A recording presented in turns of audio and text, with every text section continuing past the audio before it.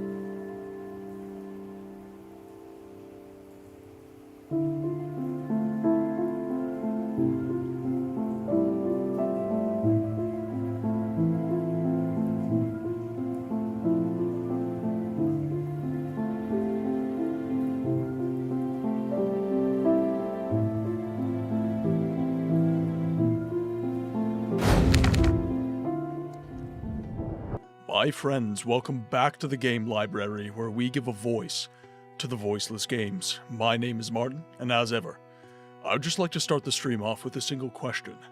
Have you played any good books lately? I know that we're about to. Today, we are continuing The Witcher. The schedule this week got pretty messed up, so instead of doing the Wheel of Time on Thursday, The Witcher on Friday, and Baldur's Gate today, things got kind of messed up. I was fully planning on streaming yesterday, but my doctor's appointment, it actually really screwed things up. So I was supposed to have a doctor's appointment at 5, and then be able to stream at 6. What ended up happening is...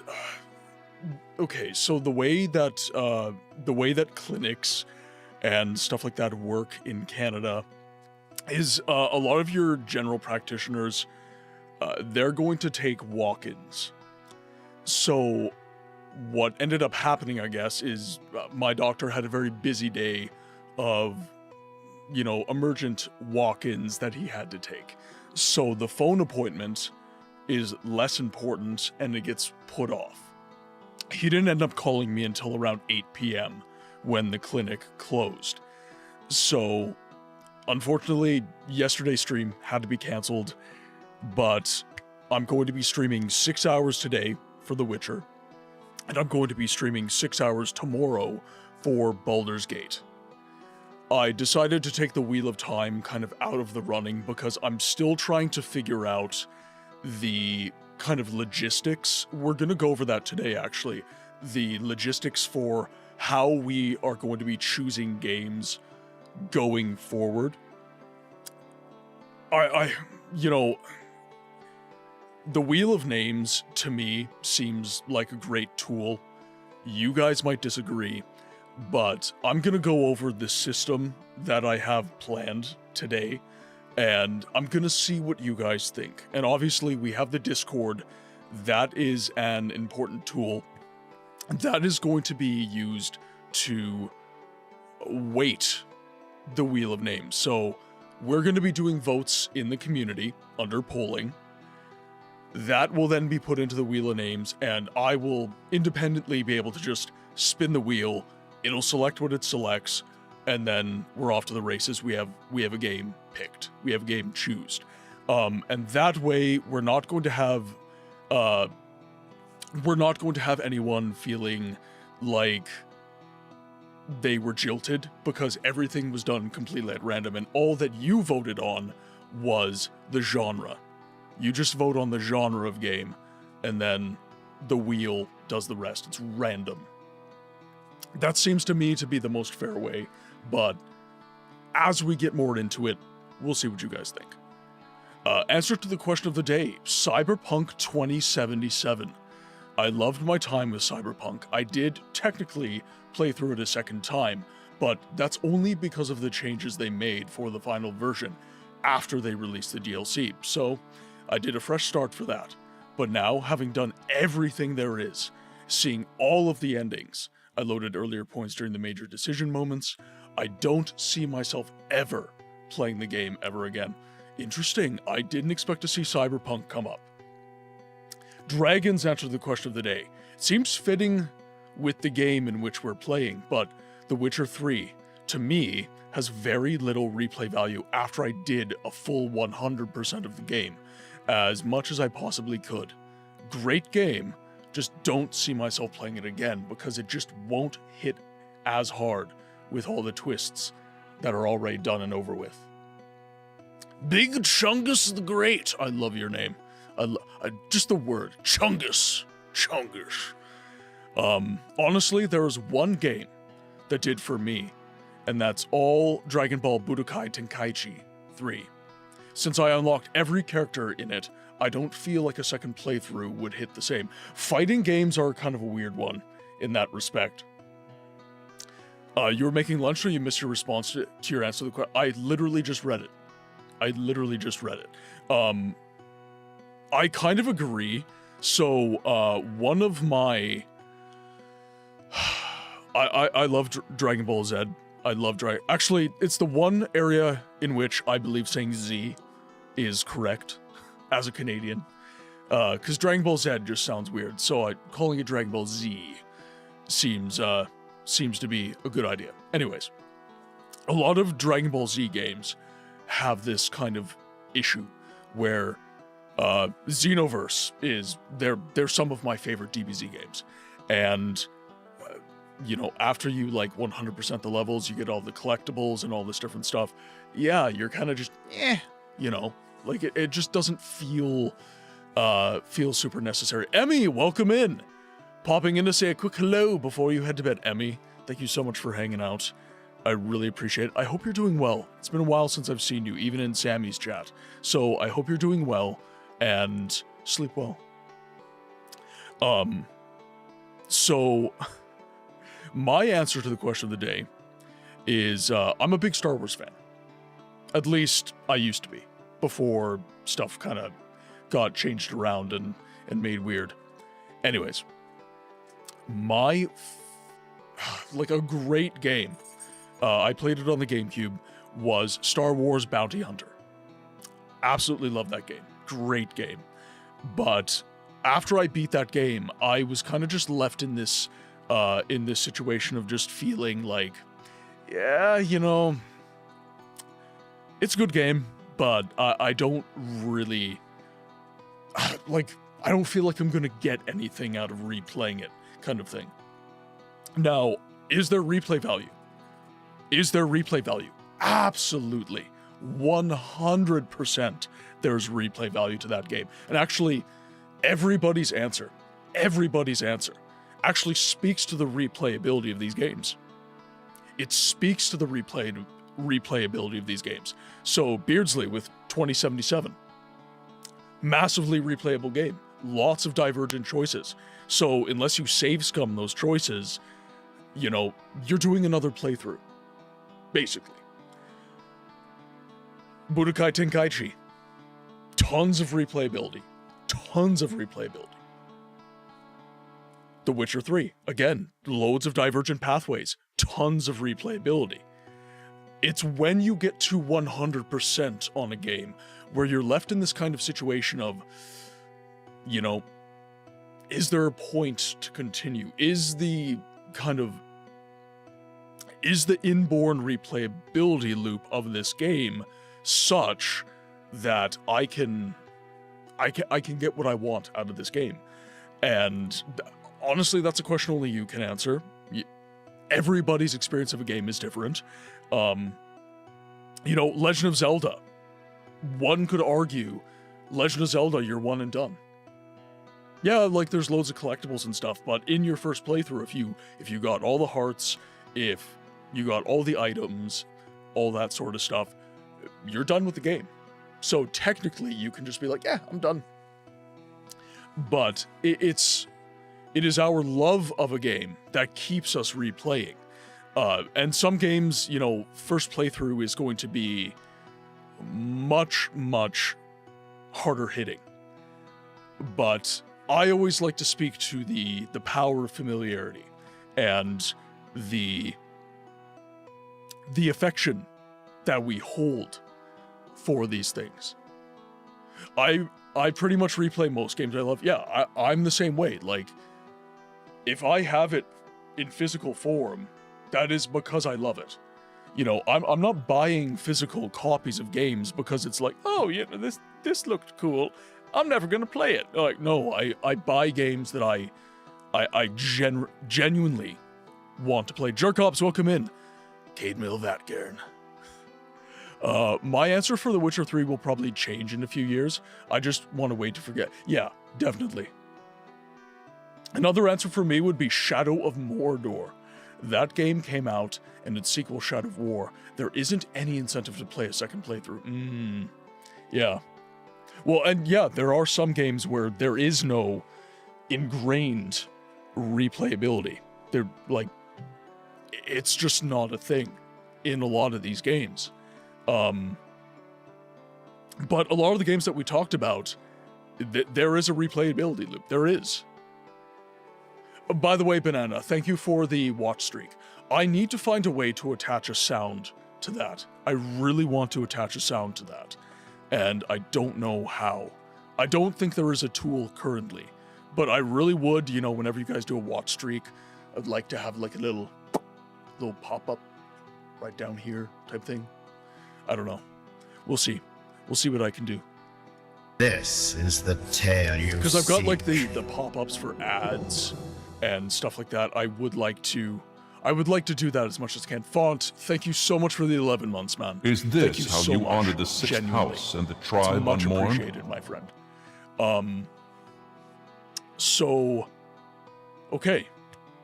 I've got a little bit of news for you guys, and then we're going to get into talking about the kind of the new voting system for the games that we're going to be choosing going forward. Okay, so bit of news number 1. So I am fully cognizant that some of you guys will ask me to play some Metroidvanias at some point.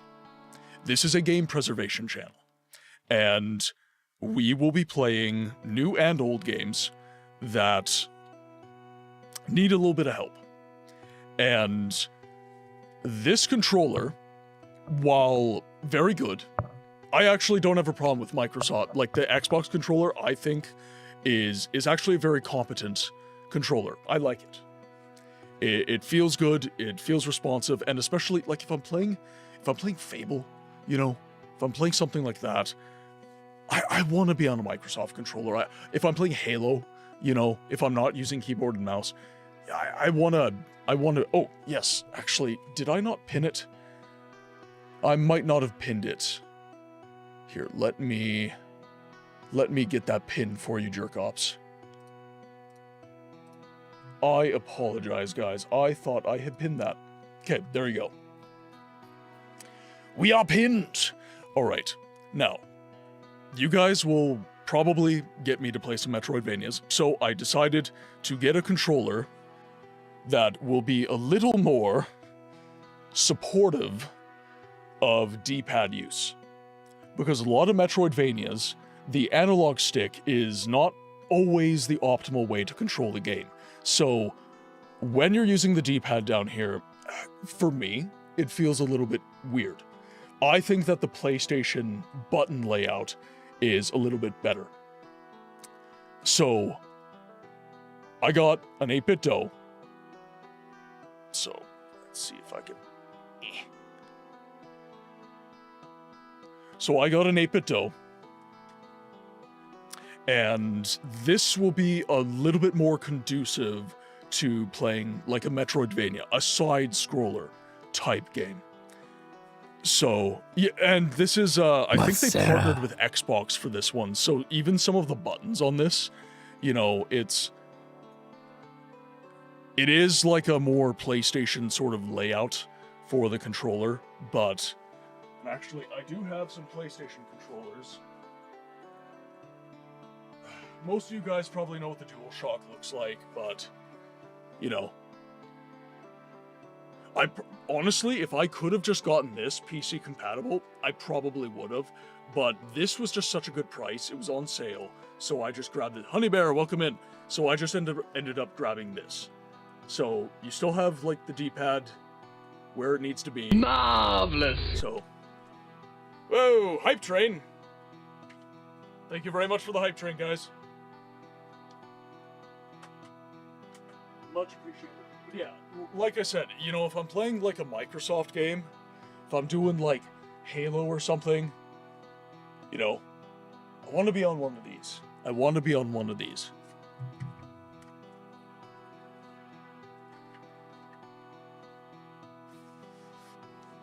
I was actually playing some OG Fable to record some B-roll for some of my most recent videos, and I really like the old, why not use the Duke controller exclusively? I don't have one. I had a Duke controller and it broke. It broke. So I need to buy another one. I need to track down a Duke controller. Now, actually, what I really would like to do on a lot of these rigs is get something to run wireless.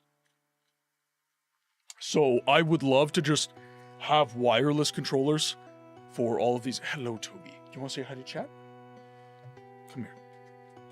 say hi to chat. Let's do that, huh? Let's do that. Come on. Hey, say hi to chat. Good boy. Good boy. There you go. You're sitting so nice. You're sitting so nice. Okay, fine. You get to say hello to chat too. You get to say hello to chat too. You're too little to do what Toby just did, though. You're too little for it. Yeah, you're too little for it. Here. This is really... You need to say thank you to chat, because this is a really bad habit. This is a really bad habit. Getting treats on my lap. That's not good. Can you see? Can you look at chat? Can you look at chat? Oh my goodness. Oh my goodness. Double pupper. Double pupper. Eh? Oh, there you go. Okay, hi. Hi. Okay, we're done. We're done. Chat has gotten their daily dose. They got their fix. We're good. We good? Chat, we good?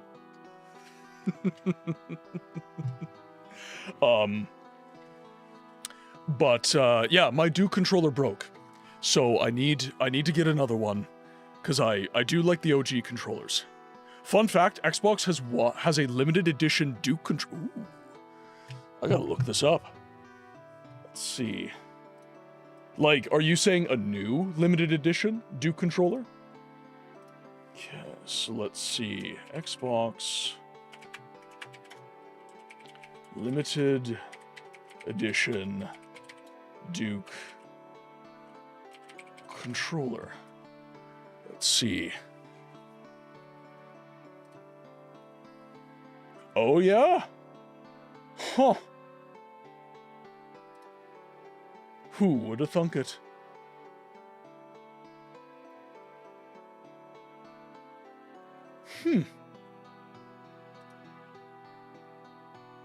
And of course you've got the OG ones. That is neat. That is very neat. I might have to get one of those. Thank you for turning me on to that. Thank you very much. One second, I accidentally spun the wheel.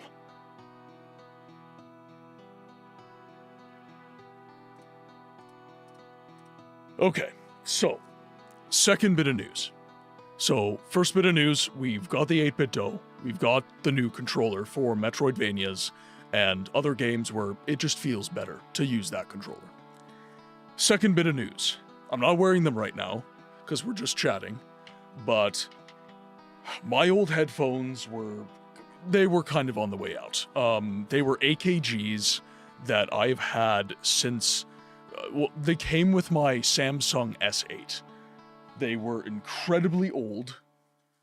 They're great earbuds, but... I mean, I've washed them in the washing machine before, like, on this side, with the volume increase, like, it crinkled in on itself, like, these buds barely work, but it's just a set of AKGs. Just a little set of AKG earbuds. So, I finally decided, I've been saving my money pretty fastidiously, and I pulled the trigger on a very big purchase recently, so I said, to hell with it, I might as well go full send, and I might as well get some IEMs. So these are genuinely in-ear monitors for like live performances. So I got some Sennheiser IE 200s. Why did I get these? Now, if you watch the stream lots, you will notice that my earbuds fall out a lot.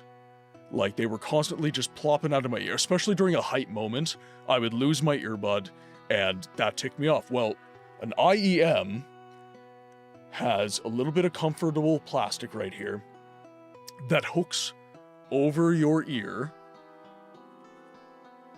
and then in it goes. And then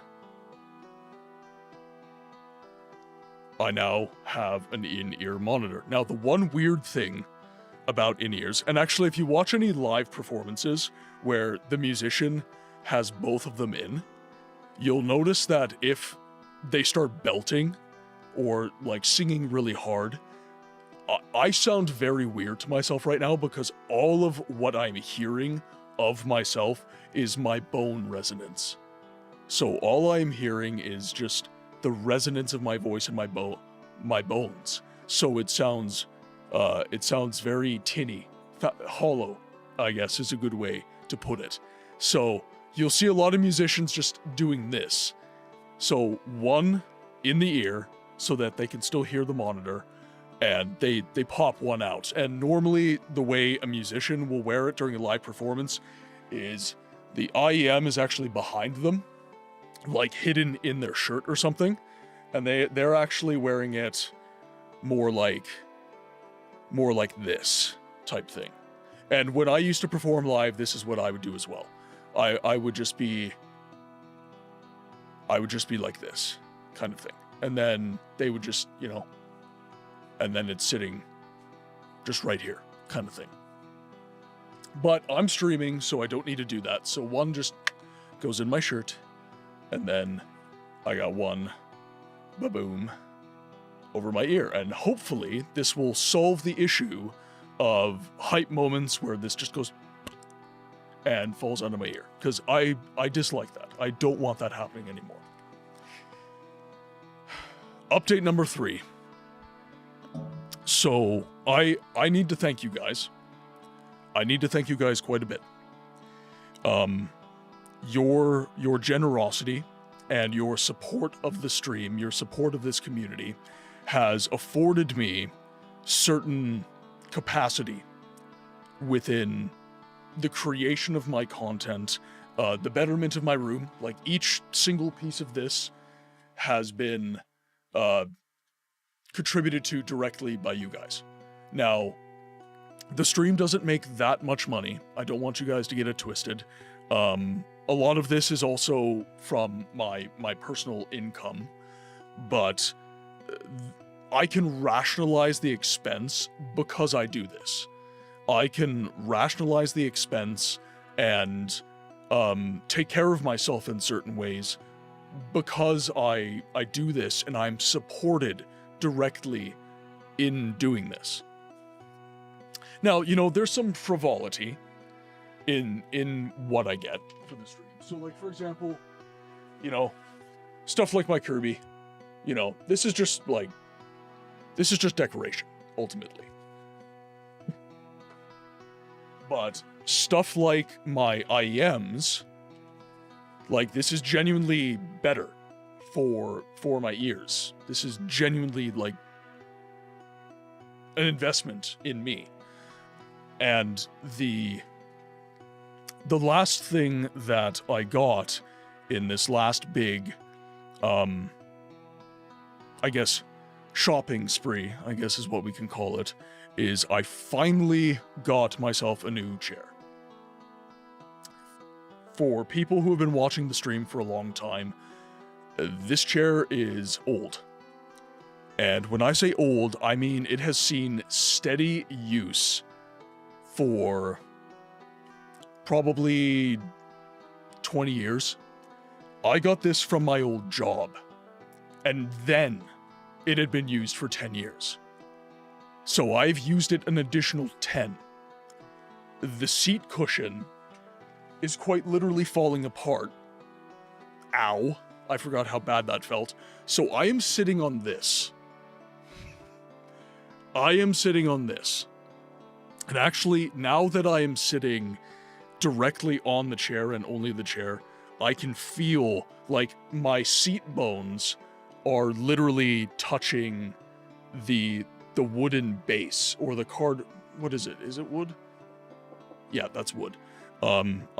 They're touching the wooden base. There's no more cushion. It has all either been compressed or worn away. The back cushion, there's no lumbar support. Like, this is just genuinely a bad chair. So I have been, in an attempt to stretch out the longevity of this chair, I've tried sitting on blankets, I've tried sitting on foam cushions, I've tried everything that I can do to stretch out the longevity of this chair, and it's gotten to the point where it was affecting my health. My posture started getting very poor in spite of me exercising. I started getting pretty immense neck pain because the tension that was coming up my back, it was coming into my neck, and I was getting very, very tense, and it was affecting work. I was getting migraines all of the time. And it finally got to the point where I said, okay, do I need a new chair? Technically I don't, guys. I've got the seat cushion. You know, in terms of necessity, do I need a new chair? Or do I need a chair like the one I ended up getting? Arguably not. But I do this a lot. I create videos. I'm at my desk constantly. Pardon me. I'm at my desk constantly. I am always sitting in the chair in front of my desk, either streaming, editing videos, editing voiceover clips. I've got my booth here where I stand, but genuinely, I need a chair that is going to take care of my body. So I did a lot of research, and I've been saving for a long time for this. Like, I've been putting money away for a long time, and the stream has helped me do that. Because instead of spending my own money on stuff like this, the stream has afforded me the ability to improve the space without diving into my own pockets every single time. So I've got, I'll actually just switch. Here, let me look it up for you guys.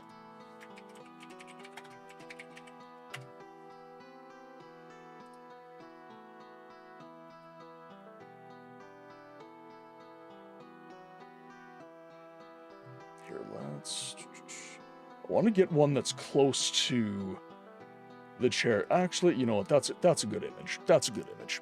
Okay. So, what I got is called the Anthros chair. I've done a lot of research on this chair, and I wanted something that had technology in place that I basically will never have to buy another chair. That's really what it came down to for me. So, some of you might recognize this chair. It's the Herman Miller Embody. Very expensive chair. This is about the same money as the Herman Miller, but it's a little bit more me. As you can see, we've got some wood grain and stuff like that. And the Anthros chair was the research that was done on this chair was from people sitting in wheelchairs, people who were bedridden, people who couldn't move out of their seat. Like, what technology is used to give those people good posture and to get those people healthy, essentially. The Anthros chair employs that technology. So the best way that it's been worded for me is that the Anthros chair gently bullies you into having good posture. It's still very comfortable, it's still a great chair, but it is something that it's going to help me put in the hours that I need to put in at this desk. So I would just like to say thank you guys, and just as a note, I am taking care of myself. You guys hear about my chronic issues, you guys hear about my crappy chair, and a lot of you guys have DM'd me with concerns. Just know, I do take care of myself. It takes time to get things that help you take care of yourself sometimes. So, yes, this is expensive, but this is going to be basically my last chair This is going to be the chair that lasts me like 10 years, 20 years type thing. So I'm going to have this chair for a while, and it's an investment in me. And I'm one who doesn't do that enough. I do not invest in me enough. So thank you guys for giving my head a shake sometimes. Now, I did see Jerkops and Conan with question of the day answers, so I do want to answer that. So thank you for accommodating my little rant, but I do want to share with you guys updates, because not all of you guys DM me, not all of you guys are active in the Discord and stuff like that. So instead of just putting a blurb in the Discord that you might not read, I decided maybe to talk about it during the stream. Question of the day from Conan. I'm going to echo another question of the day answer. Cyberpunk 2077. I cannot experience pure vanilla, even with 2.0 changes anymore with Cyberpunk. Though I have a saying from my first experience, my heart is forever in Night City. That first experience can never be replaced, but the memories remain. I say as I'm currently modding it for a new experience in the hopes of replicating that, but alas, I have a feeling that won't happen. I always like to say, if the devs don't do it, the modding community will. You know, everyone's like, oh, you know, remakes and remasters, like, you poo-poo them, you talk some smack about them. Not really, you know, they have a right to exist, and they're great games in and of themselves, but they do obfuscate the originals. But if the devs didn't make a remake or a remaster, the modding community would. Daggerfall Unity, OpenMW. These things exist. Thief, right? We're not getting new Thief anytime soon, so guess what the modding community did? They made new Thief. They made new levels. So, I definitely...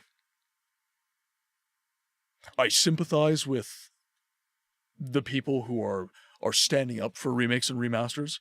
They are games that need preservation too, but as a game preservation channel, I do need to show people that there are certain hypocrisies that exist, right? It's, you know, this is preservation. No, it's not. It's a path to it. But ultimately it is revisionist. It's not the original game. It's not preserving that experience. While it's not one of my all-time greats, I think Grand Theft Auto 4 hits in this spot pretty hard. The game has very intense Eastern European, The Sopranos kind of story. Very good characters and intense New York mobster mood. But I do not derive joy out of GTA 4's game world, and unlike other GTA games I've played, I feel GTA 4 doesn't really have a good, repeatable side content or much in the way of exploration, etc. Great story among the GTA games, but very little DE.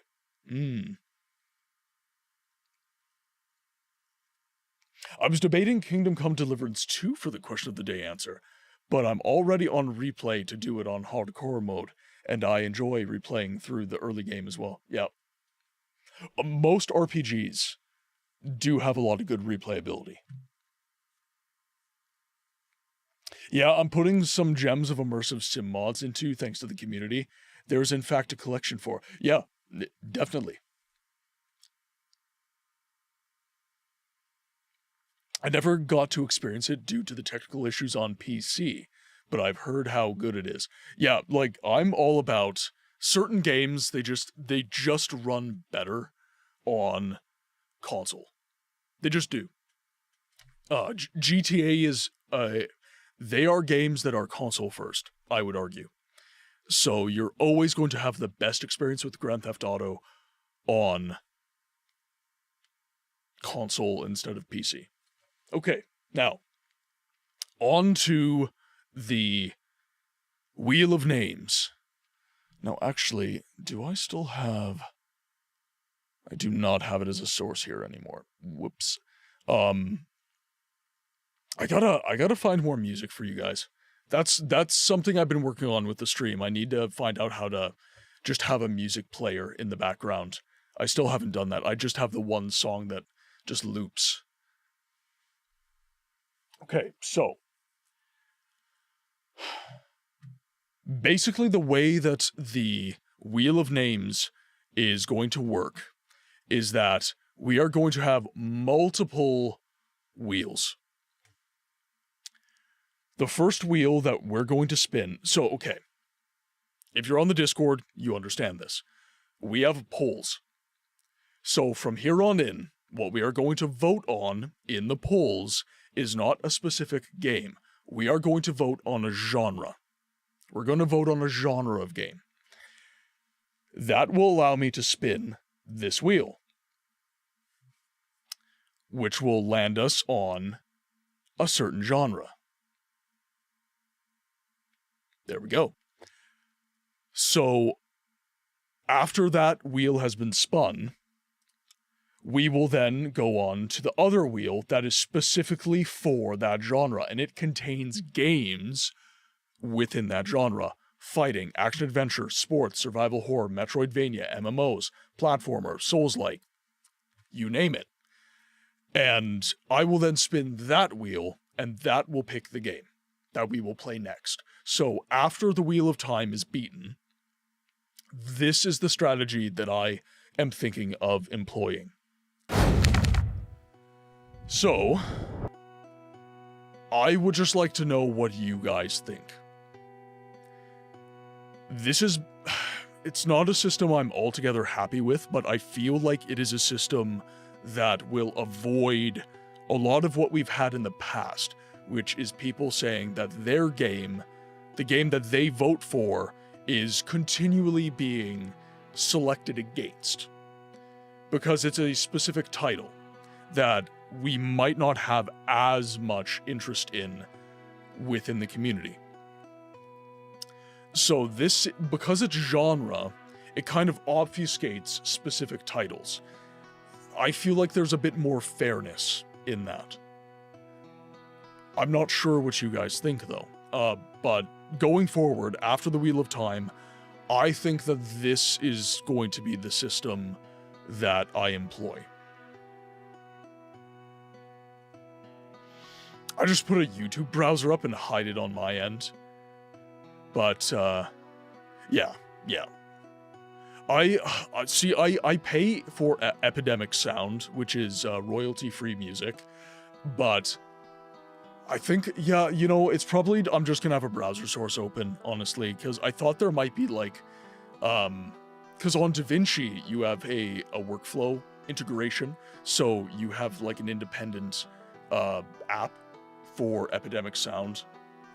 YouTube Music and Spotify, they have independent apps, and I have both of these, but I honestly don't really want to mess with royaltied music. So I don't know, what I might do is I might just have it on a separate capture. So OBS allows you to have separate captures for different tracks. So what I might do is I might just have music that does, and I'll just have it on a separate track so it's not contained within my VOD. You guys just hear it live, and we might just roll that way. I don't know.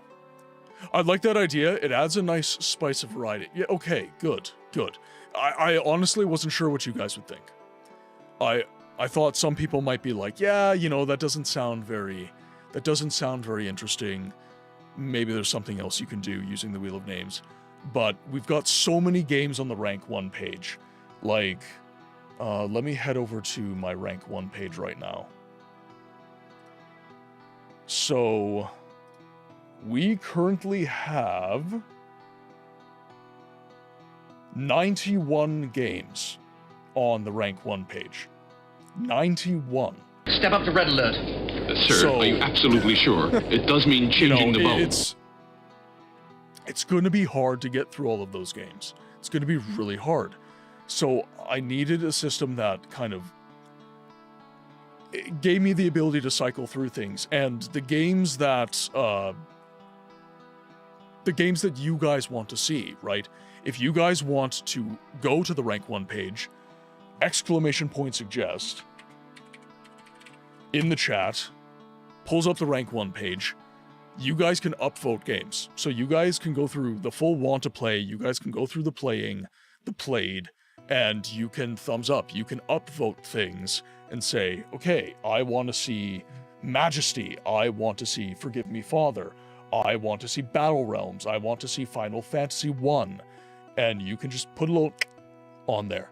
And if I see that, what I'm going to do is I'm going to know that game is upvoted, and I'm going to give it a favorable score in the Wheel of Names, because it's been upvoted so many times. So all the poll is going to do is say, here's the genre we're going to play. But what the upvotes on rank 1 are going to do, and yes, it's an added step, I'm sorry, but I want to keep things fair, is I'll be like, okay, so this got upvoted once, so I'm going to weight it a little bit. It's going to get one weight in the Wheel of Names. So the slice of the pie is going to be slightly bigger. If it's got 5 upvotes, if it's got 12 upvotes, bigger and bigger and bigger slice of the pie. You guys get it. And once we played the game, it just gets removed from the Wheel of Names, and then we move on. But... sorry, one sec. Just saw something in OBS. Pie? I can cook pie. Then cook pie, Banana. We're always down for pie. Except mine will have to be dairy-free, because dairy makes books very sad. Okay, now let's open... where'd it go? There it is. Cabbage pie. Oh, God. Oh, God. Banana, never say those 2 words in the same sentence again. Never, ever do that, ever again. Ooh, The Witcher is quite loud. All right.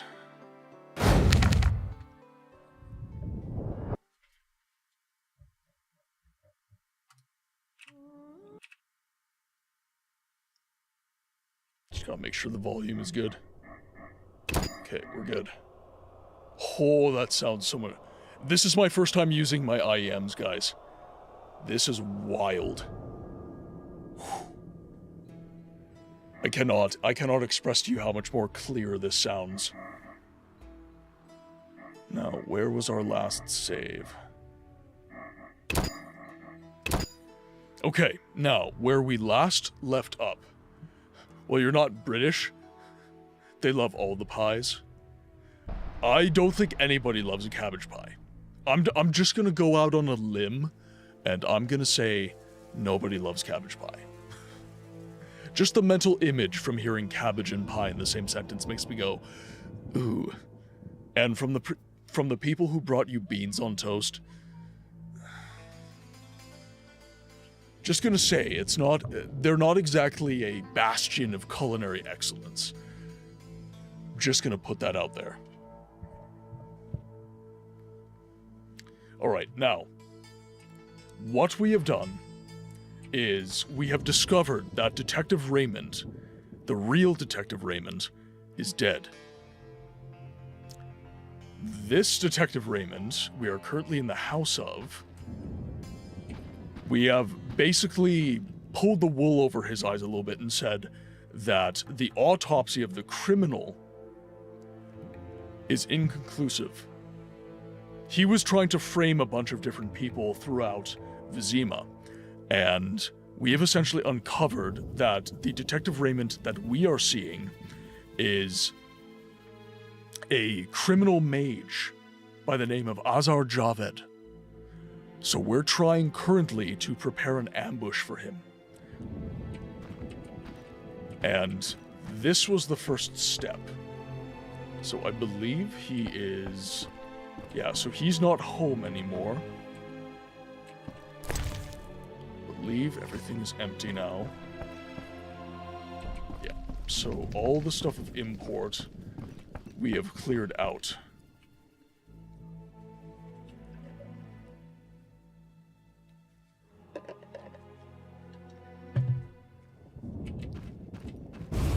So now we have to figure out our next move. so let's head to our quests, as we always do. Okay, so the Lost Lamb, we weren't able to do anything right now. So we are looking for the gems that will give us access to the Lost Tower, because we are going to ambush Azar in the Lost Tower. Now, let's see. So yeah, we're looking for a Sephiroth.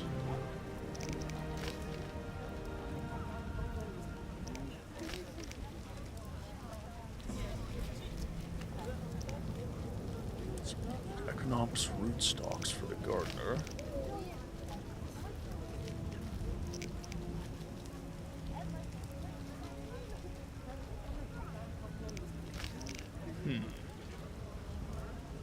Told Raymond that I discovered nothing during the autopsy. I will not tell him that he is Azar.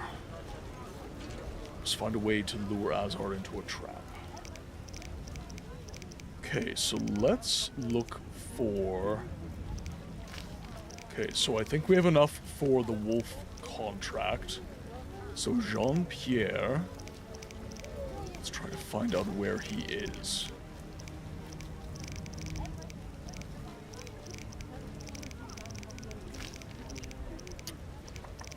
I think it might be the wolf contract.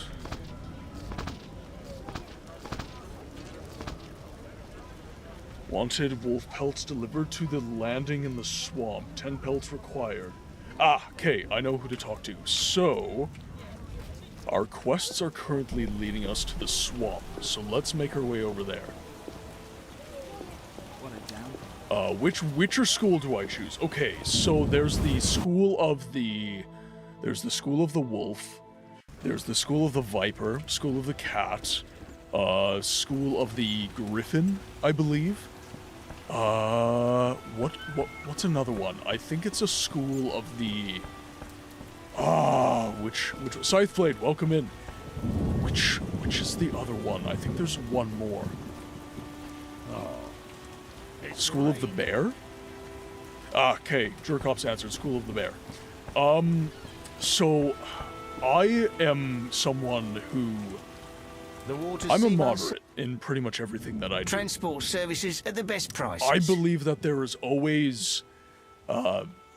there's always nuance to be spoken to. And... I think that the School of the Wolf kind of represents that kind of jack-of-all-trades kind of mentality. And I think that... Take me to the other side. Times are in wasting. terms of video games, I think mind. the School of the Cat is nice because it's kind of more stealth-focused. But the School of the Wolf, kind of, me morally, I think I would end up as a wolf school witcher, personally. Ready. How many times are you going to ask me I love that? the School of the Wolf. Their amulet looks To the like... swamp. It does look like the sickest, yeah. Actually, I was thinking, because I want, like, decor in the room that kind of represents all of these different things that I love. All the games that I play as well. So, like, I've got loads of Elder Scrolls. I've got some Fable stuff. I've got my Kirby. I've got my Bulbasaur for Pokemon. I have some of my favorite books. I have the Siege of Avalon. I've got some Star Wars stuff. I've got some Dark Souls stuff. I don't... It's not the easiest to notice, but I do have... I've got a Sigmire of Katarina, and I love it. I love it. It's polystone. And of course, you know, I've got some anime that I like. You know, I've got my Inuyasha and all that. But I was thinking of getting, like, necklaces, like Witcher necklaces. So, wolf, bear, cat, viper, all of them. And just hanging them somewhere. Just, like, hanging all the necklaces. Kind of like, Leo Bernhardt kind of thing. What is it? And just hanging it on the wall. Just a bunch of different And amulets. hear about the notice. Finally. Got the hides? I do. 10 wolf pelts. Wonderful. The title of Royal Jägermeister will be mine. Else, I'll become a mercenary. Royal Jägermeister.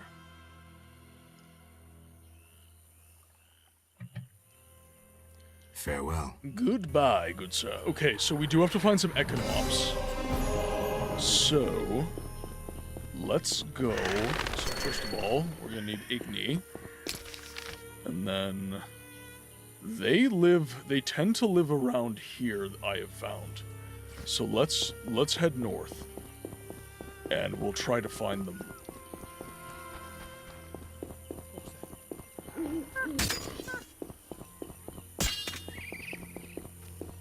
I also love how the different stances kind of increase your movement speed. They change the way you move as well as the way you fight. Let's go this way. Yeah, let's go this way. And if we come up against some drowners, I don't think I'll mind.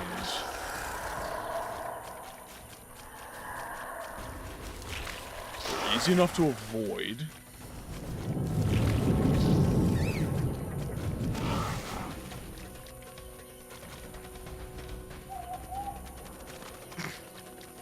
Heading out, Banana.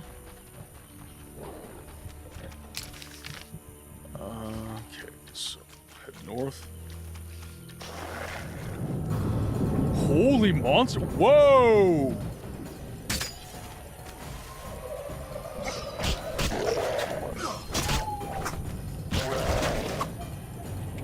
Let's grab some stuff from the remains, because we can sell this stuff.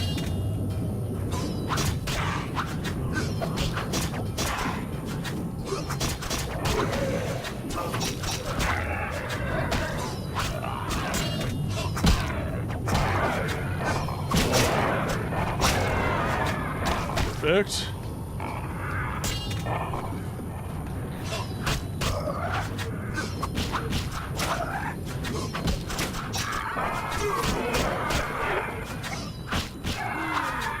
Nice. Okay. Let's take everything we can. All the ingredients. So we should be able to sell them all off.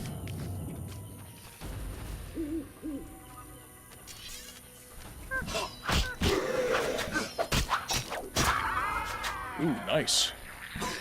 The base ghouls are actually pretty easy to beat. Yeah, two rounds of attacks.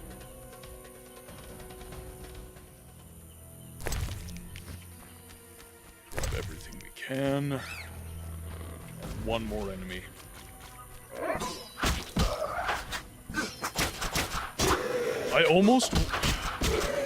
I might end up bundling them all together next time. Like, if I see a big crowd like that, the crowd control form, so the griffin form, it is so broken. When I was fighting in the crypts, it was genuinely insane how easily I was able to beat things.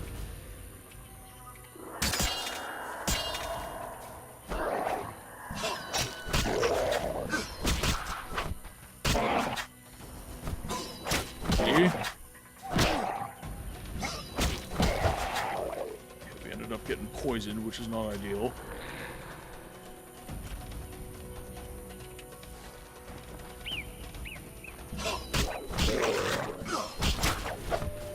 Some rhythm. There we go. You know, I've said it once, I've said it 1,000 times, but the combat in this game is genuinely not bad. It is genuinely not bad. Actually, I kind of appreciate it.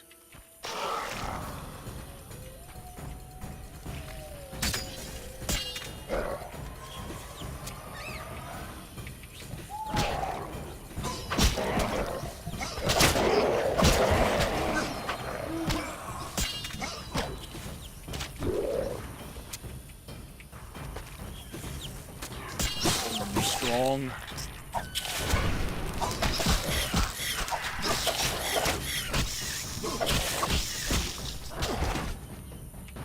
Oh.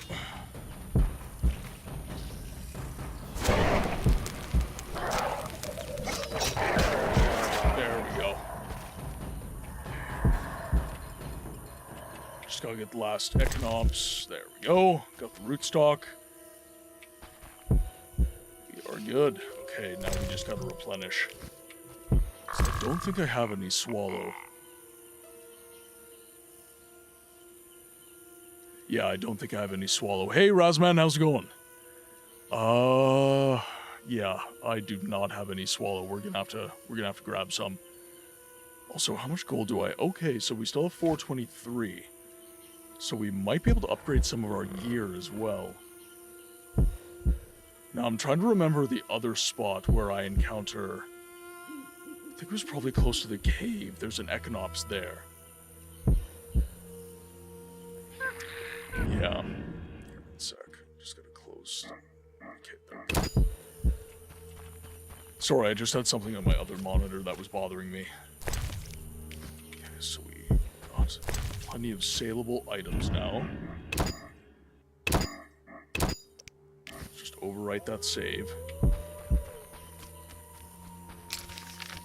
Now, which way do I want to head back? So I'm thinking the next Econops is going to be right around here. We've got fast travel. Spring and winter, sprinter. You know what? I agree with that, Banana, because you want it to end fast. You want winter and spring to end fast. Spring you want to end fast because of the horrible, horrible allergies. And winter you want to end fast because it's genuinely some of the shittiest weather of the year. Okay, so...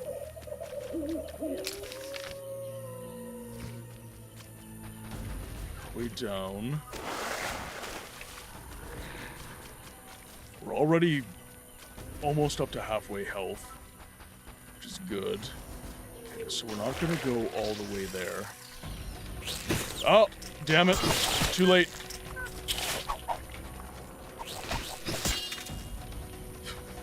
I hate the strong mode travel. Just... Run away!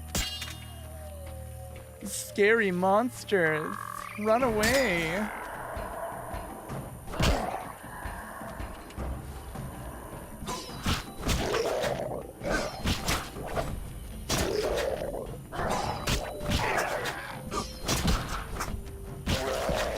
Go. Okay, take him down.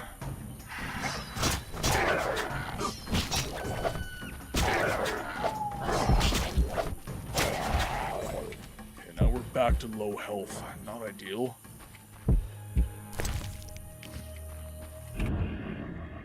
Okay, order of business today, guys, is spend some of my money and get ingredients to make some swallow potion. We need swallow potion.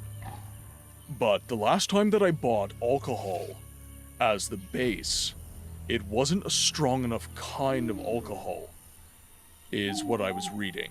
So I need to do some diving into the potions mechanic of this game. Okay, now. It would be really sick if there was an open world Witcher game set in the past where you could go through the Witcher training and still intact Kaer Morhen and set on the path of a fresh Witcher. You know what? I think that would be a good competition for Fable. So the new kind of iteration of Fable that's coming out, I think if The Witcher did something exactly as you're saying, Jerkoffs, if The Witcher did something like that, where it was a character that you designed, you made him, and you you play around with the different kind of mutagens that are used on you as well, right? You could do divergent choices like, do you want this mutagen or this mutagen? Do you want these abilities or these abilities? Do you want to always be able to see at night, but during the day you're debilitated, so you get a negative stat multiplier? That sort of thing. I think that would absolutely smash in the Witcher fanbase. If you could do something like that, God, what a game. What a game. And, like, the choices would have a direct impact on your character, which I think would be really cool, as opposed to just having Ciri or Geralt as your OC that you play as. Having your own skin in the game would be really cool.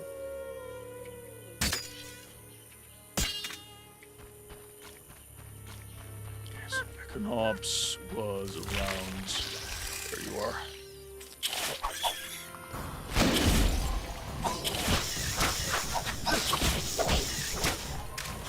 Go. Okay, so that's our second rootstock. Boom. Oh, okay, so we have enough. We do have enough. Alright. There's the remains. There's the remains. Heading out for a walk. Catch you later. Jerkops, thank you so much for hanging out, my friends. Enjoy the walk. Chat. Could we get some goodbyes for our good friend Jerkops? Thank you for the support, my friends. We will see you on the next one. Or whenever you come back, because we will be streaming for 6 hours today. So there's a good chance that when you're back from your walk, we'll still be on.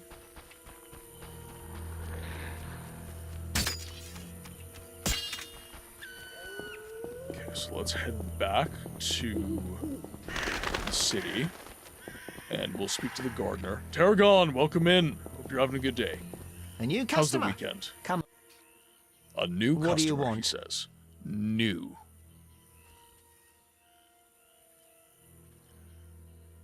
I'm doing well today, Tarragon. I'm doing very well. Take me to the I other kind side. of, I Time walked is money. everyone through Made up your mind? kind of the recent purchases for stream.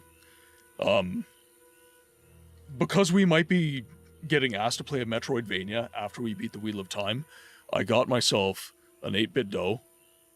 Because playing a side-scroller, I find using the D-pad to feel more normal. So I wanted something that kind of had that old-school feel, but also had, like, grips from the modern era. And this is a very comfortable controller. I do not like the way the triggers feel. The triggers feel very... Does anybody remember Mad Catz? Mad Catz controllers? This feels a lot like a Mad Catz controller in the feel of the triggers. Like, if I take my Xbox Elite, the triggers feel a lot... There's like a spring resistance where it feels a lot nicer to press. I will say that the button presses, like these buttons here, they feel better on the 8-bit dough. Xbox is always going to have the best grips. I find that the grips on these controllers, starting with the 360, these have the best grips out of pretty much any controller, in my opinion. These are also Hall Effects analog sticks, which I hear are better than a lot of different manufacturers. They feel about the same, honestly. The one area where the D-pad, like the D-pad feels like there's, I don't know if you guys can, like it's a very clinky kind of, it doesn't feel good. Like this is a selector. This isn't like a movement pad in my view. Whereas this, like I'm pressing the button right now. There's no click, there's nothing, like it feels like it's meant to control movement, which I think is really nice. So I got this for the Metroidvanias. I also got a new chair it's on order, so I'm still sitting in the old chair. But I got an Anthros chair, which is like, Tarragon, I don't know if you are aware of the Herman Miller brand. but the Anthros chair is basically Herman Miller money. I've been saving a long time for that chair. This chair that I'm sitting in right now, I've had, like, pretty much my entire adult life. So, it's done its time. It's time to throw this out and get something good that will stand the test of time. And then I also have, and actually I might end up moving him, but I have a little Kirby that I got. And he sits right on top of my CRT, because I love Kirby. Kirby is my favorite side-scroller. My favorite 2D game. Ready to go? Right, let's go talk to the gardener. I wouldn't have paid you other.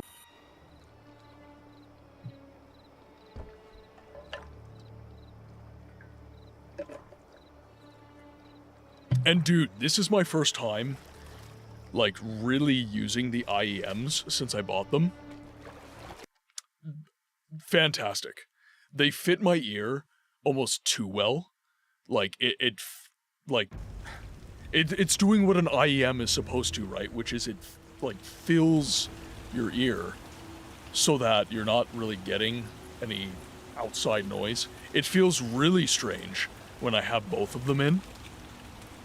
But the sound, like, the clarity is insane. And I really like... Again, my AKGs are always falling out of my ear. This has the ear hook, right? So it just hooks on, and it stays. So even if it does... Oh, jeez, I got something in my eye.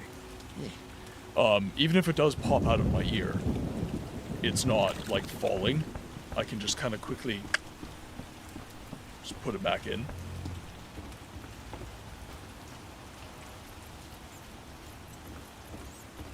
Yeah, these are all upgrades I've been thinking about for a long, long time. So I'm glad that I'm finally able to. I'm glad that I'm finally able to make them. The chair I did put on because it was so much, like, that's, oh jeez, I really did get something in my eye. 1 second, guys. So because I got such an expensive chair, I did put it on installments, just so it wouldn't be so brutal on the finances. But it's something I've saved up for, and it's something that I could afford outright. I just wanted to give myself the wiggle room for, you know, if something came up, if there was car trouble, if, you know, whatever. No sense cursing the I wanted to make sure heavens. that I'd be able to deal with it. The gardener. It's something. He will be... It's a poor man. Gardener's probably going to be asleep right now, so let's find... Actually, let's grab some herbs while I'm at it.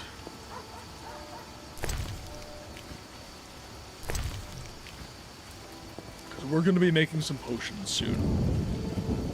So all the herbs that I can have, I would like to.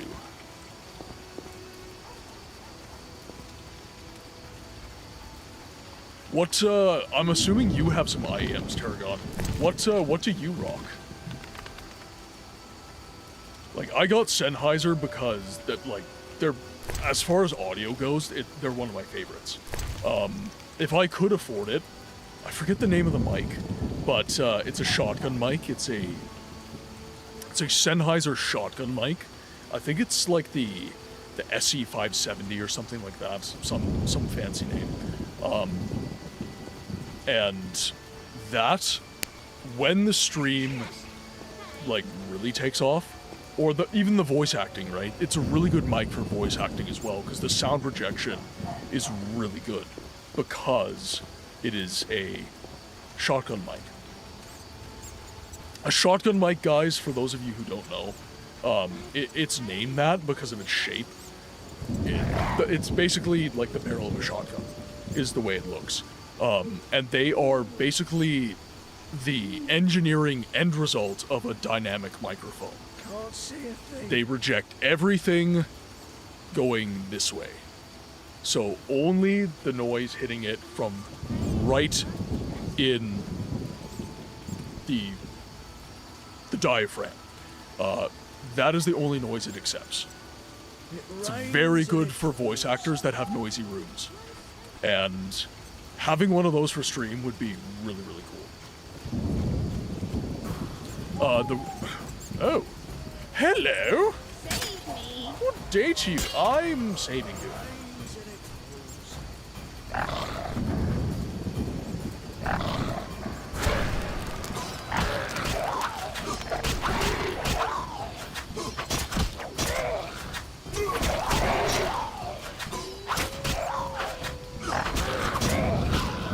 There we go.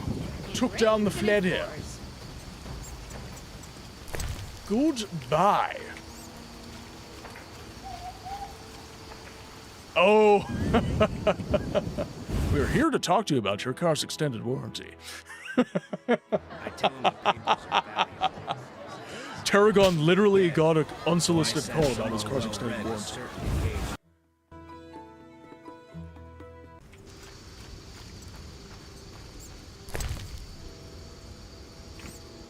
Yeah, we won't take a sugar doll. Ooh, we have some new talents. Some new talents have been acquired. Ooh.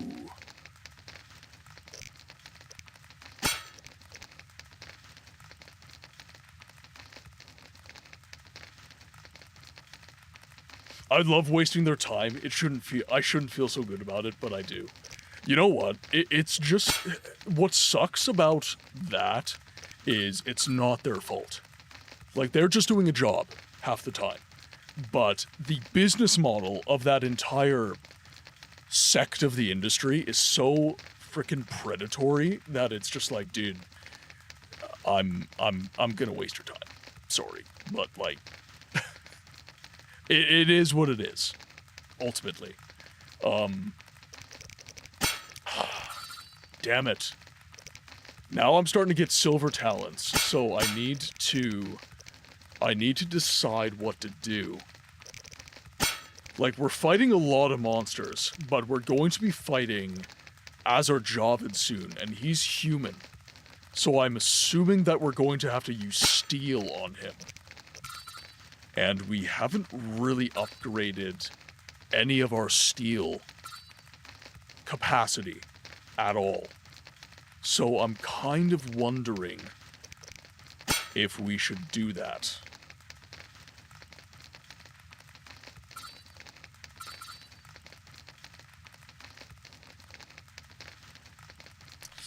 This is tough.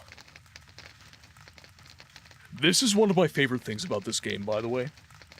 Any game where you're sitting there and you're just like, every time you have to make a choice, that is such a good RPG. Or action-adventure game. Whatever. Like, the leveling system, the genre is kind of irrelevant. Does the leveling system make you make choices? Fundamentally, does it make you choose like a build, a loadout kind of thing?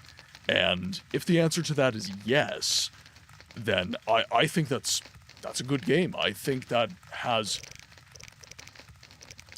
is such an underrated thing. Okay, so upgrading Igni raises the chance of incineration, works on special attack and group silver stuff. Ooh, and there's synergies. And there are synergies.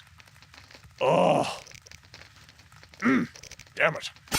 Alright, now we also are able to upgrade us, right? So you have attribute upgrades, and then you've got your signs and your sword forms. So I wonder what would give us the most bang for our buck. So deflecting arrows would be really cool.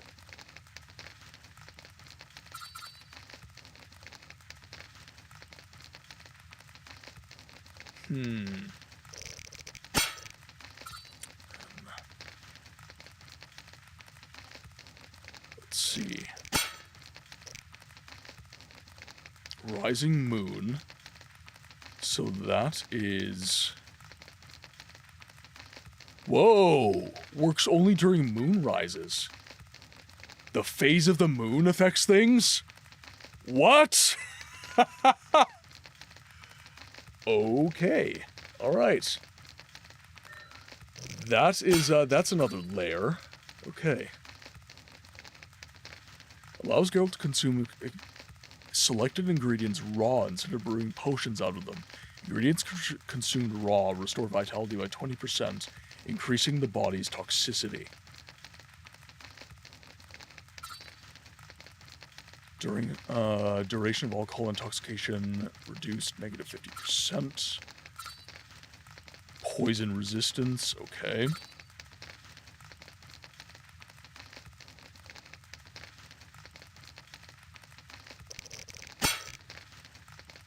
What do we have? Resistance to blinding. Dodge chance going up. Okay, deflect arrows would be really good. Midnight until dawn. Our damage increases. Damn, okay.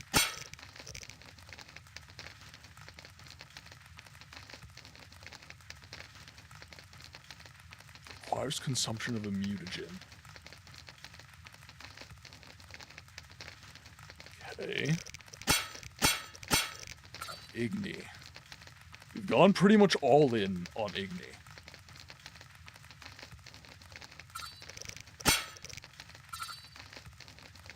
Quen is a shield.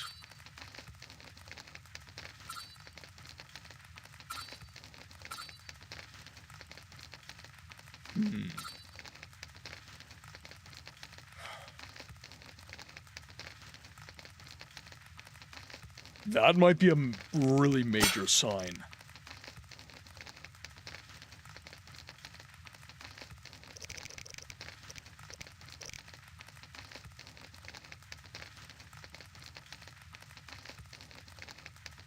Okay.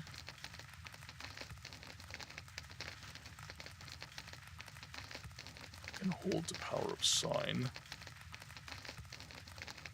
Acquires bronze talent. Okay, so I can't upgrade that yet. Oh, because I don't have the sign. Okay, okay. Let's see. So that's gonna be fire resistance, acid resistance. Sign duration. Okay, so then Yarden causes pain. Damage depends on sign intensity. So, okay.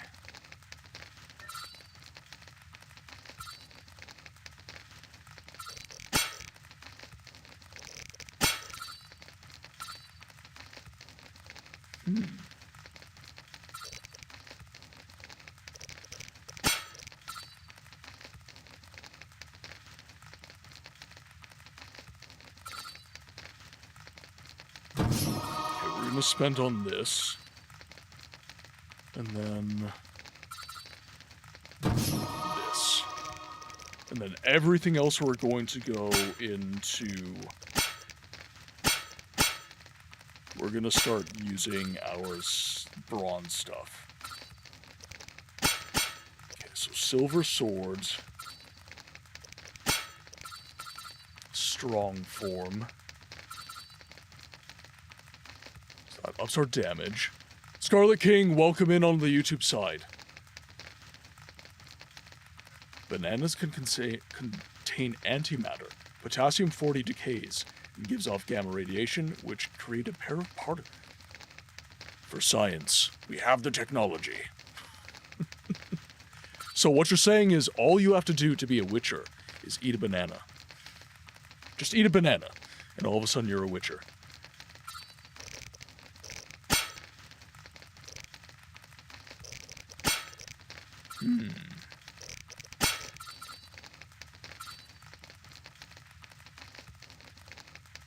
Endurance regeneration.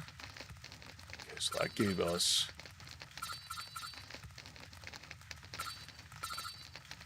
I think stamina's really good.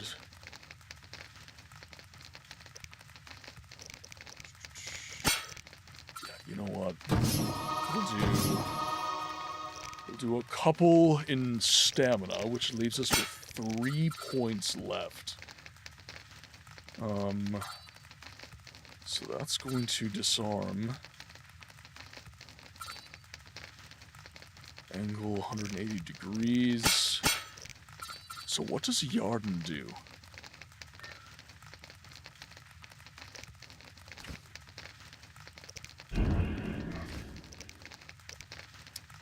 Let's take a look if we can. So, we've got tutorials. Let's see if we can look at... Yeah, there we go. You have learned the Yarden sign, a magical trap that slows down your opponents. Choose a sign on the left of the screen. Okay. Quen is your shield. Have you ever played a Lego game? If so, what one? I have my brother. He is probably one of the biggest fans of any Lego game I've ever met. He 100% every single Lego game. So in my personal collection, I think I've only got Lego Star Wars 1 and 2. No, K-Solo, my brother, he got me Lego Star Wars The Complete Saga for the Nintendo Wii. But he has, for the 360, Lego Lord of the Rings, Lego Indiana Jones, Lego Harry Potter 1 and 2, every Lego Star Wars game. What other Lego games are there? Lego Justice League, Lego Batman, Lego Marvel, Lego Avengers, I think, is another one. I played them all, because he has them.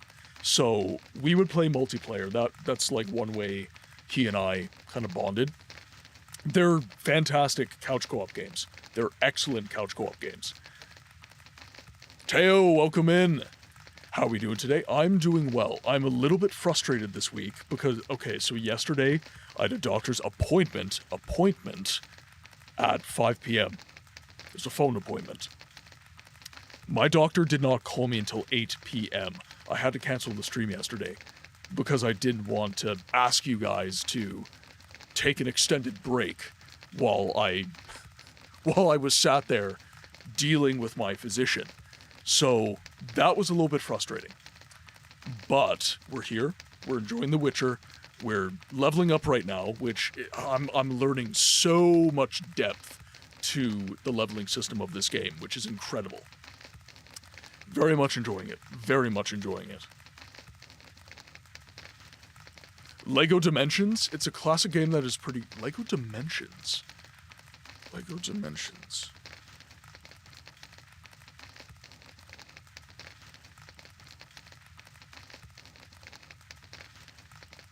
I'll have to look into it. By the way, anyone who is curious... That is a link to the Rank 1 page. Actually, did it work in YouTube? I don't think it did. So let's try and copy this link for YouTube. Oh, nope, that's not working. Come on.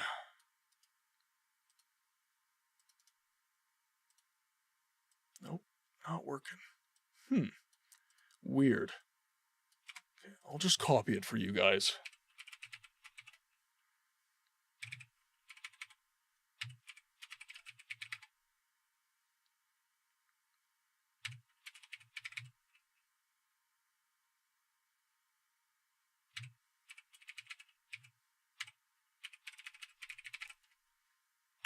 Okay, so there's a link to the Rank 1 page for you guys on YouTube. I don't know why I didn't send to both, so I'll have to look into that. But the Rank 1 page is where you guys can suggest games for us to play on stream. You could take a look at the current suggestions. The games we're currently playing, I just noticed I haven't updated that in a little while. I will be updating that after today's stream. And then also a ranking. It makes me do it whenever I beat a game, because I don't want to just, like, I don't want it to look like I don't think very much of the game, so I do add a bit of a star score to the games that I have played, but that is a way that you can suggest games for us to play on stream. It was part of a Toys to Life phase, like Skylanders. Oh yeah, okay, I know exactly what you're talking about. Yes, yeah. Once you mentioned Skylanders, I was like, yes, okay. Man, that takes me back. I used to think Skylanders was so cool, like the Spyro and Skylanders. I used to think that was just so cool, and now I'm just like, they literally just made a game to sell toys. That's ridiculous.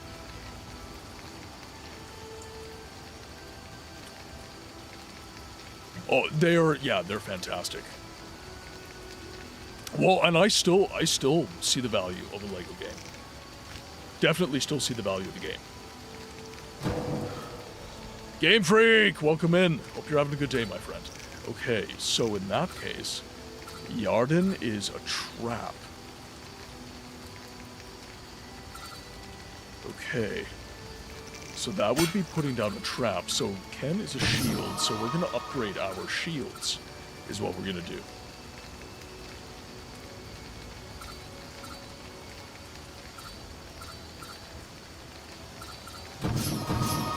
There we go.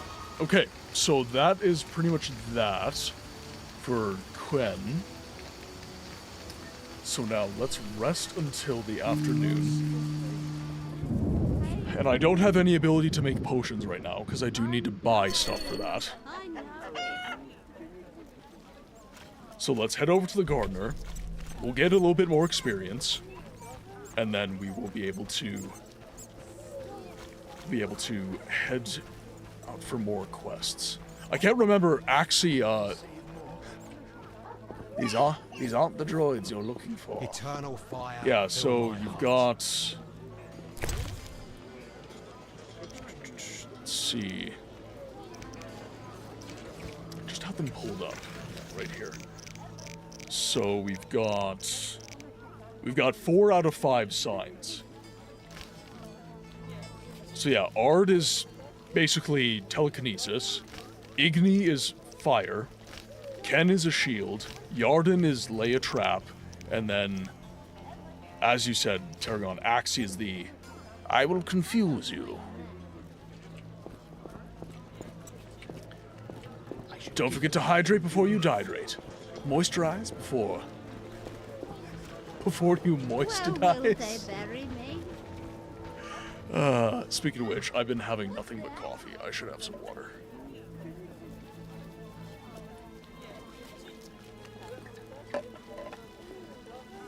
Out of my ridiculous water jug from work that is the size of my literal head.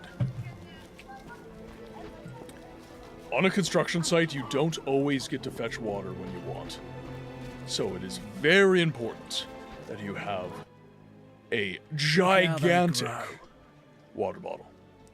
I'm here about the notice. You look like a warrior. Care to kill Echinops for me? I finished that and have proof. Excellent. Here's your gold. Sweet. Right, now how much gold do I have? Okay, 100 orens.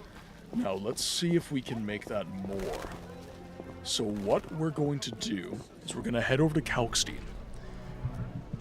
And we are going to...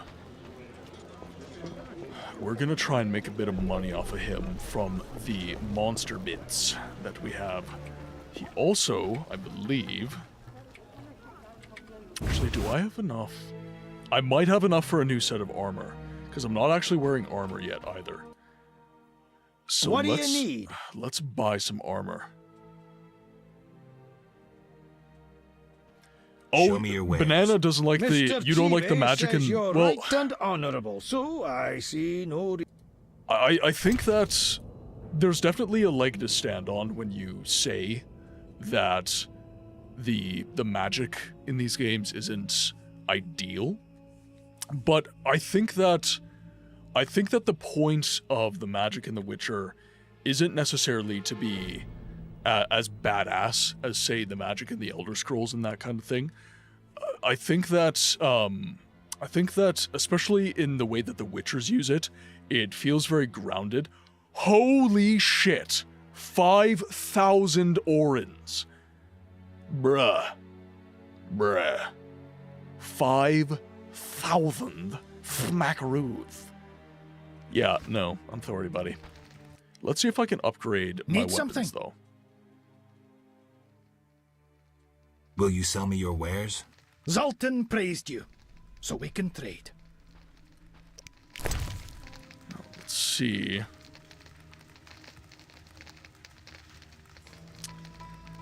So I don't want to sell these items. I want to upgrade them. So how do I do that?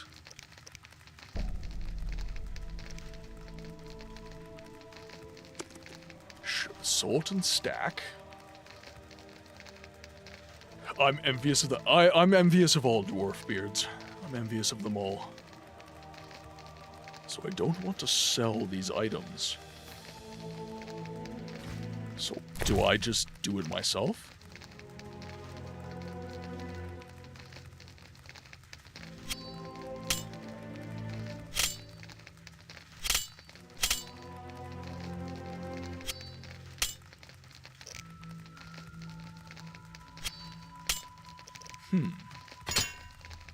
Interesting.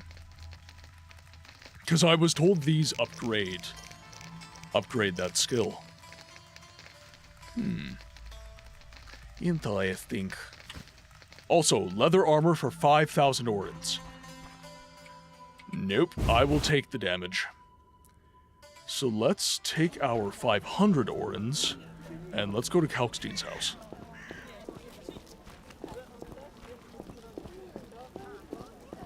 But yeah, we'll have to find another.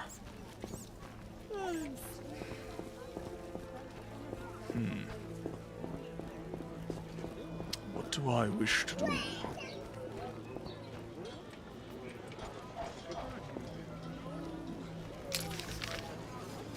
There's Kalkstein.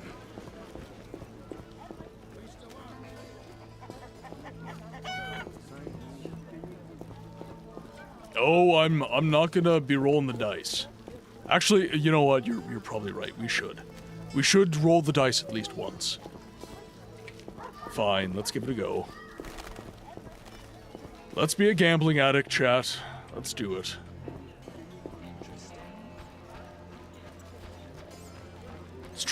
Let's try our luck to double our money. I'm bored. I believe the dice game is in the inn. I believe it's played against Zoltan. Oh. My balls Actually, never itch. been stranger than that freak. Curses. The shit that you hear in this game. Oh my god. My balls itch. And again! And again. What did he say? My balls itch. Thanks for the information, my friend. The guards have been thick on the ground. Join us. I best be going. Farewell. Thank you very much. Tell me you have venereal disease without telling me you have venereal disease. I respect those who take risks. Alright, let's go, buddy.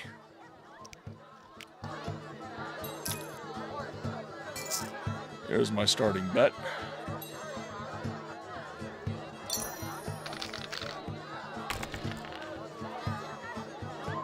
Okay.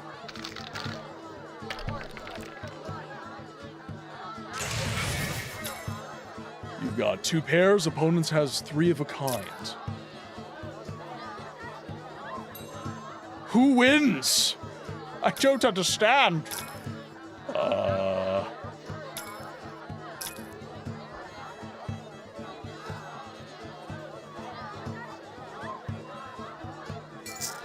I will accept the bet.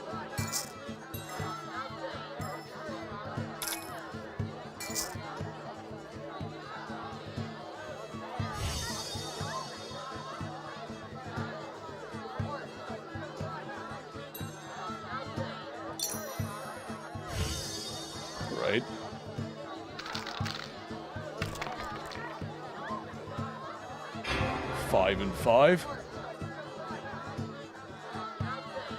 I lose. I've lost. Roll again.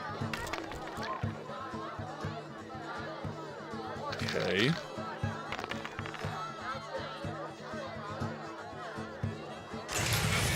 Okay.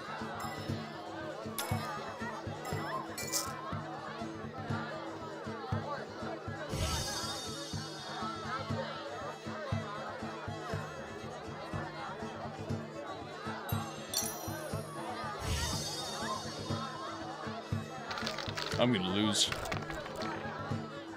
Okay, so he rolls a 6.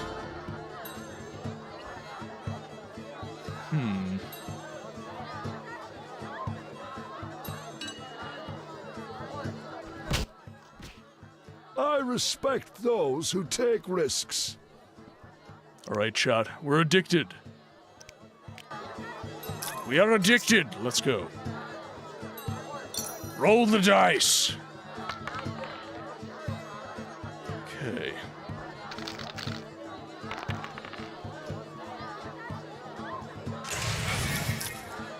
Okay, so I've got a pair. Alright.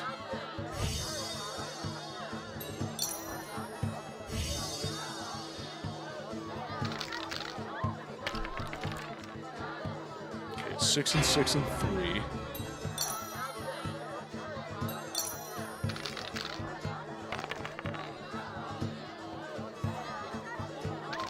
RNGesus, take the wheel. Ooh, okay. So we both... So I've got a pair and he's got a pair.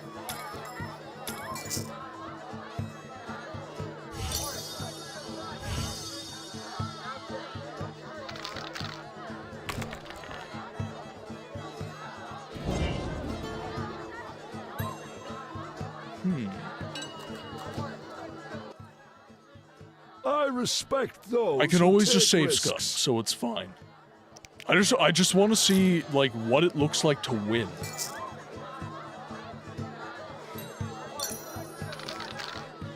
Books is addicted. Somebody stop him. Alright, so I've got a pair of 2s. Opponent has nothing. So I'll raise.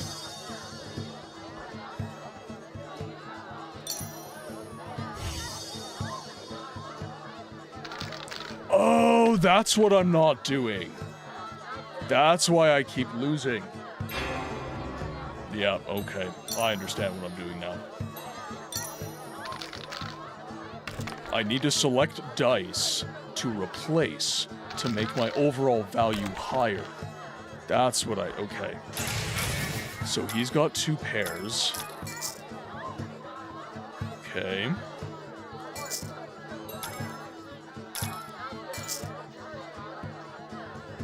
I'll stay. I suggest you hit, sir. I also like to live dangerously. So he's got 4 6s. So I will need...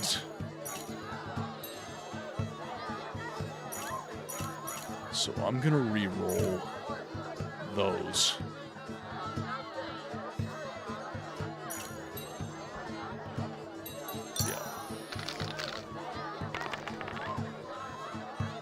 Ah! I lose. I suck again.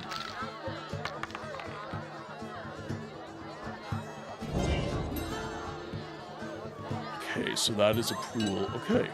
So I think I know how to win the game now.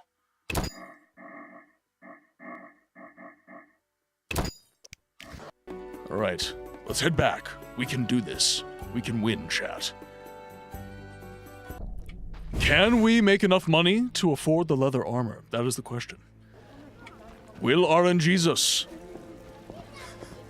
assist us in our horrible gambling habit?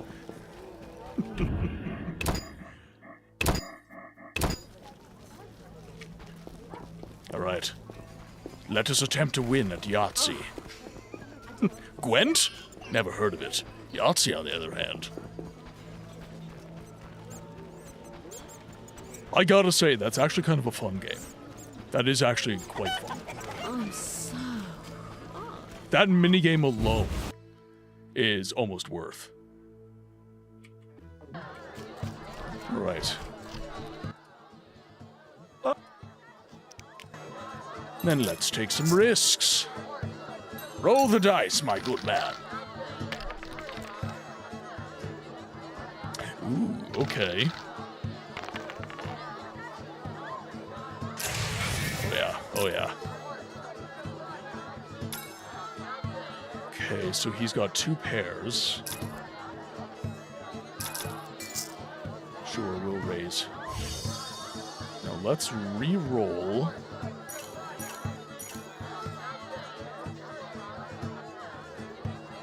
That. Yeah, let's re-roll those. Okay, alright, alright.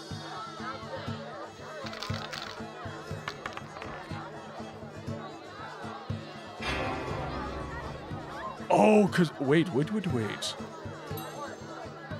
So it's not the overall value, it's the number of pairs that we have. Interesting. Okay.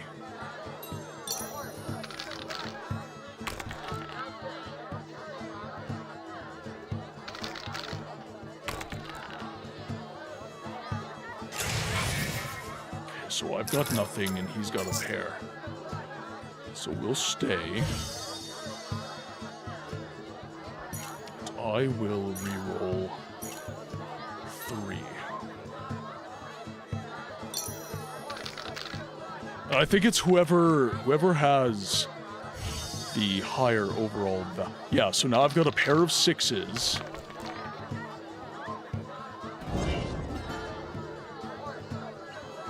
And he's got 3 of a kind, so then he wins. Okay. I respect.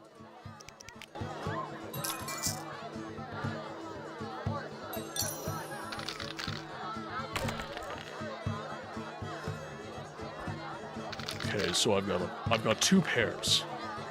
Okay. So I've got 2 pairs, so I'm in a stronger position. So then, let's try.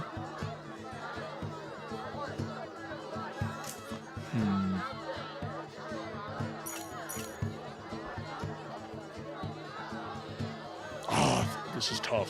What do I do? So he's got a pair of 1s. 6 of 5 and a... Oh, he's got 3... Okay, so he's got 1 pair. And I've got 2 pairs. So, if I roll this, I could add to one of these and make 3 of a kind.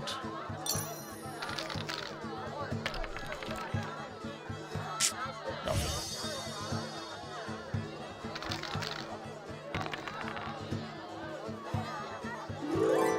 Ah, okay. So the numeric value is only a good thing if... Okay, so you need to have pairings, and then that pairing needs to have a higher value than your opponent's pairing. Okay. Next round. Okay. So I've got a pair. Do I want to raise? Well, my pair currently has more value, so yes, I will raise. Then I'll re-roll these. Okay, so now I've got 3.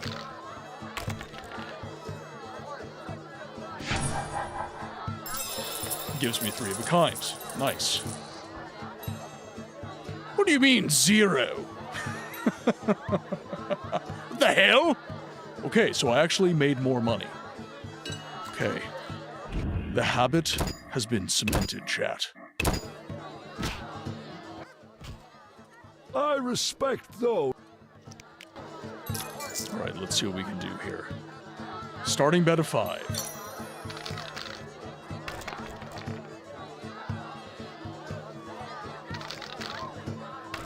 Okay, so I've got no pairs. I've got nothing. I'll stay. And then I'm going to leave the 6. And yeah. There we go. Okay, I got a pair of 5s now.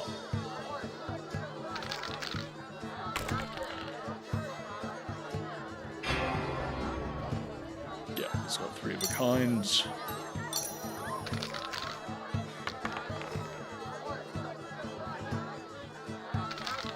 And then, okay, so I've got a pair.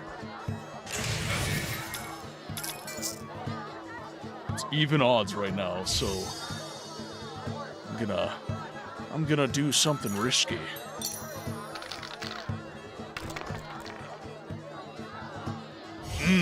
Damn.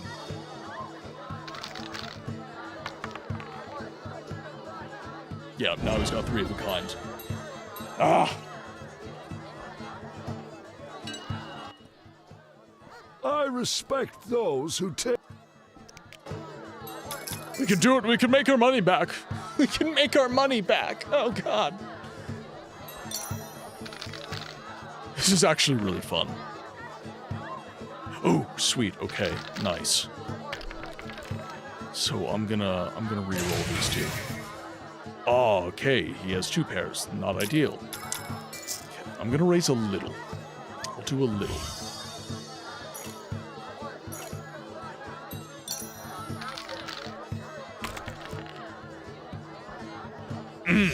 Damn.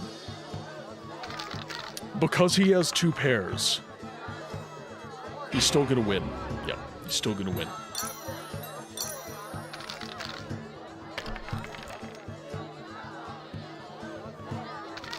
Okay. I've got 2 pairs. Opponent has a full house. So, yeah. Okay, so he's got 5 dice in common. I'll raise a little. We'll see how this goes. So, I'll re-roll just the 1.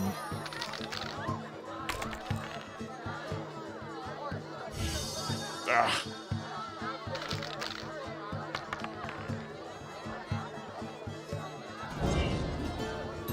Dang, nabbit!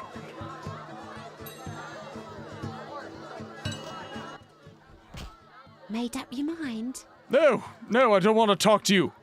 Bye. You, on the other hand, come here, big man. I respect He respects those who take risks. I've lost all my winnings.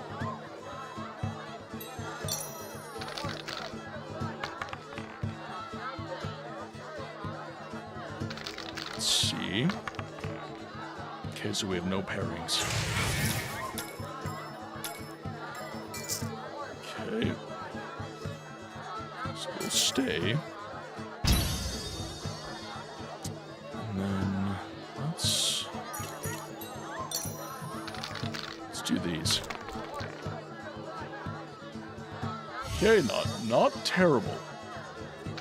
Not great. Yeah, he had 3 of a kind. Okay, Dice Funny, we can talk about... Can we talk about the fucked up fork? You mean this? You mean this guy? Or this guy?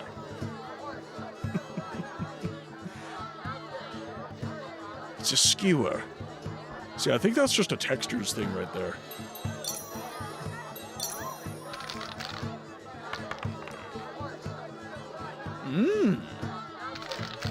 Yes, yes. Alright. My pair is better. So... let's... You know what? I'm just gonna roll the dice. Yes! Okay, sweet. We got another pairing.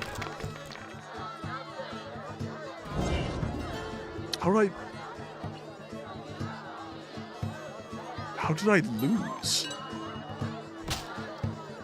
One sec. I'm gonna check something.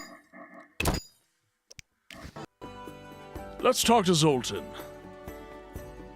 It's inefficient cutlery is what it is. There's no accounting for taste. Where's my cat?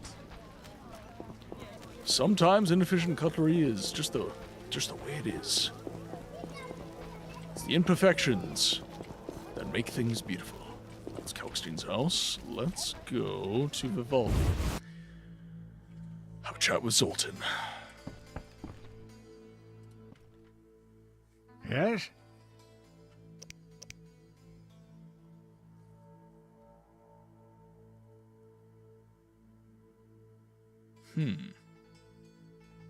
I'm looking for work. Monsters are threatening the landing in the swamp. Everyone keeps complaining. Who should I talk to about ridding them of the danger? Contact Luvarden. He's usually on the dike, supervising the loading and unloading of goods. Thanks, Zoltan. Yes?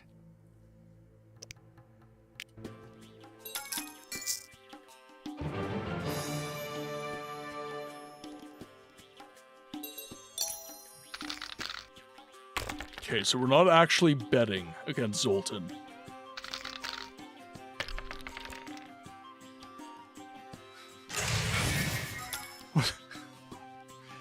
Okay, so I've got a full house. Yes! I win.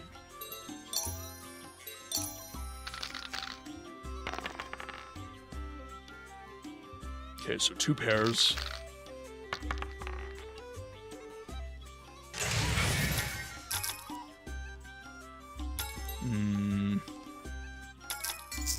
Okay, my 2 pairs are better, so I'm gonna raise. And I'm just gonna re-roll the 2. Yes! Okay, perfect.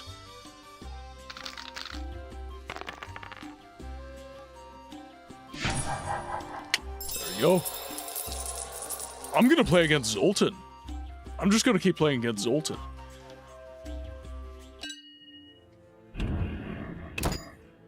Screw that other guy. Zoltan makes me money. Yes? Alright, let's see if we can just keep doing this. We're already in the 600s.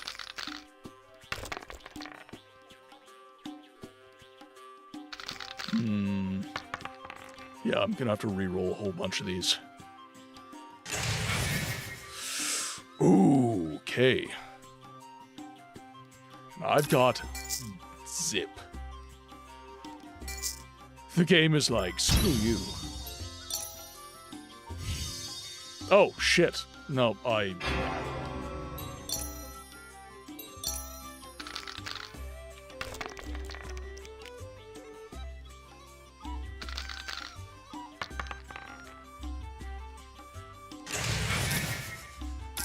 I've got 3 of a kind. So let's re-roll these 2. There we go. Nice.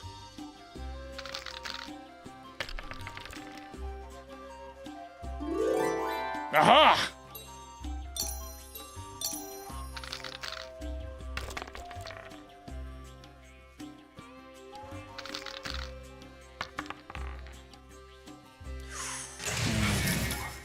Okay. Let's do that. And then let's re-roll these. Okay. Could have been worse, could have been worse. Ah! Dang it!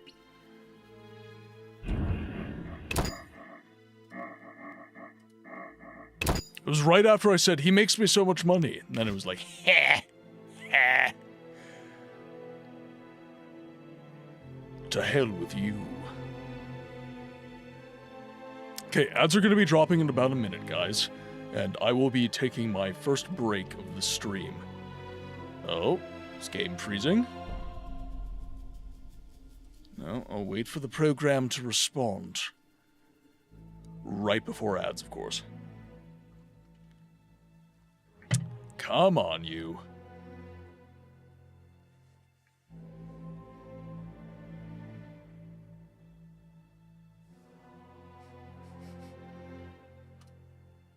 Yeah, we're gonna have to close the game. Let's get... There we go. Get the Enhanced Edition open again.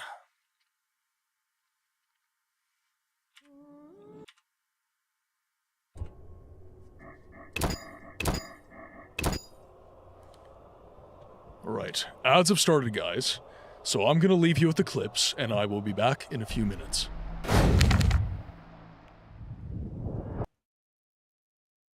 Now, if you'll excuse me, I have to collect foreskin for Dagoth Vivek molegged his ball. So much so that it made history. They wrote a book about it. The entire sermon is a prolonged allegory about post-nut Claire. No, I can't. I can't do it. Oh, wait.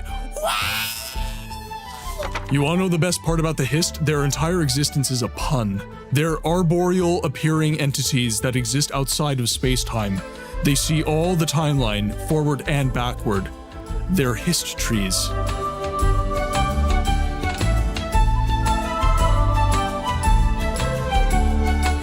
God damn it. You want more? You just saw your buddies get killed, man.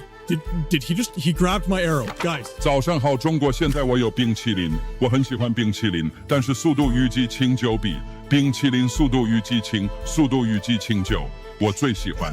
所以现在是音乐时间，准备1、2、3，2个礼拜以后，《速度与激情9 X3》，不要忘记，不要错，国际的去电影院看《速度与激情9》，因为非常好，电影动作非常好，差不多一样。冰淇淋再见。Come at me, scrub lords, I'm ripped. Okay.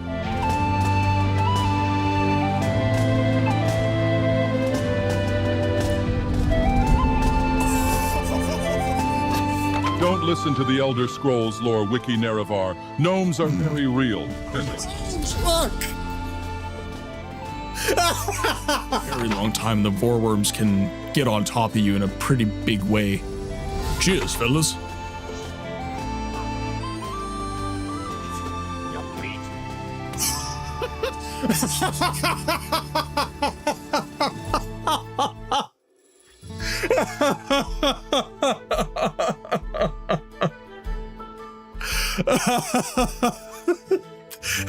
They don't want the smoke. Oh my god. All right, well, let's go, buddy. It's okay, we're fine, it's fine. I am not a sociopath with a long history of violence. Oh, little secret area. Secret tunnel, secret tunnel. Oh god. Sir, your skin. This is why we tell you to wear sunscreen. SPF 60, minimum. Guy needed SPF 1000 after the trip from Red Mountain. Certainly looks like that. Necro's last words, a guy with a beautiful voice. He makes me melt. Ooh woo. He lit. Ooh woo. No, we need more. I need more. Chat, I need more cowbell.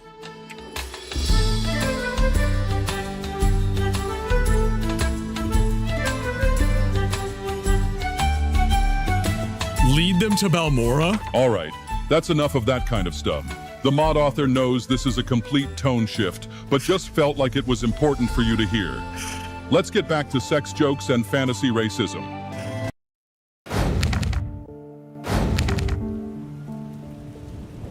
Wrong Crime scene. I'm back. I'm better than ever, apparently.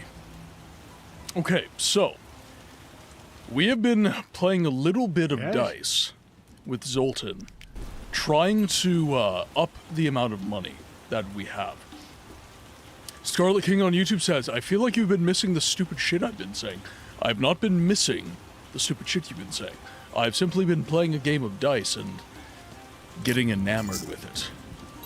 I can see why Gwent and this game, I don't remember what this game is called, but I can see why these games are really, really loved. Alright.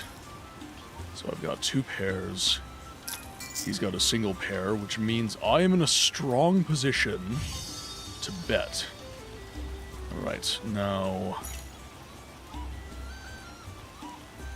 I could either strengthen my position, because he's got 1 pair, so he's probably gonna re-roll 3, which could put him in a better position than me. So I'm gonna try and do is strengthen my position. Dice poker, at least that's what, yeah, that's exactly what it seems like. Okay. That's not terrible. Okay, so I just won. Because I got 3 of a kind. Okay. I don't even know how poker works.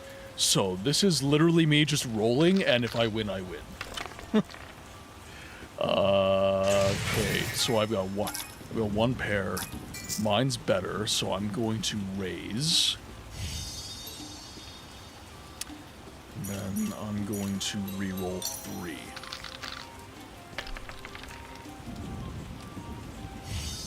Okay, so that gives me 3 of a kind.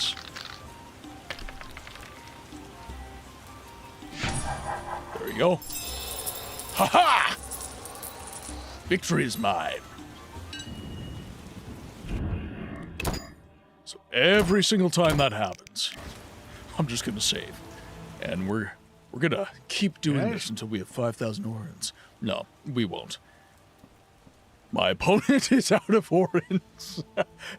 Farewell. He's just, you've made me destitute, you rat bastard. Right, I'm just happy to have won. So we've made a bunch of orens. So let's go to that bastard at the Hairy Bear and see what we can do. Come off it.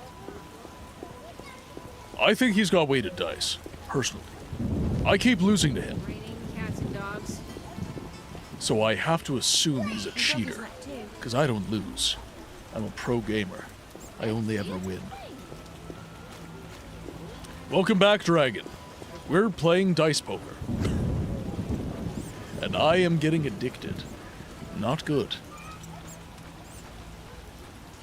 As ever, The Witcher is appealing to our baser instincts. You did not. Left to my own devices, I probably will not collect anymore. It's only for chat that I do so. But poker. I respect those who take. I believe, yeah, this guy, it's a far lower buy-in. So I think the potential for making money is a lot lower. Okay, so that gives me 3 of a kind. So he's got a pair, I've got 3 of a kind, so I'll raise. And then I'm gonna re-roll these. Ah, dang it.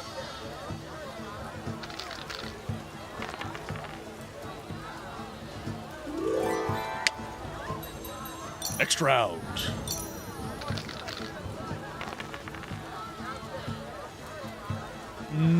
That gives me nothing. Right. Slay. Oh, wait, where's my pair? Oh, it's the 1. Okay. And then his pair is 5s. So I'm gonna try and stay. And then I'm gonna re-roll. Oof. You know what? let's take a risk. Let's try and re-roll these.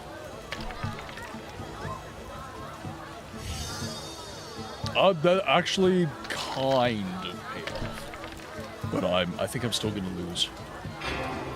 Yeah.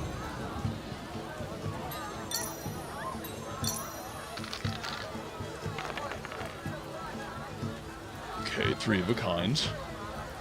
Nice.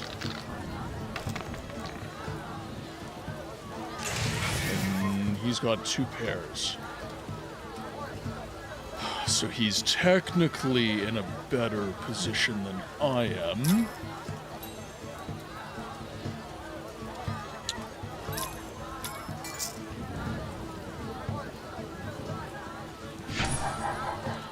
Oh! Wait. 3 of a kind beats 2 pairs? Huh. Interesting. Very interesting. I respect those.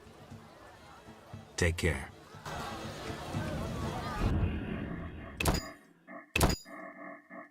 Save the hairy bear so we don't lose too much. Okay, so the betting here is not really worth. So we're almost at 700 orens. So I'm gonna take that as a win. And I'm gonna go to Kalkstein's house and I'm gonna buy materials for making some swallow potions. Because we really have no health potions. And when we go up against Azar Javid, I think dice 1 and 2 literally makes no sense to me. That's why I save scum like a goblin. You bring trouble. There, Kalkstein's house is right there. Off we go. Let's see. That's closed. Gotta go this way. Slashing like a seasoned killer. Yeah, so we're gonna have to buy some high-grade alcohol. I guess, like, the best possible potion base is what Swallow requires. And then, from all the monsters that I've killed, I have ingredients. So let's see. Actually, Dragon, we were talking about, and I really like this idea, by the way. We were talking about an idea for another Witcher game, which is I got lost in it's like it's like kind of a pre-Witcher era, and it's like almost the inception of the Witchers, like not quite, but like the heyday of the Witchers. You make your own character, you control what mutagens are used on your character, so basically your build through mutagen use, and you're adventuring kind of in the early days of the Witcher orders. You pick your school, you pick the mutagens used on you, you pick what your character looks like, and I think that would be a really cool story. It's more of like almost like a fan fiction kind of story, but I think that would be really cool. I think that'd be really cool. And you, as a massive fan of The Witcher, I'm kind of curious as to what you would think.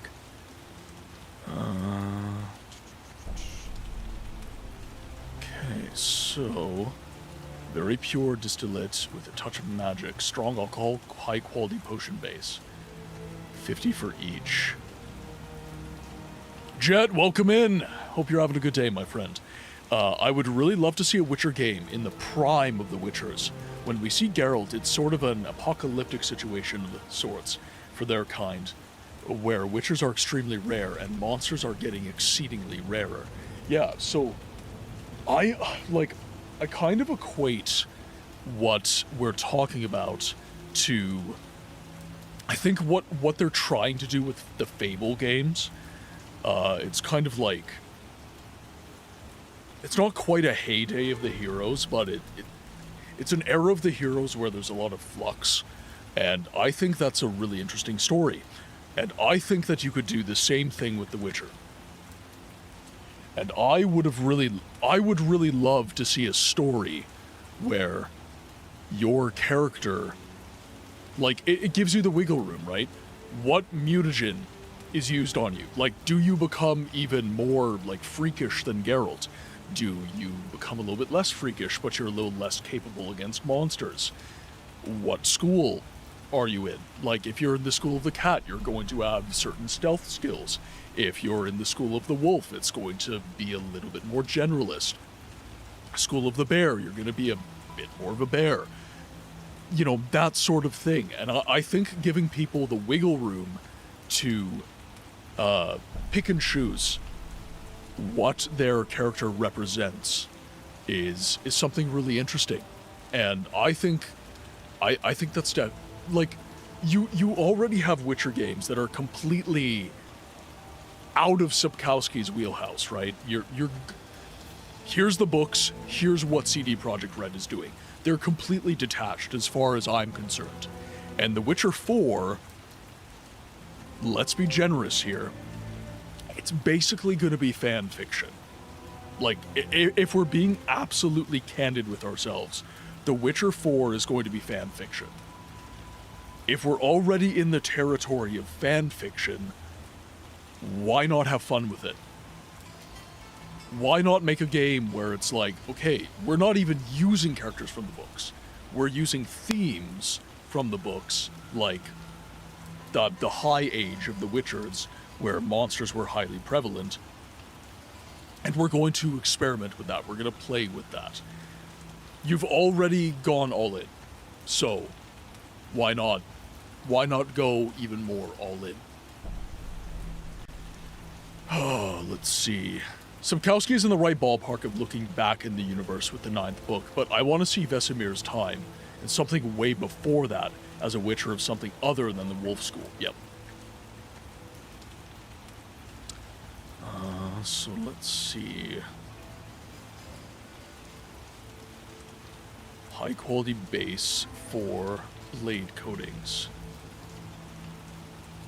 Banana, my kind of, I guess, ideal as far as the elves go is going to be Tolkien.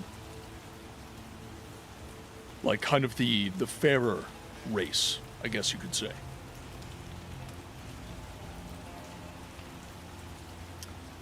Okay, so Alcohest. Well, yeah, Alcohest.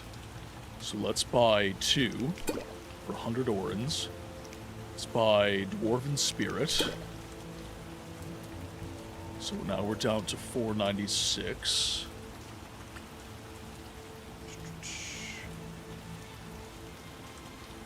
Some Drowner Brains.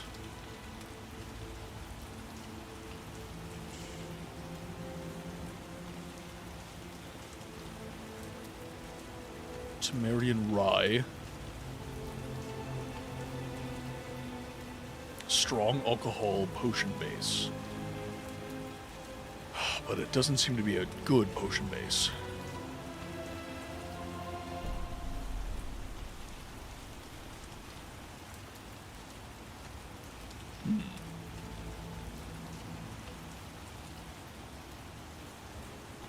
I'd be kind of curious about the Cat School Witcher because they're known to have a lot of mental issues due to the shoddy design of their particular mutations, and they also notoriously take contracts upon humans. Book 8 gave a bit of a Cat School Witcher and a bit of what a Cat School Witcher entails, but I want more of that. And I think that a Witcher game that goes over that can go over that political intrigue, right? You know, the School of the Griffin having kind of the nobler kind of Witchers. You know, the School of the Wolf being very monster focused kind of thing. And why those schisms even occurred. Why those differences even exist. I think it's just a super cool way that we can explore the universe in a deeper way. There's a lot of people, and I think this goes for... I think this does ultimately go for most gamers, and that is, you have a lot of people that consume almost all of their media through video games, right? I will play the Witcher game, I will not play the Witcher... I will not read the Witcher books. It's kind of unfortunate that people are like that, but that is the situation that we are in. There's a lot of people who would much rather play the game than go through the source material. And this is something that I'm seeing more and more and more as I make videos on game preservation. One of the biggest issues that any sort of game preservationist is going to run into is that there are a lot of people who are simply just not interested in keeping games alive. As messed up as that sounds, there are a lot of people who are simply just not interested. And for them, it's a situation of like, is a remake and a remaster an experience of the original game? No. But the closest analog that we can get to that, sometimes being a remaster, yes, it's not the original experience of the game, but if someone is unwilling to go to the original experience of the game and have that genuine interaction with the game, is the remake how you honor the Sixth House and the tribe unmourned? Good enough. B-Tech, thank you so much for 11 months, dude. 11 months. Thank you for all your support. And thank you for cheering me on in the moments where I doubt myself the most. Seriously, like, guys, if you're not following B-Technician, he is a fantastic human being, absolutely wonderful person, and I'm so lucky to have my moderators in my life.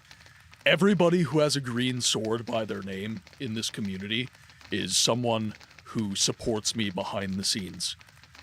A lot of my video ideas are conversations that Dragon and I have. A lot of, Audie, do your notification. Do your exclamation point thing that you always do. I have a little surprise for you. Please work. Please work. Why isn't it working? Nothing. God damn it. One sec. I have to make it happen. Now I have to make it happen. I did the thing. Why is the thing not working? It's StreamerBot. It should be working. Okay. Well, no. It's even... There you go. Well, okay, one sec. One sec, I gotta play around with this so it works when Audie does it.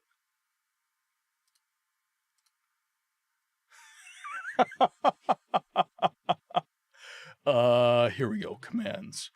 Let's... Available... Okay, so that's group.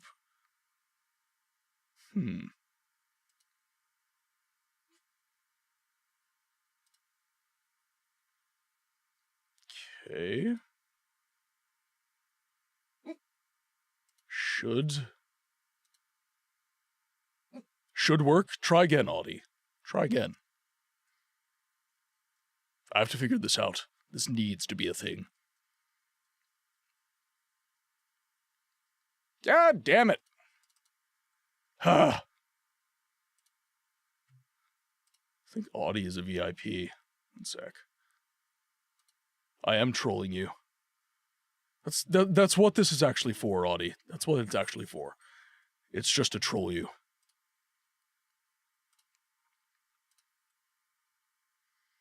There we go.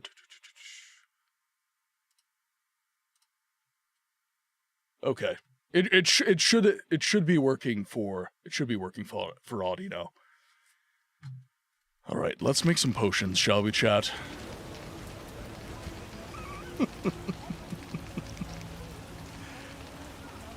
Every time she came into chat, she was using that chat command, and I had to make it a thing. Okay, it should work now. It's gotta work now. Okay, why isn't it working? This is actually peeving me.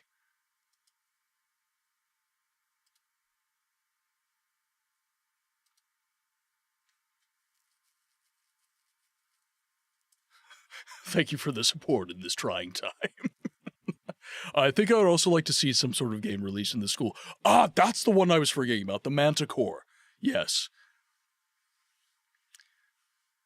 Well, and that's the thing, like a game with all of the Witcher schools, every single one of them, that would be super cool. Well,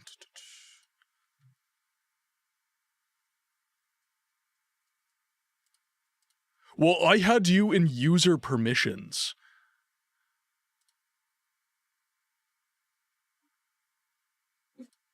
Allow all, or maybe it's the way I had it set up.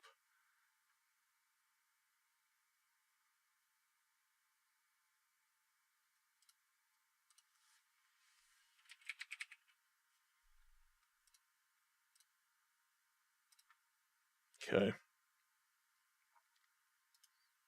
Because I had it in StreamerBot as a deny all or only those.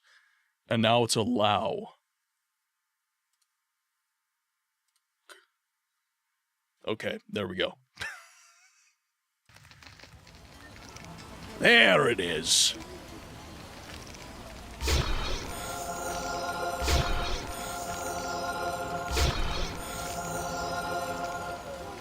All right, there we go.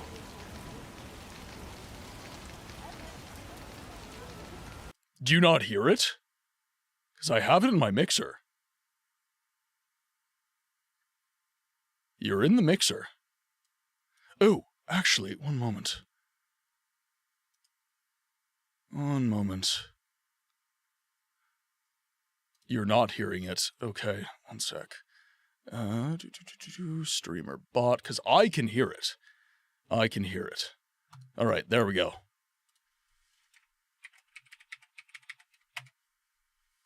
There, you should be able to hear it now.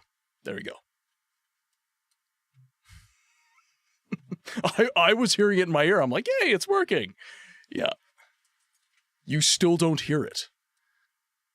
It's in my mixer. Why? What is going on? Because I hear it just fine. I think now...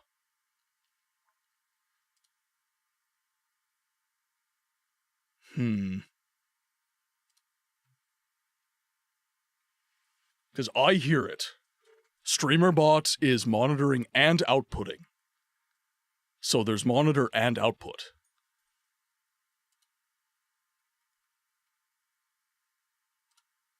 Okay. I have failed you. I've failed you, Audie. So we have endurance. Have a good day, Banana. Have a good day. Reduces toxicity. Increases chance of critical hit. Okay, so we're going to make... We're gonna make a wolf potion. I'm gonna make another blizzard potion. And then we can make some tawny owl.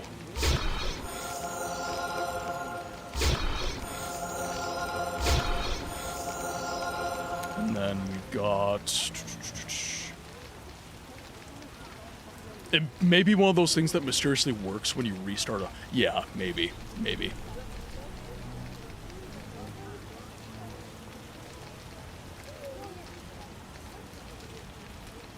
Oh, we're trying... I think the chat commands... Here, one sec. Yeah, it's not working. It's not working on YouTube either. Sad face. There's also another one that's a sort of a school.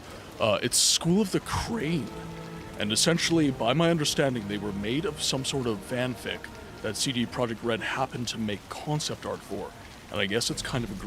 Ooh, okay. Okay. We're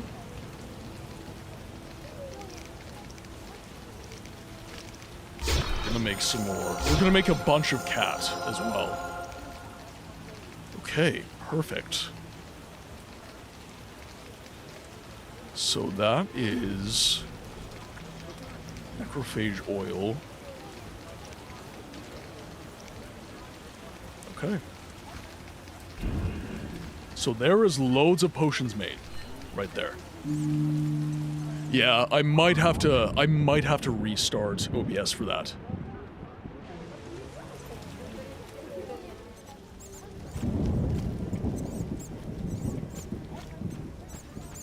I'll send it here, actually. I'm gonna...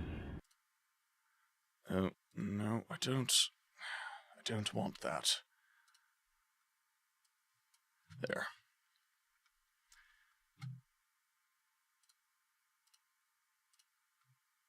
Do.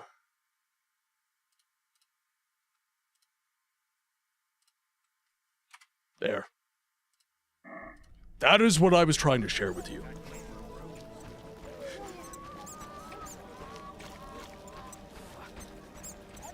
I'm sad it didn't work. Like, I can hear it. You guys can't. It makes me sad. Doesn't it strike you as kind of weird that Vesemir happened to have armor from the Manticore school laying around for Geralt? One wonder. Makes one wonder, since all of the schools were once connected in some shape or form. Well, yeah, like, I think that the way that Sapkowski had it conceptualized was that you... Like, there was really only the one school, but the idea was that the School of the Wolf was kind of the school that was the jack of all trades, and other schools kind of broke off and specialized in one specific thing. And the School of the Wolf is kind of the purest version of The Witcher.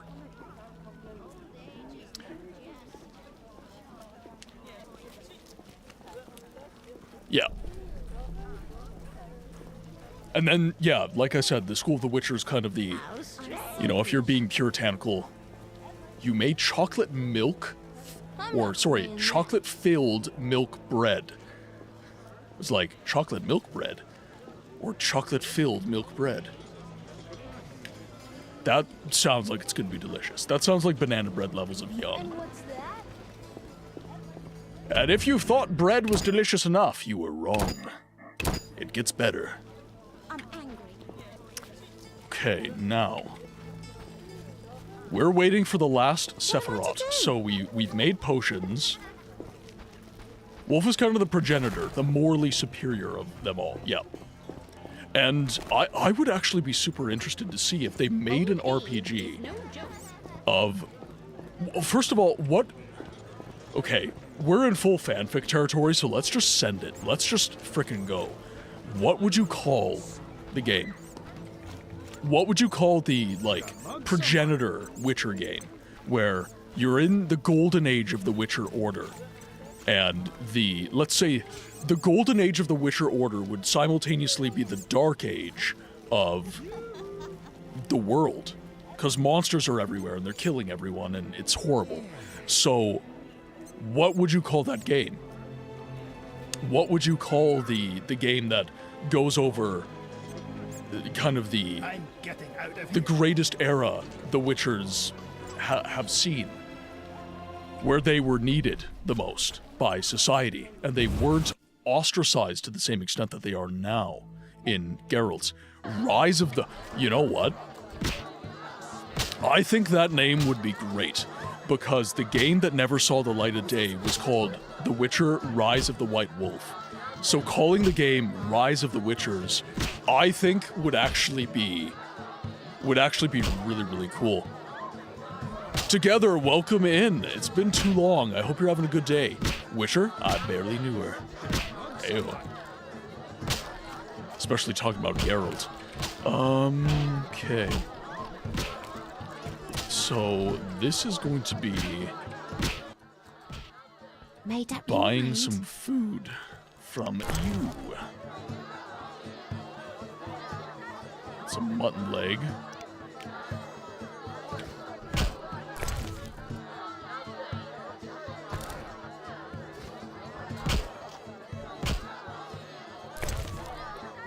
Do we have the Sephiroth?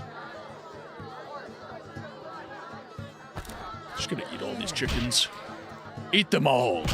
Imagine an RPG akin to Dragon Age Origins, where you could choose what school you're in, and it ultimately links up into one cohesive storyline. Oh. That... Dude, that would be so good. That would be so good. Together, I'm doing amazing.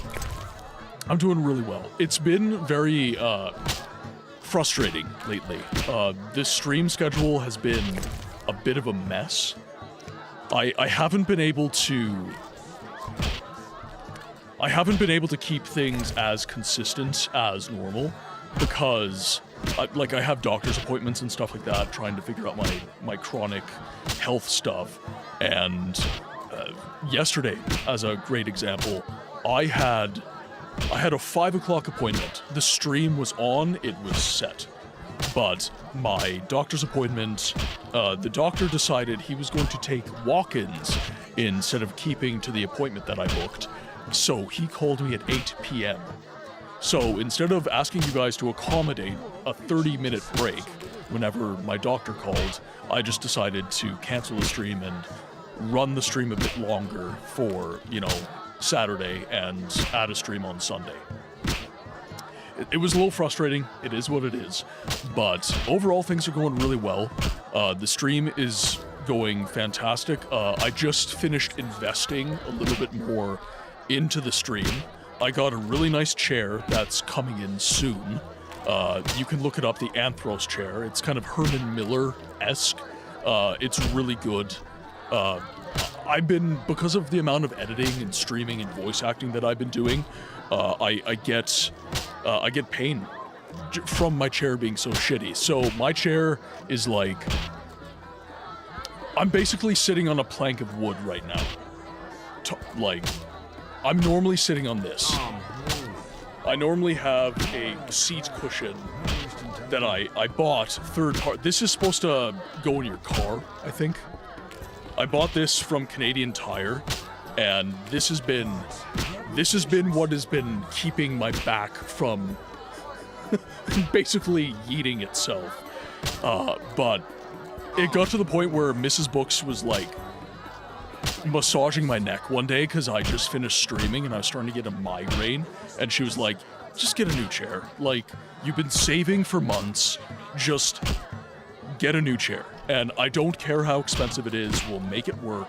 Just get something that is good. And I was looking into Herman Miller chairs, but the problem with Herman Miller is I like to sit cross-legged. So you see me doing this during the stream, that's because I'm going from like a regular seated position to being cross-legged. And I couldn't sit in the Herman Miller because the Herman Millers are always, they always have like a hard edge because they have a mesh, a digital mesh kind of construction, and I can't sit on that. I just can't do it. So what I did is I started looking into other chairs that are really good, and I wanted a high quality chair that would stand the test of time. I did not want to be buying another chair in 3 years. So what I did is I looked at premium brands. I was looking at Hayworth, I was looking at Steelcase. I was looking at Liber Novo, I think is a new one. Anyways, big money chairs that they're honestly investment pieces in your health.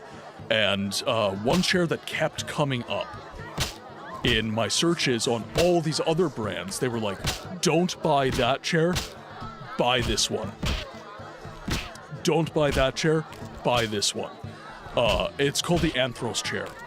It uses technology from wheelchairs, essentially, like medical field technology in the seat cushion and stuff like that. It allows you to sit cross-legged, but the back structure, it promotes good sit structure, and it kind of, the way it was described to me is it gently bullies you into having good posture. It's still comfortable, but it's kind of, it's pushing you into that good posture state.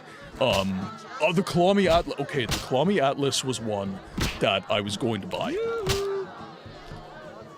Yeah, I definitely, you know, there's a refund if I don't like it. I have a feeling that I'm gonna like it. I researched the crap out of this chair. Like, I was this close to buying a Hayworth Soji, I think is what it was called. I was this close to buying it, and I didn't. I was also considering what Audi got, which is the Kalami Atlas, which is, for the money, probably the best ergo chair that you can buy. It gives you a lot of really premium features for not a premium price. But again, I wanted something that it was going to last me like 10, 15 years before I had to even think about getting a new chair. Looking it up, I've heard about this one. I just read that, sorry. A good chair is like a good mattress. It should last a long ass time and promote better posture at rest. Yeah, exactly. Standard office chair, but huge chair base so I can sit. Yeah. I have a $100 shit gamer. Yeah, like that's this thing. Like, it's not a gamer chair, it's a shit office chair, and it's terrible. I know you haven't played Kingdom Come Deliverance yet, but it has a lot of things that I would absolutely love to see in a Witcher game, and in more RPGs in general.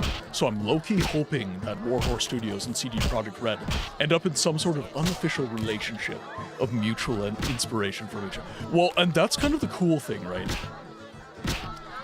I've been making a lot of shorts on remakes and remasters lately, kind of talking about the dark side of them.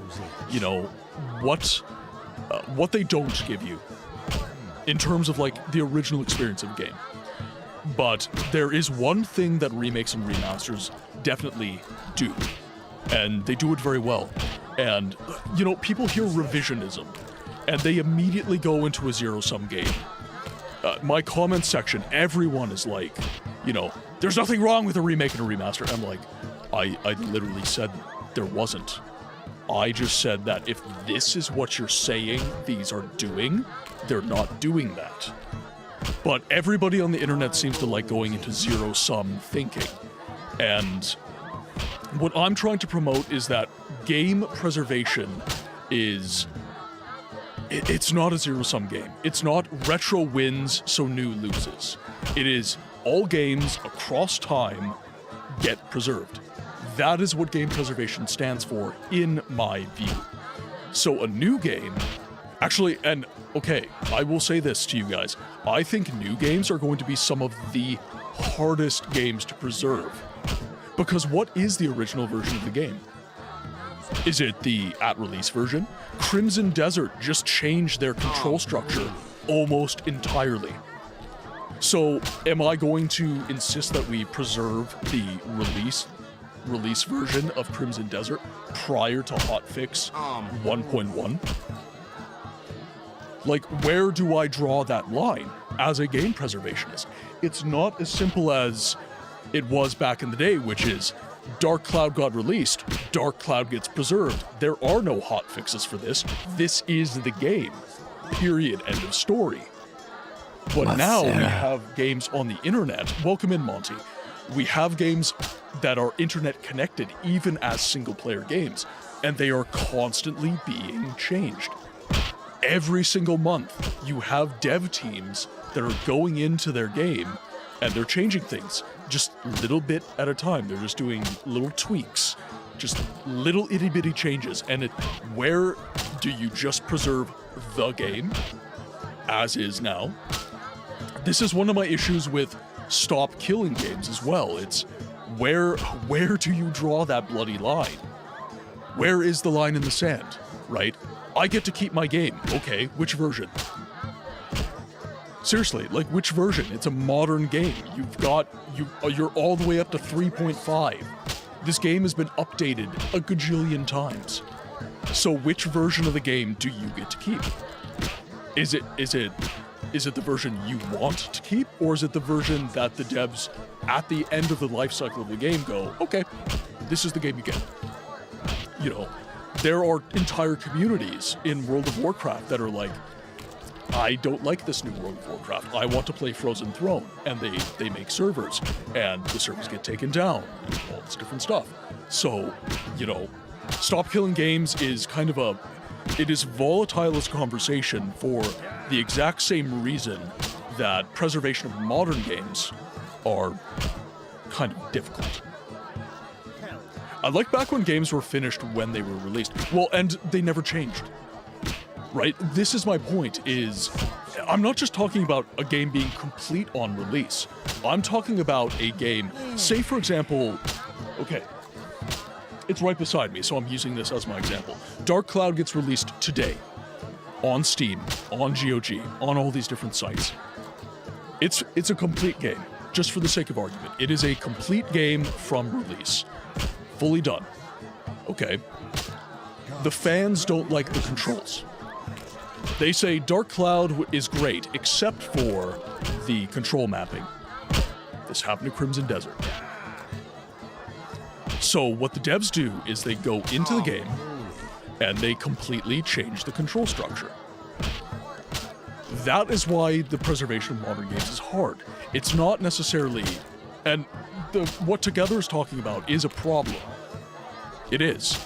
But the whole hotfix conversation convolutes things in a very big way. Very big way. Did you hear that Bethesda is shutting down the Elder Scrolls Blades? They made everything basically free until shut down in June.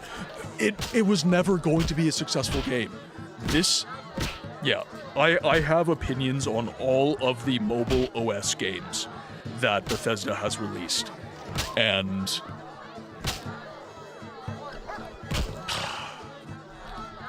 they're spreading themselves too damn thin. That's essentially like the culmination of my argument, I would say. Yeah, enjoy, Monty. I do like post-release expansions and content, but it gets really muddy when the game gets changed a lot post-release. Oh, I'm losing chat. I'm losing my chat window. When the games get changed a lot post-release, in the graphic style or content-wise, in worst case, it may not even be the game I bought. Exactly. And that is kind of an interesting thing about the conversation. That's low-key a big reason why I love Nintendo, because they don't announce their games until they're almost done.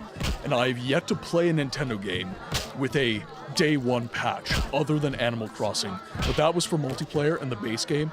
That's continuous update. I actually had a conversation with this in my comment section. Nintendo re-releasing Fire Red and Leaf Green. You know, everyone's like, oh my god, it's $20, what? Oh, it's an old game. Yeah, and on the used market, Fire Red and Leaf Green are $150 Canadian. $20 is the price you pay for a Big Mac meal in Canada. So, endless hours of enjoyment through Pokemon Fire Red and Leaf Green, or Big Mac. You know, like, it's a value conversation. You have to put the shit in context, and Nintendo didn't have to give you that game. And what Nintendo did with Fire Red and Leaf Green, that is game preservation. That is a minimal intervention that preserves the authenticity and the integrity of the original game. Right down to the fact that it's handheld, because it's the Switch, right? Everybody shitting on Nintendo. I have so many issues with Nintendo. I have so many issues with them as a company, but they do a lot of things right. For every lawsuit and all this stuff that people criticize Nintendo for, I get it. I do. But then I see stuff like Fire Red and Leaf Green, and I see stuff like Metroid Prime Remaster. You know, and I'm just in a mental place where it's like, man, you know, that's really making me happy as a game preservationist. Man, I just played Wind Waker literally for free on Switch 2 emulator, and Switch 2 is literally $300 less than the PS5 right now. Yeah. Geralt turning his head to... yeah, no, this... See... But this is the other part of the conversation, right? Where I was talking about remakes and remasters. And there... One thing that... Oh, Tarragon, I completely agree about Blades. anything that Bethesda releases on mobile is money grab city. That it's not meant to be a good game. It's meant to be a money grab. Period. End of story.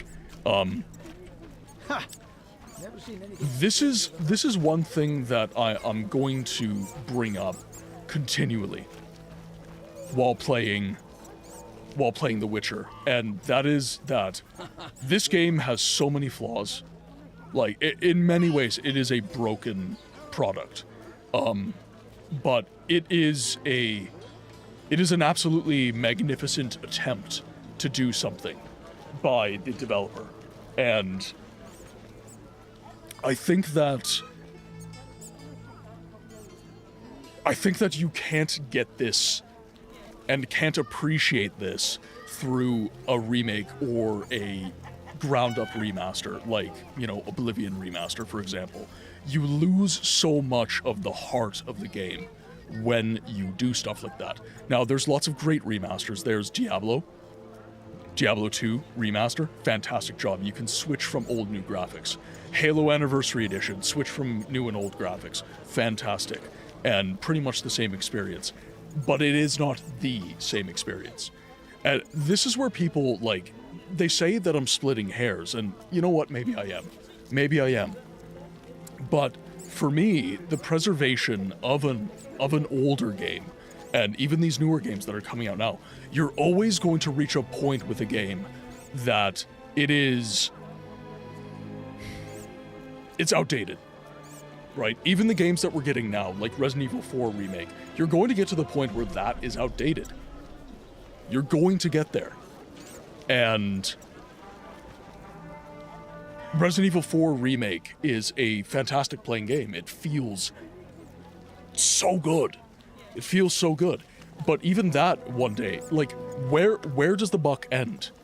Where does the revisionism end? Where does the reimagination end? Like, we just had like a 20-minute conversation on how cool it would be to have like a prequel to the Witcher games where you play a Witcher from the golden age of the Witchers. Why not do a game like that instead of a remake? Why not expand a world instead of remaking an already established game? And then just give us this established game as archival, right? Like, give us this game as, you know, we have an archive of ports that run on modern hardware. They are patched to run on your machine without any headache. You subscribe to this archive for like, I don't know, $10 a month, and you get everything. You get everything that we can port to PC, and hopefully other consoles, so console gamers get it too. You can pay a modest subscription, and you get all of these games. The devs aren't making money off of this anyways, most of the time. So why not just port it? And then the subscription company, whatever, let's just say the game library, for sake of argument, they take that $10 a month and they go, okay, devs, here's a little bit of money. You know, like, here's some royalties from your previous work. Because I complain about AI not paying artists all the time. So if this archive didn't pay the developers, the original artists of these games, that would feel a little bad to me. So here, devs, here's some royalties from your game, from the archive. And then the rest of that money is to keep us running, to keep us porting games, to keep us, you know, doing these things. And I think that for me is kind of my dream scenario. That for me is kind of what I would advocate for the most as a game preservation channel. And the reason that I don't necessarily do a lot of content that is like, hey, here's this old game you've never heard about. One, the only people who would watch that are the people who already know about the game. Honestly. Secondly, the problem with the people who haven't heard about these old games, it's not that they haven't heard about the game. It is that they are temperamentally inclined not to seek content like this. And they are temperamentally inclined to recency bias. they will play a remake, they will play a remaster, they will not play the original game. So I want to make videos that go, hey, you, yeah, you. This is why I think this is a worthwhile experience. This is why I challenge your outlook. I challenge the rhetoric that you subscribe to. And I think that the more that I lean into that, the more I feel like I'm, you know, the videos don't do like insane views or anything like that, but I think that I'm finally starting to make a dent. You know, being in the comment sections and having conversations with these people, it feels like I've had several people when they talk about the games with me, they go, huh, yeah, no, I definitely never thought about it like that. I never thought about it like that. And that feels good to me, because it's not antagonistic. It's not, you know, I'm not ascribing blame. I'm not making moral assertions. I'm simply just trying to educate people on the kind of inner machinations of their own mind as it pertains to video games. And the conversations feel really good. You know, there are some people who are like bad actors and they kind of just suck to talk to, but overall I feel like I'm finally making a bit of a difference. Addy, welcome in. I'm Commander Shepard, and these are my favorite books on the Citadel. Welcome in, Addy. Hope you're having a good day. You playing some Mass Effect? Shepard. Even Sapkowski hasn't expanded the early world, and if he has, then in true Sapkowski fashion, he has gate-kept his own world building and information. I think that's part of the hesitation of making a prequel Witcher game. Yeah, but this is the thing, right? The barrier to entry for that, which is, you know, we don't want to make fan fiction. Well, guess what? CD Projekt Red's making The Witcher 4 and Ciri's the main character. You are outside of book content. You are out of that world. So you have already essentially kind of removed that barrier to entry to make a prequel game. If you're making fan fiction, full send. Make a prequel. Go all in. Don't give us remakes on The Witcher 1 and The Witcher 2 and The Witcher 3. Like, don't give us these diminishing returns products that rehash trodden ground. Give us new shit. Get inventive. Make some cool stories to play. Do things that the Witcher games have never done. Right? Let me design my own character, like Cyberpunk 2077. Let me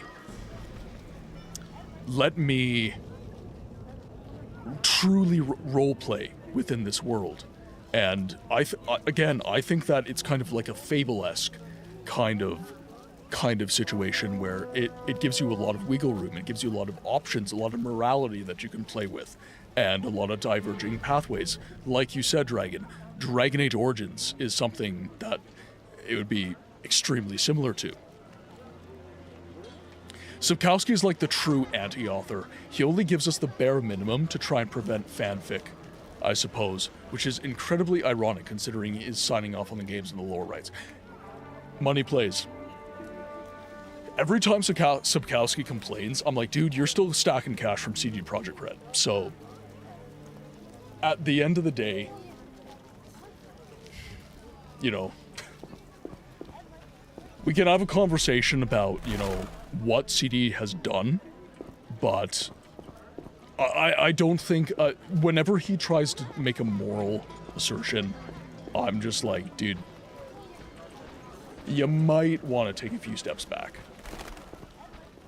Gain a little perspective on what you're talking about here.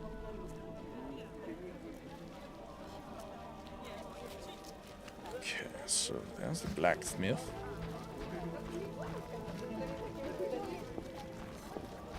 Oh, well, and Sapkowski and George R.R. Martin, I kind of lump them into a similar camp where it's just like, dude, like, every time you like, George R.R. Martin really didn't like the way that they ended the Game of Thrones series. And I kind of sat there and I was like, look, You knew you didn't have the books finished when you signed off on this show getting made. You knew. You could have said, hey, look, I get that it would make a really good show. I get that. But at the end of the day, I don't have the story finished. So maybe we don't do this.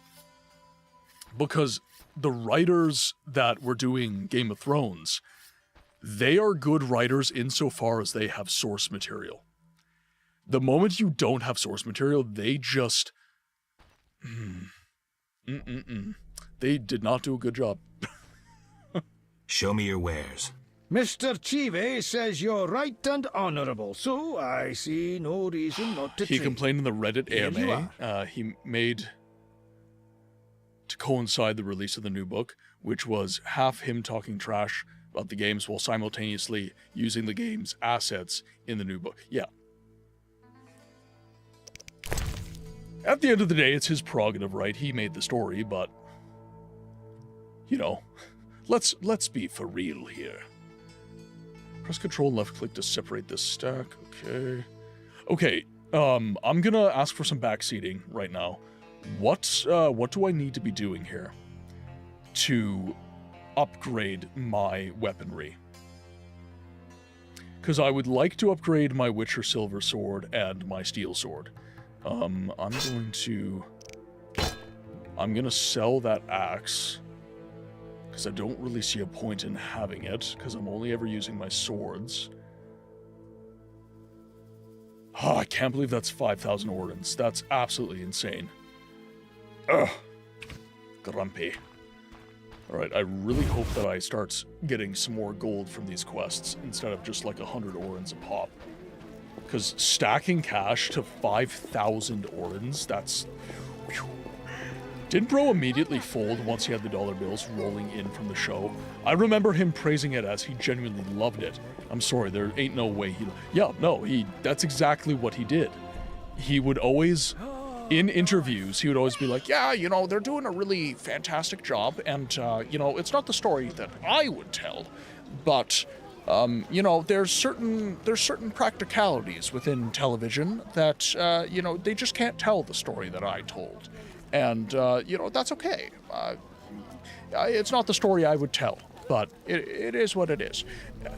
Yeah, and you are a multi-millionaire because of the success of, like, that show totally set him for life. He was already an old man when the show came out.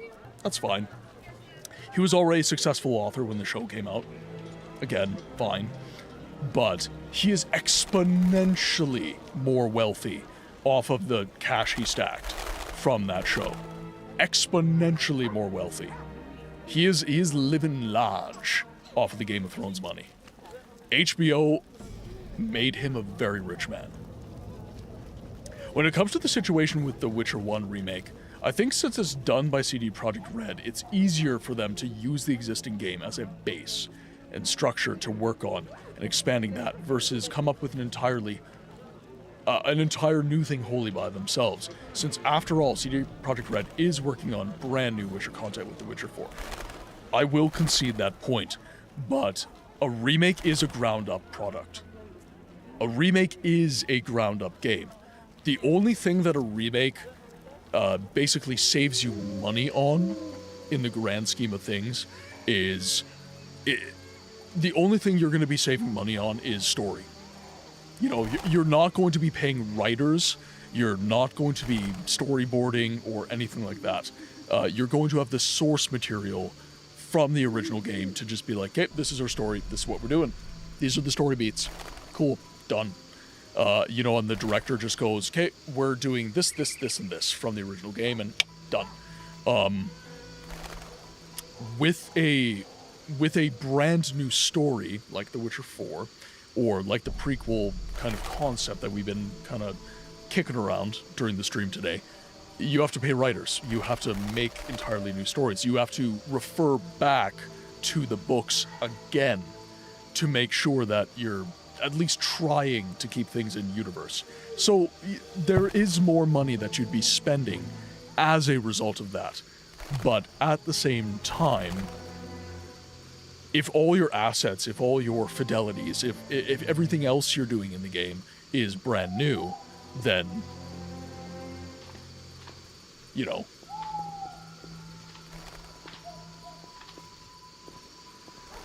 I just want them to release Rise of the White Wolf as a soft remaster.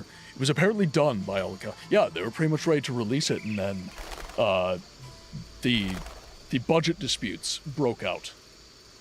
Also, I recommend looking up stuff about 1997 canceled Witcher game. You did not mention this, so not canceled 1997 game.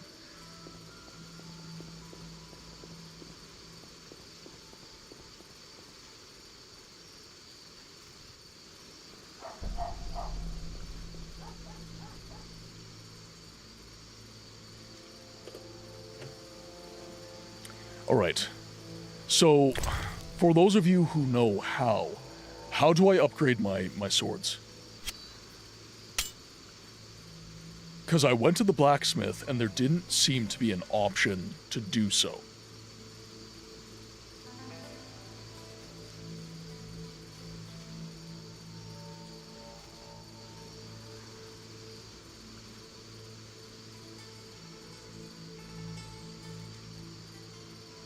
It was made by Metropolis Studio, who got eaten by CD Projekt Red. Oh, okay.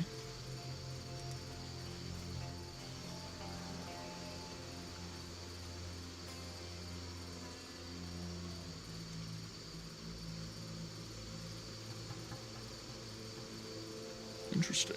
Okay. I'm gonna look into that.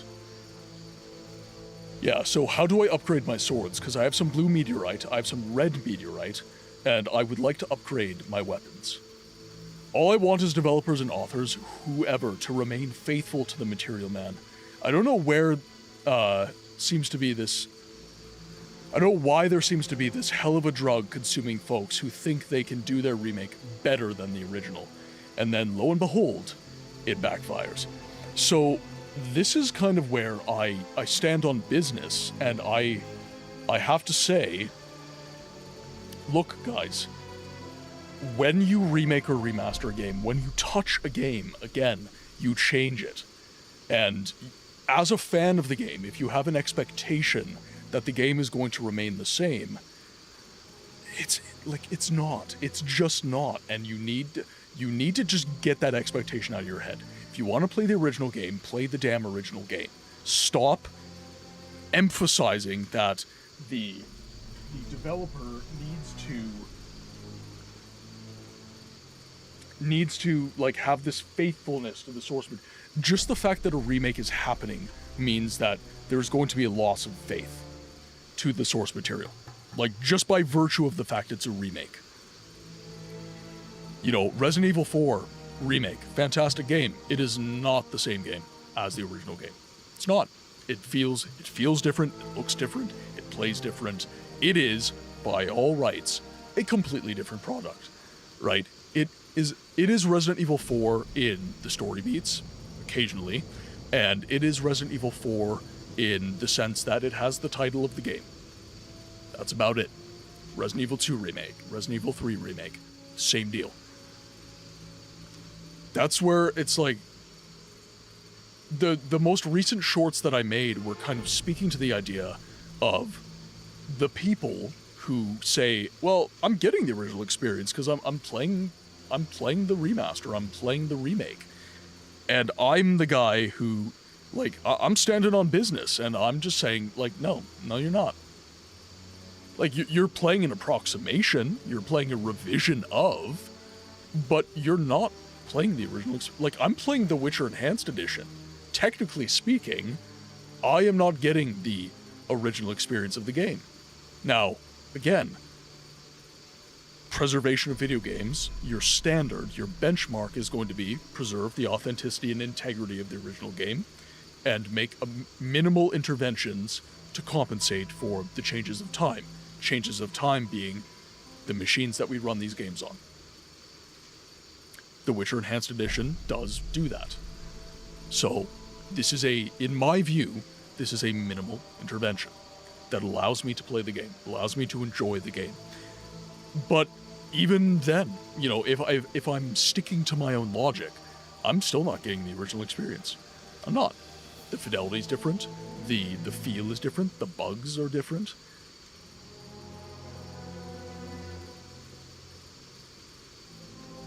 I recall that you get a really good, unique silver sword in Chapter 4. Aside from that, you will need to find sword runes and get enough of them for forging a new sword. Okay. So, this sword is just, it is what it is. It is, I have to commission a new sword that replaces this, is basically what you're saying.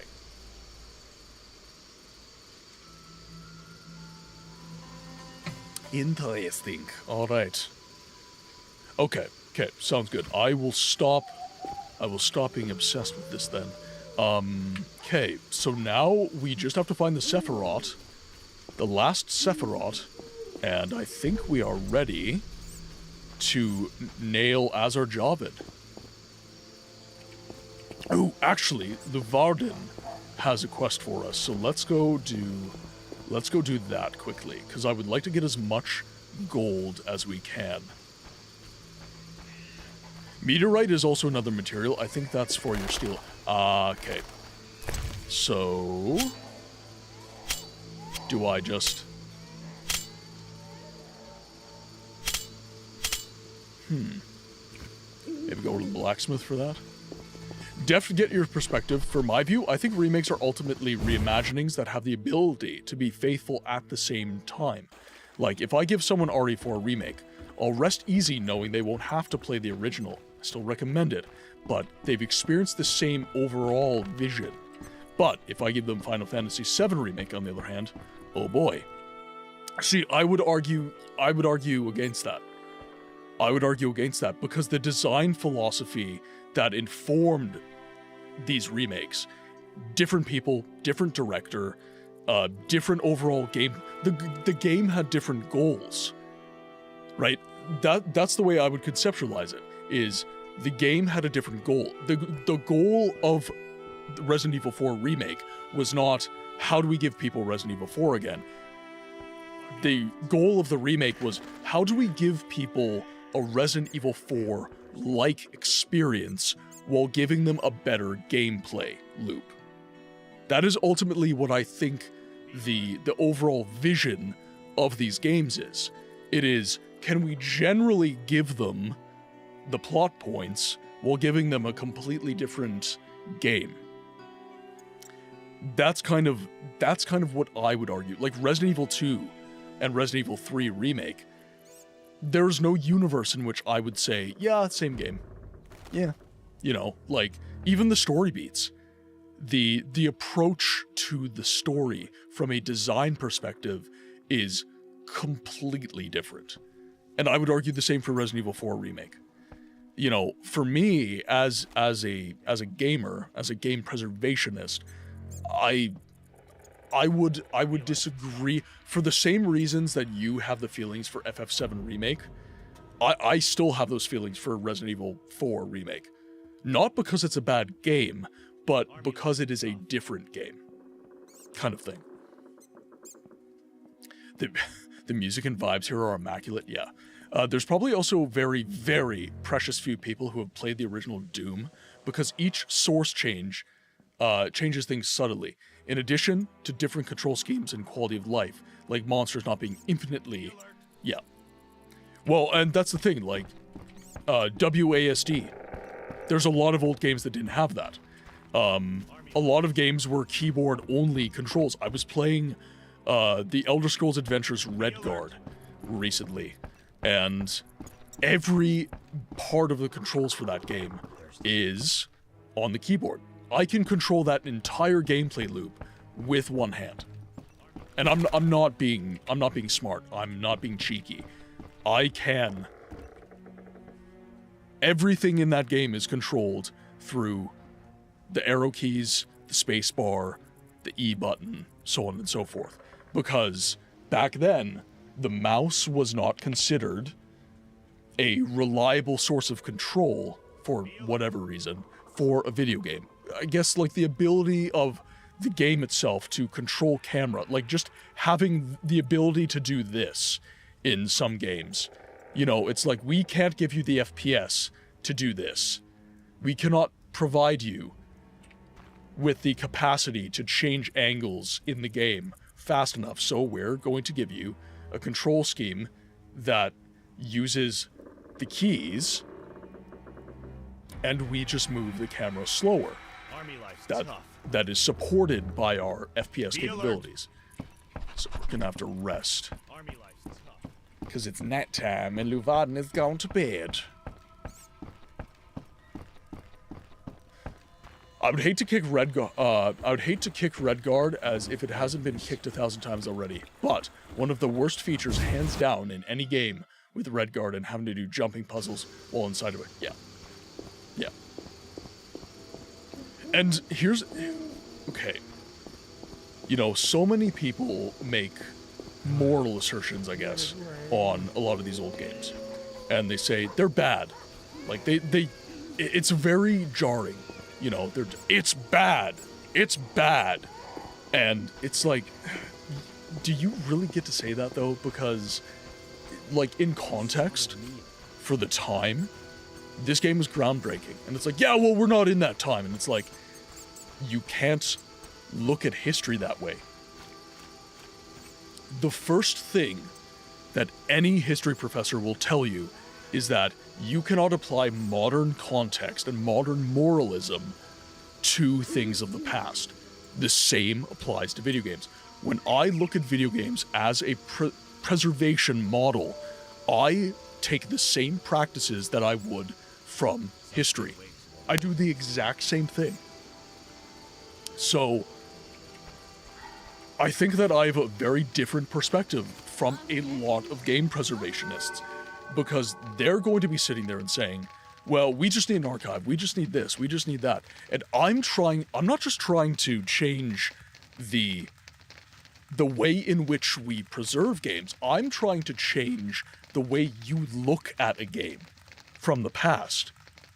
Because you're taking your modern perspective and your modern expectations of these games, and you're saying, this is bad, this is poor, this feels shitty. Modern games literally expect something different from the player. They expect something different from you psychologically. If you play Prince of Persia, the original game, you're expected to fail. You're expected to do things that feel legitimately. The developer said, we're going to make this feel bad. That was something that was a goal. They said, this is going to feel shitty because we want it to. We want you to fail. We want you to die in this game, and we want it to feel bad to the point where you don't want to do it again. So you have to change your mindset. You fail, and then you learn. You get better at the game. You fail, you learn. You get better at the game. Fail, learn, better at the game. Fail, learn, better at the game. And the processes still exist today, right? I would argue that, like a Souls-like game, Dark Souls, Elden Ring, Bloodborne, it feels really bad to die in those games. It feels really shitty to die in those games. And those games are kind of the end evolution of what a game like Prince of Persia would have done back in the day, right? So whenever someone's like, I don't want to play this, it feels bad, it feels bad, it feels bad, it doesn't feel bad in the sense of it's bad to play. It feels bad in the sense that you don't like feeling this way. You don't like the feelings this game is giving you. You're not having a bad gameplay experience, you're having a bad time up here. That is the fundamental difference. So whenever I challenge these ideas with people, they do get their heckles up because they're like, I'm not the problem, the game's the problem. This game sold millions of copies and people had a really good time with it. So can we honestly say the game is the problem? Like, can we sit there and say that with our whole chest? The Witcher 1 put CD Projekt Red on the map. Oh, the combat feels bad and it's really shit. No, you just don't want to learn it. Just say it. Just say it, dude. You don't want to learn the mechanics of this game. It's okay to feel that way. It's okay to feel that way. But it doesn't mean this game is poor. It doesn't mean it's bad. It just means that you refuse to interact with the game at the level the developers intended. That's all that means. And that's not a moral take. That just is. That just is. So, again, preservation for me is challenging the way you even think about interacting with this old media. Because you literally have to change the way your brain works. You have to be okay with failure. I think some of the easiest transitions from modern game to old game is those Soulsborne players. Because they're like, oh yeah, I'm gonna die lots? Yeah, I'm used to that, buddy. You know, and they're willing to,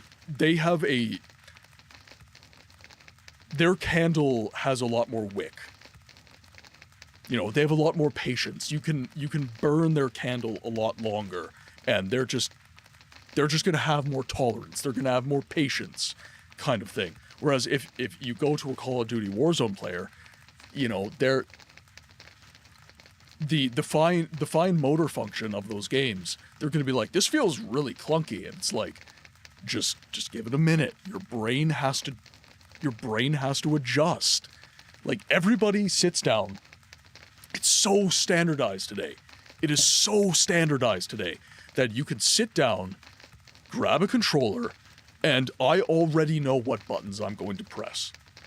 I don't have to read a manual. I don't have to learn anything. I just go, okay, cool. So I'm playing a game. This is movement. This is camera. This is going to be like my roll, or X is going to be my reload, A is going to be my jump, Y is going to be my inventory, so on and so forth. Or if I'm playing, like a hack and slash, it's like X is light attack, Y is strong attack, B is roll, A is jump, hold left trigger for like a power menu, so on and so forth. And you just expect things now, because we've standardized a process. Old games were the wild, wild west. You didn't have that. You had to read a manual, because everybody had a different control scheme. Everybody had a different way of doing things. And people don't like that. People are like, ugh, feels bad. It's not bad, it's just different. It's just different. Witcher 1 sold considerably well with a lower budget compared to other single-player RPGs of the era. Yeah, exactly. And the fact that they got a sequel is huge. Back then, the mouse wasn't really a requirement for PCs back in the command line DOS days. Exactly. Many computer mice were that really shitty trackball kind of thing.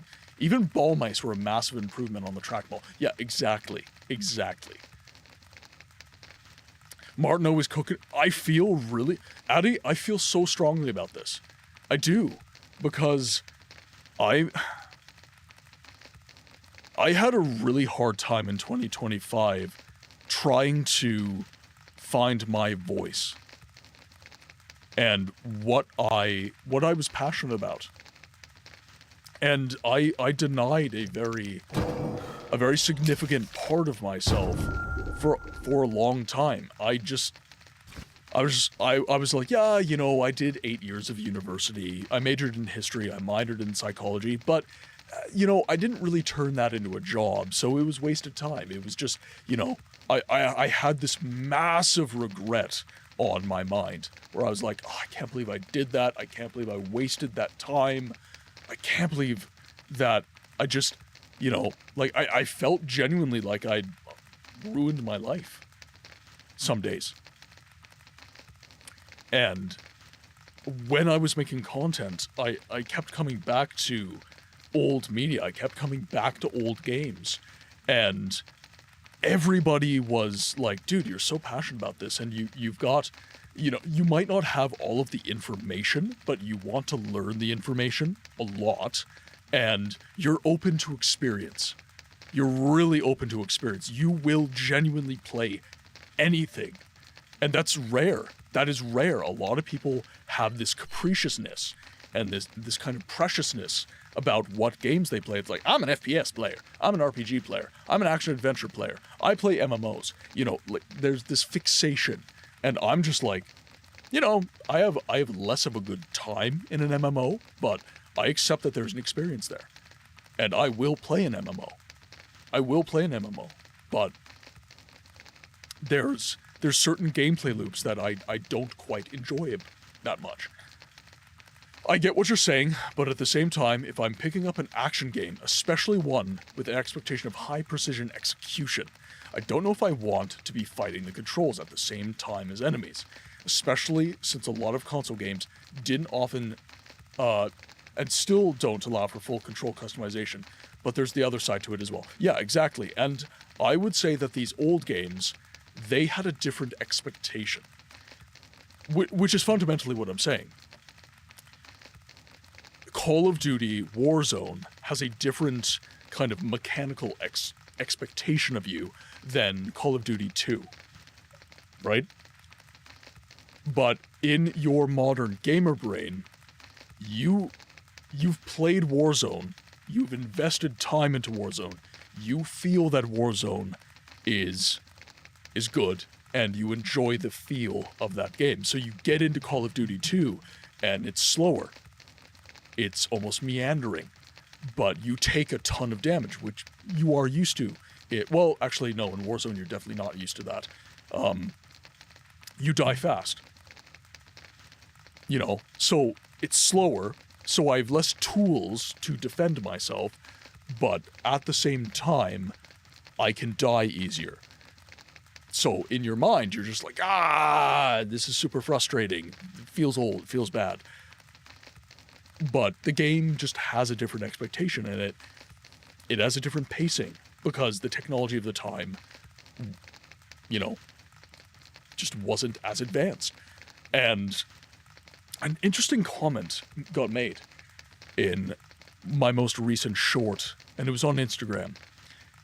Someone said that games, they basically said games are technology. You know, I conceptualize games as all of the above, right? It's art, it's entertainment, it is technology. It uses all of these factors to give us the story and give us the gameplay and everything like that. And this individual said games are technology, full stop, no art, no entertainment, just technology. It is technology that entertains. It is not entertainment per se.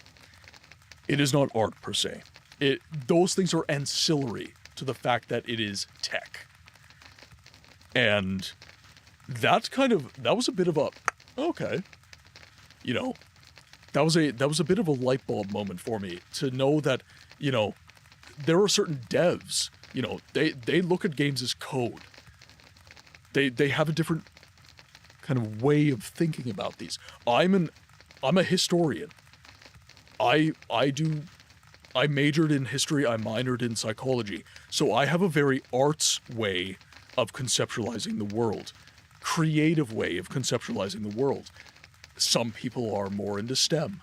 They have a different conceptualization of the world than I do, which I have to remind myself of. You know, I can't, but this is the beauty of my videos, though, is I can learn your perspective, because I'm not precious about my perspective. I'm not. You know, I'm here to learn as much as I am here to speak to my perspective. So if you have a different perspective, it's like, yeah, so many people in the comments, they're just like, I'm arguing with you. And I'm like, dude, no, we're having a conversation. Like, this is fine. Like, just talk, say your piece, but like, get the anger out of it. Like, just bunch that up, throw it in the bin. I have my perspective, you have yours. Let's have a conversation. Let's just talk to each other like human beings. Don't insult me. Don't share your perspective with hate in your heart. Like, that's stupid. That's stupid. Don't do that. You know. And I've had a lot of good I have changed perspectives, and I've had my perspective changed in the comment section. I've kind of reached this cool point where I can make my content just from the comments that I'm receiving through my videos. And I am doing that. And I'm getting to make cool videos that I would not have been making previously through the comments on my content, which has been really, really nice. It's felt amazing to be able to do that. And same thing with chat. Like, you guys in here sharing your perspectives and sharing what you want to say. That's important. You know, we don't get better through stagnation. We get better through changing. We get better through evolving and sharing ideas and changing of perspectives. But there's also this need to remember where we came from. That is why history is important. Don't forget where you were. You have no index of progress if you forget your history. So yeah, you know what? Resident Evil 4 Remake, amazing game. But you can't contextualize that for the gains that it has made if you forget Resident Evil 4 and stop playing Resident Evil. Like, fundamentally, I'm actually, like, if I'm using the language properly, I'm not really a preservationist, purely. I'm a conservationist. And the difference between a preservationist and a conservationist is preservation is archival.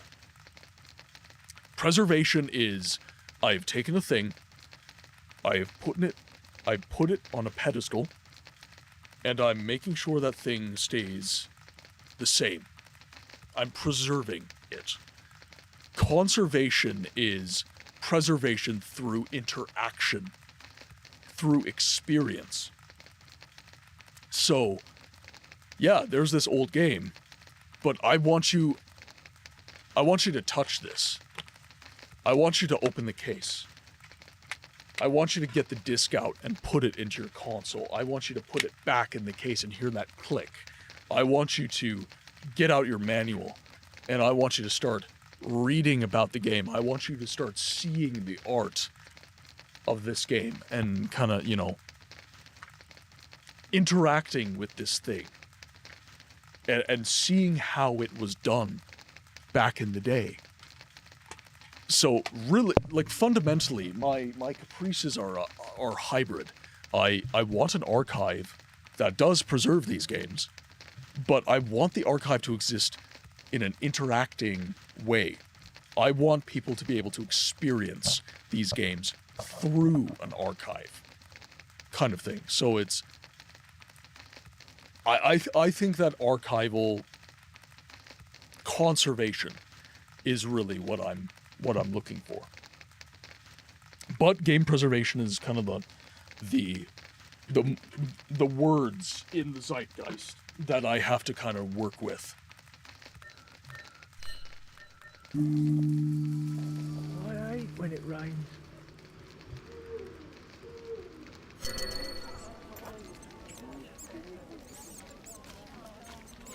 Up you get.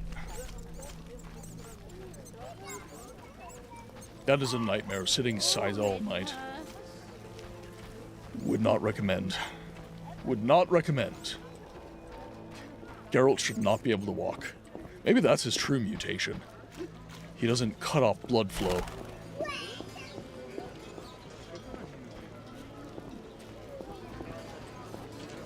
I just realized that could be taken very much the wrong way. I regret missing. Oh, I'm in pain. Okay, let's go find Luvarden. Let's get his quest. Not enough pay for this. We'll see if his quest kind of aligns with us.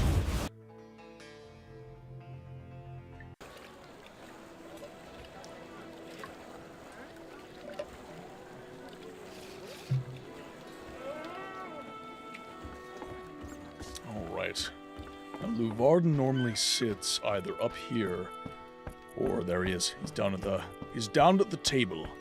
Actually, I want to see something. Okay, so I just click on him, and my pathing commences. That's actually kind of neat that I can click on him from that far away. It's kind of Dragon Age feeling, definitely. Yes? Very BioWare thing to do. I heard creatures threaten the transport of goods. Yes, I assume you're not asking for curiosity's sake. I'm hoping someone will pay for their removal. I may. The dog by the swamp is crucial to my business. The creatures have caused me losses. What are the beasts like? Drowners. They emerge at night, destroying goods and murdering carriers. I'll pay 400 orens to be rid of them. Ooh, alright. A pleasure doing business. Indeed. Let's wait for nighttime. Let's talk. Yes? Farewell. Alright. So, let's rest until nighttime, and then we can make our way back to the docks and we'll kill off the drowners. So we'll be doing... It'll be midnight when we have to come back. So let's head back to the campfire. Actually, is there a campfire out here? I think that might actually be a campfire. So, I don't think we actually have to walk too far away. We'll just rest until midnight. Drowners will be here. We can take him down. Army life's tough. Right, Luvaden, move your bum.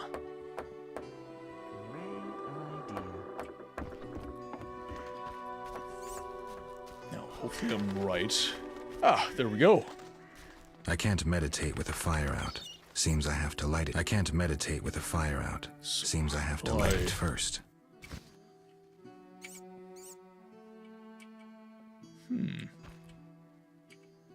So do I need a flint? Where is it? It's a wolf pelt. I thought I had flint. It's obsidian.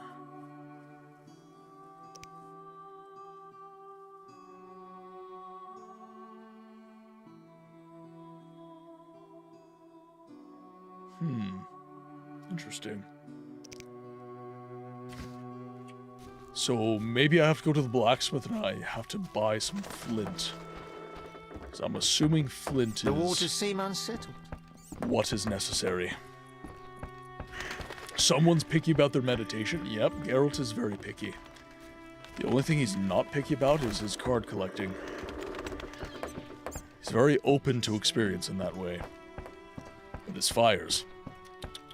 Nope. Cannot do it.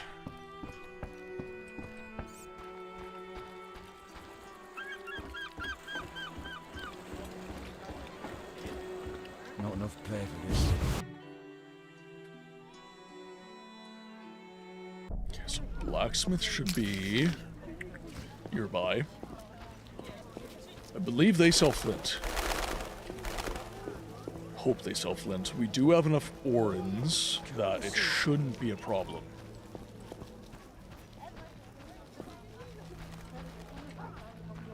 Pop up here.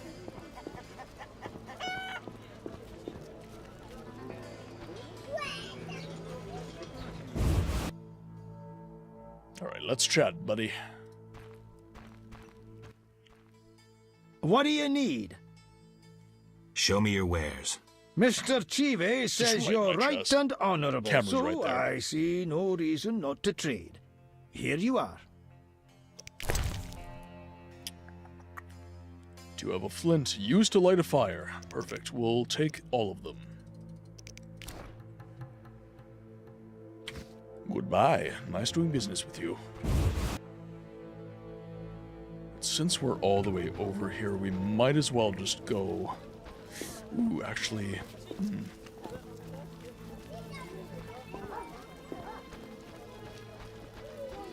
Yeah, you know what, let's go all the way over here.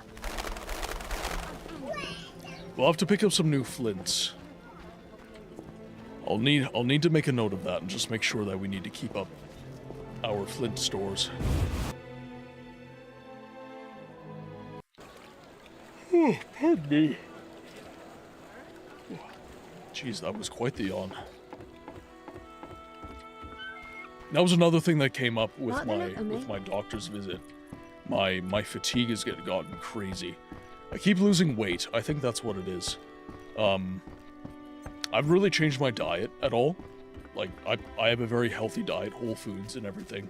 And I should be having enough calories, but I keep going down in weight. I'm at like, I think it's like 11% body fat right now. And I was like, why? So my exhaustion, I've always had fatigue since I was a teenager, but it's now gotten to the point where I'm like, okay, this is not just like normal, I'm tired, this is something else kind of thing. So luckily he has some ideas on, you know, like the medications that I can be put on and all that sort of stuff. So I'm hoping that starts getting better. But it's definitely been hard.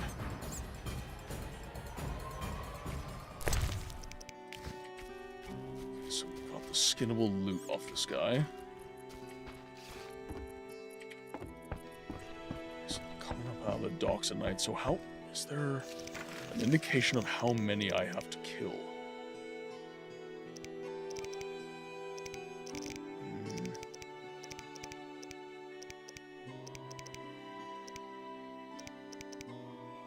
Zima Confidential, Dog Catcher Vizima. Just secrets.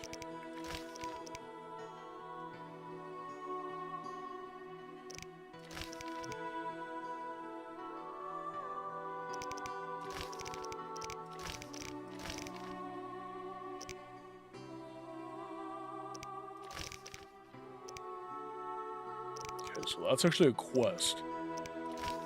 So the dice poker is actually a quest that I can continually play. Okay. Vizima Confidential. That's Azar Javed. That's Monoliths, Flowers and Gold. Mysterious Tower. Dog Catcher. I must use a boat to get to the swamps and get rid of the monsters who come to the harbor at night. So let's go to the swamps. Okay. So in that case, I might have to rest until day. Seemed like this was the dock that I had to clear.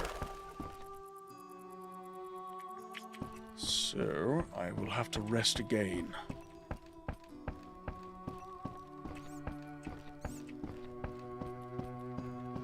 Because I have seen drowners. Well, I mean, I just killed one, right?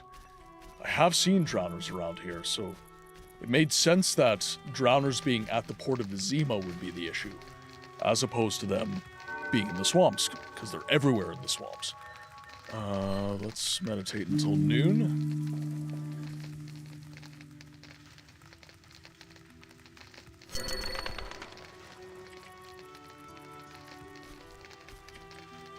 Find the ferryman. The atmosphere in here is so good, man. Like when you're at the wharf and the sun is setting, looking towards the water. It is peak. It is so good. Well, okay, I continually show this. Oblivion, actually, is a good index for this. So, Oblivion and Oblivion Remastered. You have beauty like this, you know? Like the sun setting here in the wharf and just seeing that. And then, like, if this was higher fidelity, like if the skybox was prettier or stuff like that, you know, the personality, it does change a little bit. Like photorealism, I can't quite parse it. I don't quite know how to speak to this in a not an intelligent way, but in a way that conveys the emotion that I feel. And it is that, you know, color palette is very powerful And due to the limitations of hardware from a lot of these games, take me to the other side. You had a far more Made up your mind? vivacious use of color, I would say. Like, you know, within photorealism, you have a use of color, but the colors kind of bleed into each other in a way.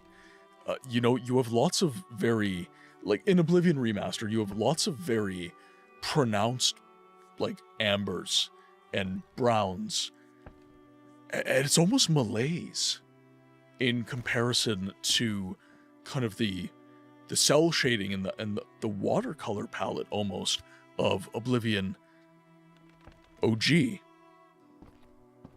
You have lots of very stark reds and purples and blues and greens and such.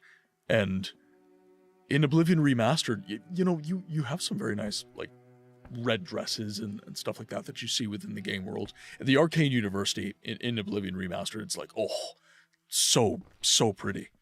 And the detail is irrefutably better. But the personality that comes through in color, I would say in modern games... How many times are you going? It's not quite the same. It's not a better or worse conversation. It's just a different feeling, I would say. And one that it's like, okay, what do you enjoy? Because I guess you could describe both as kind of drab, right? You got the drab kind of root cellar feel of, you know, greens and turquoises and stuff like that. You know, like, does this feel drab? In ways, yes. But then you've also got the drabness of browns and such. The malaise feeling of browns. Oh. What have I done? From what I've seen so far, this game gives a feel of being on the precipice of a storm. That is a great way of putting it. And music backs that up with a hint of darkness inside. Yes. It's morose. It's definitely morose.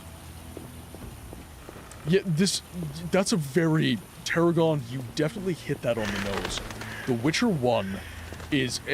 the entirety of this game is... You know, storm's coming. It's very much the feel of the game. Yeah. Okay, so... I will need to find... So the docks have a campfire. So I will rest there. Seems that's already lit. So I will rest here. And then any drowners that appear at the docks, I will have to slay them. So there should be a campfire here somewhere. There it is.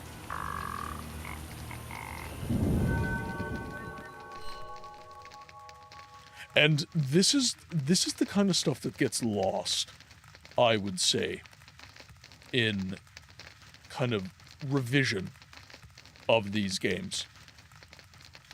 Because, you know, what I feel when, you know, a storm is coming, what I've seen from storms coming, it's different from what other people might think. You know, some people might have a Pacific Northwestern kind of feeling of that. Some people might have a Midwestern feeling of that. East Coast feeling. Like, a storm is a storm to an extent, but we might have different perspectives on that, and there's beauty in that. And that's why I think remakes and remasters are beautiful in many ways. But there's a distinctly Eastern European kind of temperament to this game that a lot of my family hail from Poland, the Ukraine, and knowing my grandparents, there's a distinct feeling that I know from that upbringing that it's difficult to parse. It's just there. I just know it instinctively, pardon me. And it's hard to kind of tell people what that is. You know, when you know, you just know. A new customer, come aboard. There's the drowners. Alright, let's go, buddy.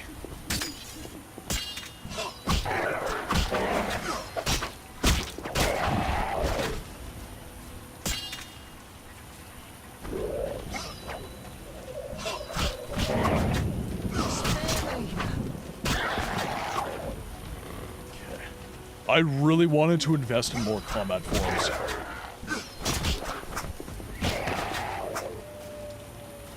The water seem unsettled.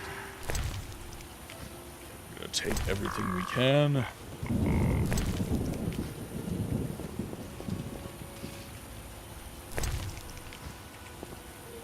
Is that quest done?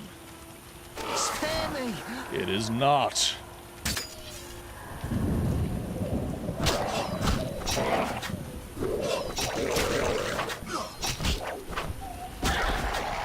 Alright, perfect. That is it.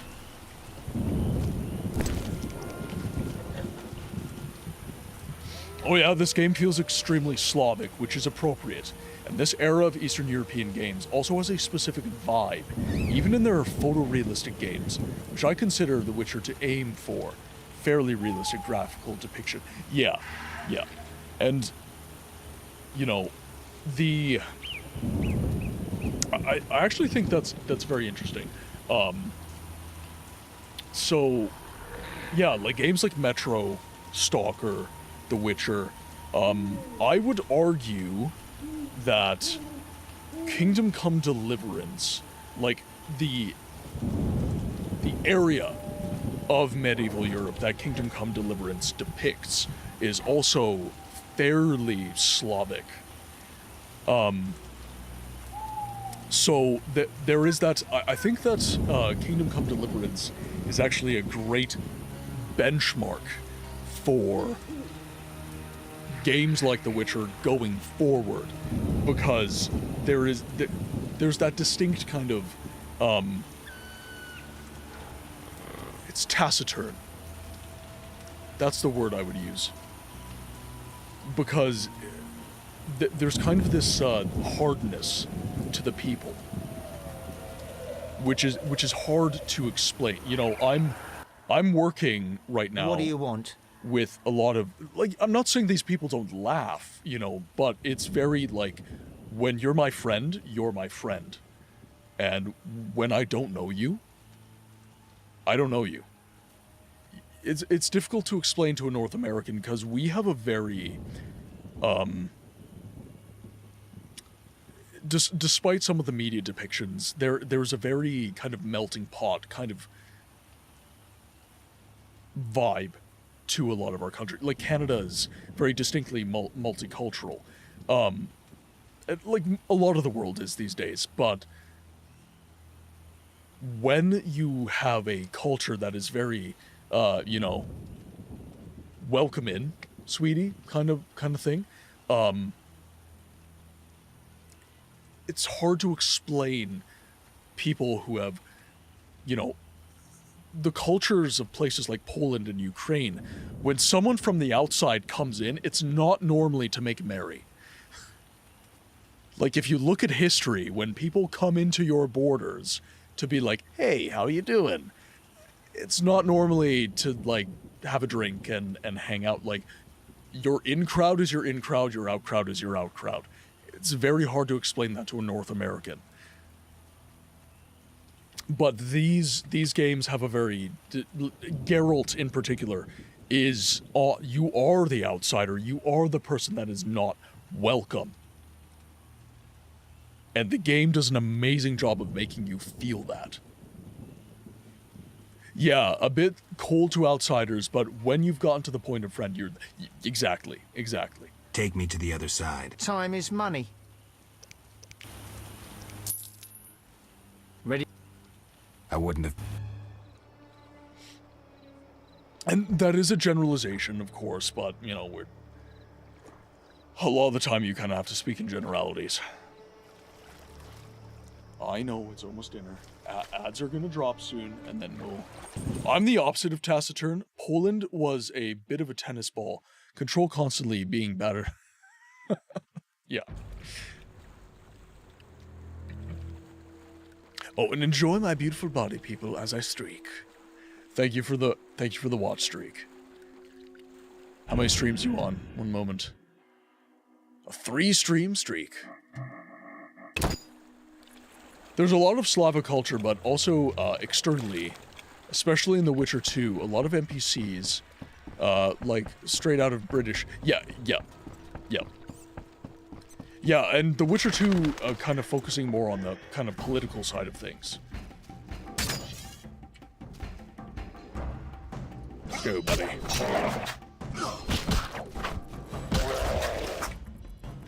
Oh, you know what? And here's the thing. The schedule's been an absolute mess lately, Harold. I've been really, like, I'm actually, like, internally fairly upset.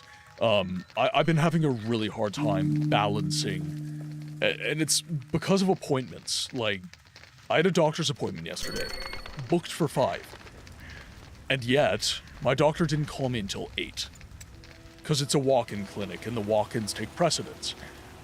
So I was in a situation where I got kind of booted to the back of the line.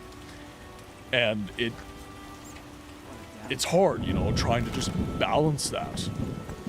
It's like, trying to explain to people that you've got a stream booked, you know, they're like, oh, so it's not important, right? And it's like, no, like, this is my business, guys. This is what I'm a content creator. This is what I do. And they're like, yeah, but it's social media. It doesn't matter. It's like, it doesn't matter to you.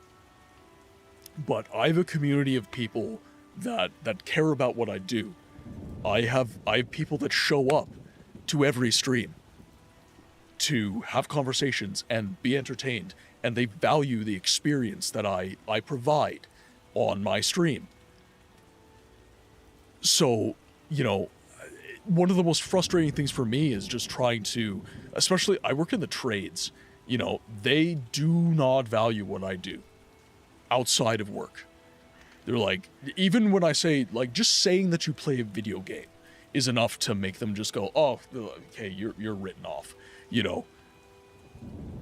And everyone's like, oh, you know, it's good for you. Good, you know, you do the thing. Good for you. It's so belittling.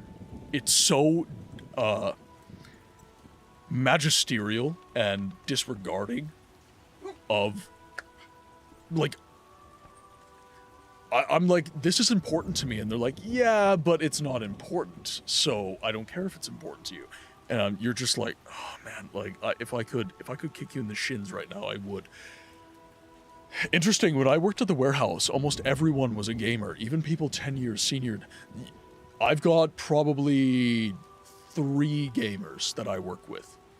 When you work in the trades, it's almost exclusively people into sports. I found, especially in Canada, like, a lot of ex-hockey players. A lot of ex-hockey players work in the trades. You earnestly explore the human condition through the digital medium. 100%, and I love the conversations that we have. Like, I'm not going to be that guy that says if I'm streaming to no one, I would still do it. I wouldn't, because the specific thing that I value about this experience is that there are people here. That is anybody who says, like, I stream to no one and I like it, then they stream because they like the video game, not the people. I stream a video game because the people that come in as a result of the video game are people that I want to hang out with. That's the point of the stream for me, is to build community. It's to have these conversations. It is to preserve games and talk about things that I find important and I would like to speak to within my content.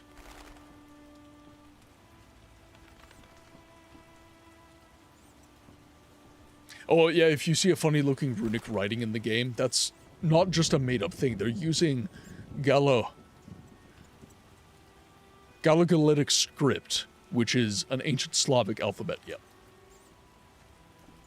The dock is safe now. I knew you'd do it. Here's your payment. Thanks. Yes? Literally a minute. Ads are in a minute. You should see the look I'm getting, chat. You want to talk eye roll? Have a corgi. Farewell. Okay, we got 400 orans, so let's save our game now that we have 400 orans. And I wonder...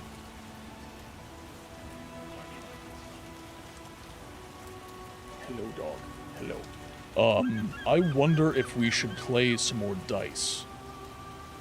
Because it's a quest. That makes me assume that I can beat it. And it's more gold in my pocket, so I'm wondering if there is a point. Your words stick with me a lot. I think about a lot of these conversations and the things you talk about outside of stream. That's the gift of communication. It gets people thinking and using these thoughts as tools to further our own theory. Well, and that's why I want to grow my content, to grow my stream.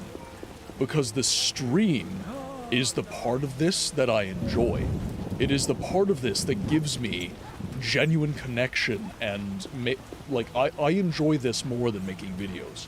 But the topics that I explore in my videos are going to be topics that bring people, eventually, to the stream. You know, the channels are still very much in a fledgling stage. I'm still growing them.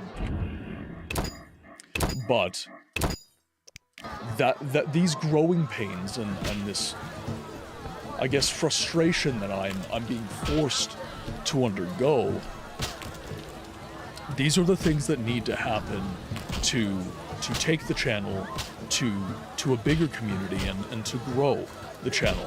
And I have to answer the question internally on, you know, how much do I want that to grow, right? Like, how big do I want to get this to be?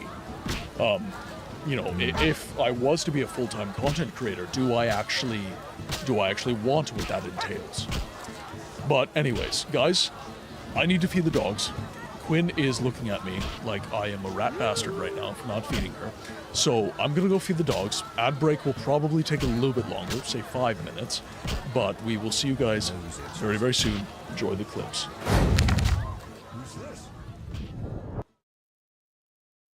Now, if you'll excuse me, I have to collect foreskin for Dagoth Ur. Vivek mole-egged his ball. So much so that it made history. They wrote a book about it. The entire sermon is a prolonged allegory about post-nut Claire.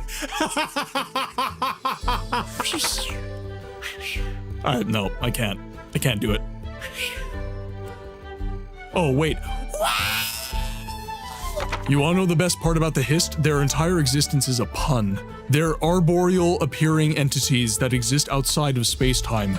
They see all the timeline, forward and backward. They're Hist trees.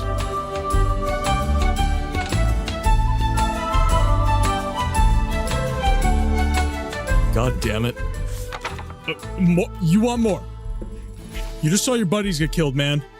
Did he grabbed my arrow, guys. 早上好，中国。现在我有冰淇淋，我很喜欢冰淇淋，但是速度与激情9比。冰淇淋速度与激情，速度与激情9，我最喜欢。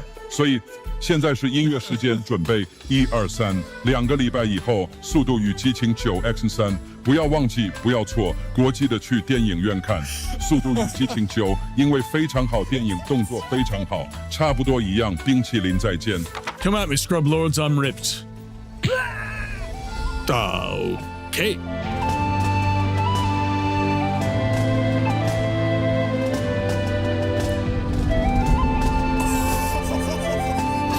Don't listen to the Elder Scrolls lore wiki Nerevar. Gnomes are very real. Fuck! Very long time, the vorworms can get on top of you in a pretty big way. Cheers, fellas.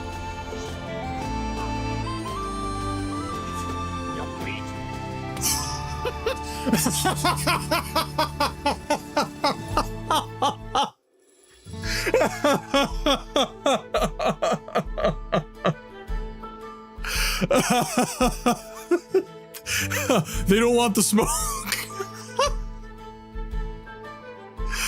Oh my god. All right, well, let's go, buddy. It's okay. We're fine. It's fine. I am not a sociopath with a long history of violence. Oh, little secret area. Secret tunnel. Secret tunnel. Oh, God. Sir, your skin. This is why we tell you to wear sunscreen. SPF 60, minimum. Guy needed SPF 1000 after the trip from Red Mountain. Certainly looks like that. Necro's last words, a guy with a beautiful voice. He makes me melt. Ooh woo. Ooh woo. No, we need more. I need more. Chat, I need more cowbell.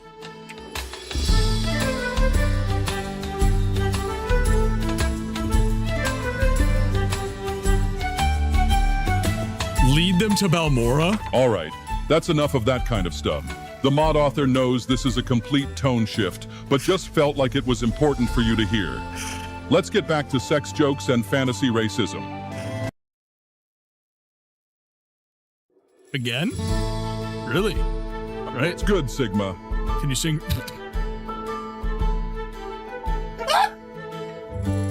He wants the bran flakes. I know, he can't resist. They have corn and bran. He needs fiber. It's to wash down the human. Little known fact, humans do not have a lot of fiber. That was work. Oh, okay, I'm not talking to you anymore.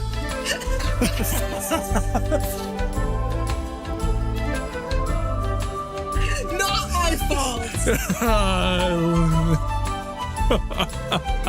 Chat, say hello to Mrs. Books. These fuck-ass Nords Nerevar, they're injecting the kids with skooma to change their natural Dunmer skin color. Are you telling me someone willingly slept with Amryn? That motherfucker has been trying to find his rusty iron sword since the Second Era. I know exactly what voice you want me to read it in as well. I know exactly what voice you want me to go for. Okay, let me pull it up. Shotgun-chan, desu ne?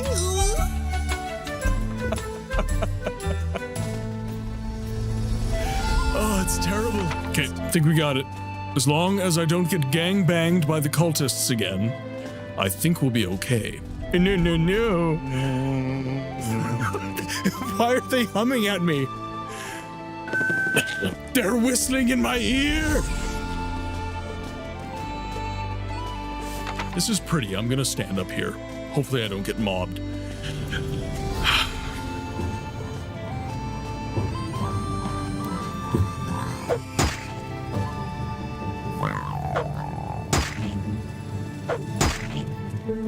What can I do for you?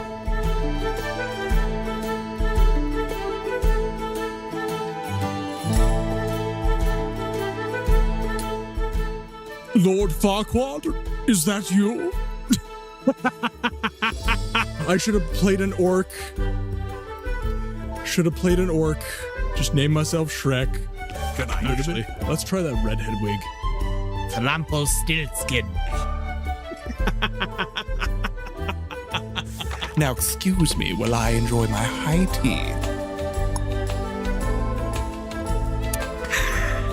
Tastes like aristocracy.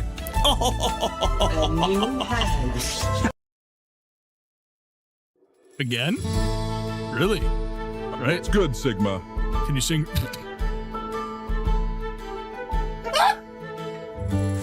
He wants the bran flakes. I know, he can't resist. They have corn and bran. He needs fiber. It's to wash down the human. Little known fact, humans do not have a lot of fiber. That was work. Oh, okay, I'm not talking to you anymore.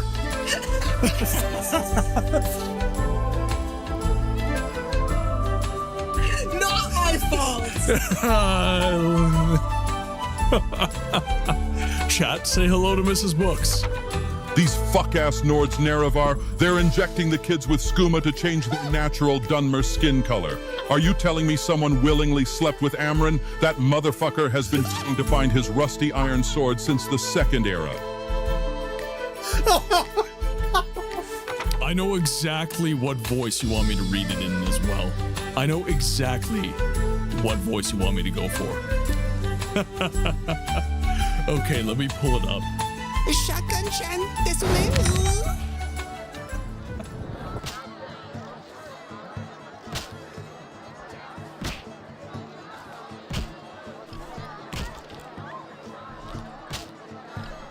I'm betting on the boxer. He's a strong bastard. I'm still muted. God dang it.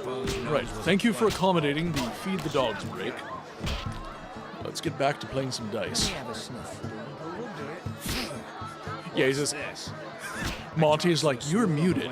And Yaze is just, MUTED! Oh my lord! He's freaking muted! Customers grow wealthy. Yaze is just losing his mind. I respect those who take risks. Let's play some dice, a-hole. Alright. So we've got the game saved, so if I lose too badly, we can change things around. I'm still not entirely sure what the rule is here. Okay, so I've got a single pair, and he's got two pairs. Very high scoring two pairs as well. So this is kind of the same rules as poker. And I don't play poker.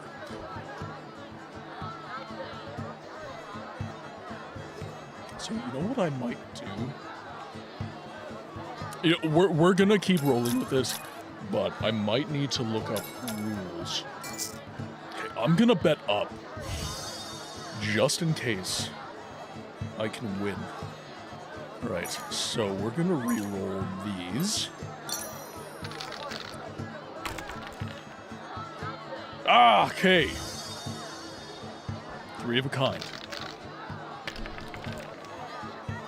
Ah, he's also got three of a kind. I lose! I lose. Next round, baby. Best out of three.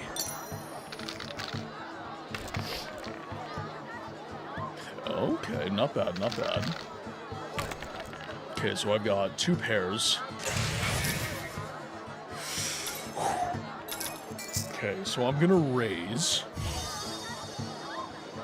Do I re-roll? Ah, do I risk it? I'm gonna re-roll one. Because I might be able to get three of a kind. Ah! Damn it!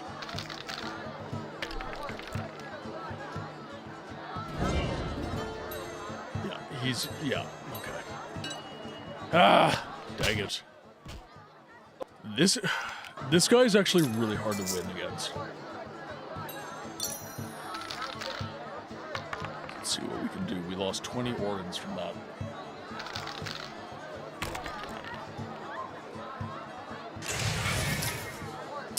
Okay, so we both have two pairs, but my pairs are better than his. So let's give this a shot. Oh, that was so close to being good. That was so close to being good. Okay, there we go. I won. On to the next round. Let's try and win my money back. Okay, alright. Could have been worse. Could have been worse. Okay, so we both have a pair, and mine is better. Screw it, let's re-roll them all.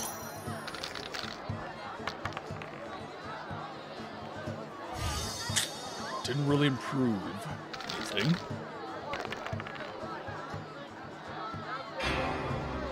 Oh, yeah. Let's try this It's best out of 3, so I still have a chance. Okay, so that's a single pair. So I re-roll all 3 of these. Even odds. Let's roll the dice. Ha-ha! Okay, 3 of a kind. What does he get? Okay, so he also has a 3 of a kind, but mine is better. Okay, perfect. So I actually ended up coming out the winner. I respect My opponent? You make ends meet gambling? My opponent is out of money. Play and where? Where is it worth playing? If your pouch be full, the wealthy part of town. Here, you're more apt to get stabbed than walk away rich. Okay, so the wealthy part of town. So who plays dice in the wealthy part of town? Take care. I tell him the papers are valuable. Who plays dice in the wealthy part of town?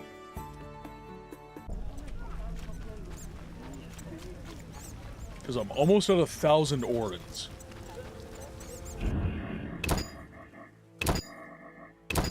So let's save the game. And then... wealthy part of town. So that's City Dungeon. That's Vivaldi. That's Kalkstein. That's Shani. It's probably going to be in the trading quarter, if I had to guess. Yeah, probably in the trade quarter. Or the Royal Castle. But I don't have access to those areas yet. So, what I will do... let's go back to the Mysterious Tower. So we need one last Sephiroth gem.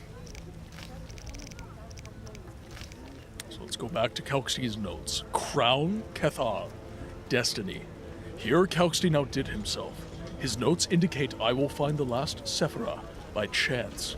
For instance, while sitting in the privy, or in the roast chicken that I order at the Hairy Bear. An unknown. Destiny will throw it in my hands. Next time I see Kalkstein, I'll ask him if he hides his gnomish roots on purpose, fearing racist persecution. So, it mentions the Hairy Bear specifically. So that makes me wonder.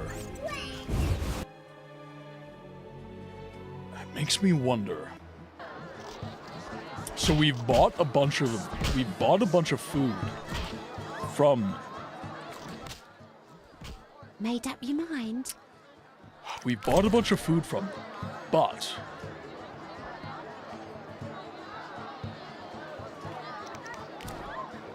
so buy that. Cheese.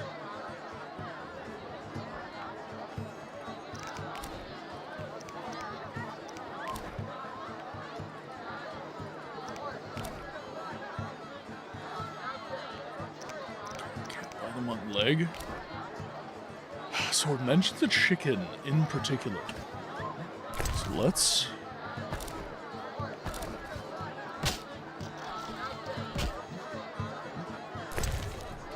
and it'll just appear in my inventory.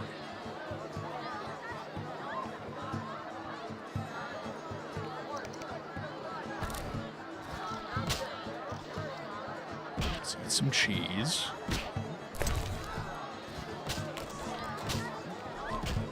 Some food. Yeah, so from my notes, it seems to me that I need to buy food from the Hairy Bear. And it's like the gem's gonna be in there. But with that said,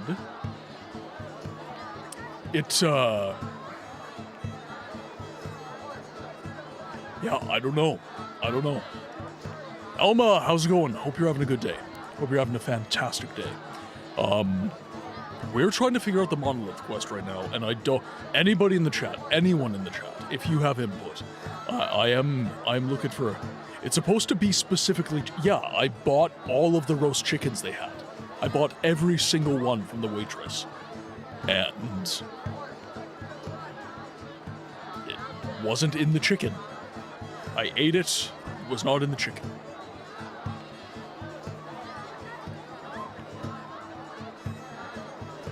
The monolith quest from The Witcher 1, specifically, Alma. I'm not sure if you're into this game, by the way, but if you are, I am looking for help. Yeah. Because I thought that I had to specifically get a full roast chicken from the Hairy Bear Inn. They had like 5. I bought them all. None of them contain. I would just work on any other quests you're on right now that you can work with. Yeah, okay. The one where you find the things at random. Yeah, so it's the last Sephiroth. It's the last one. And the indication from Kelkstein's notes is that I'm going to find it at random. But the notes also referred specifically to getting a roast chicken at the Hairy Bear Inn. So that makes me wonder, do I need to get that specific thing? But I digress.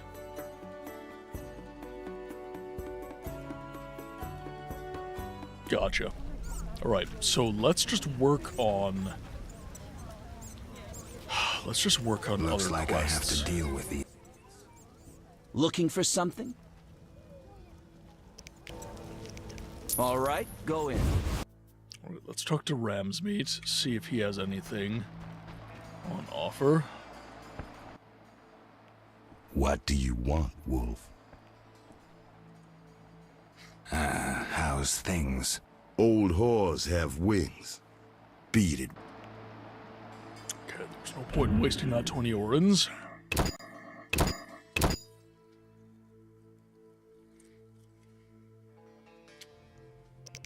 Alright, you lose your current progress? Yeah, I don't care. I do not care. Alright, now...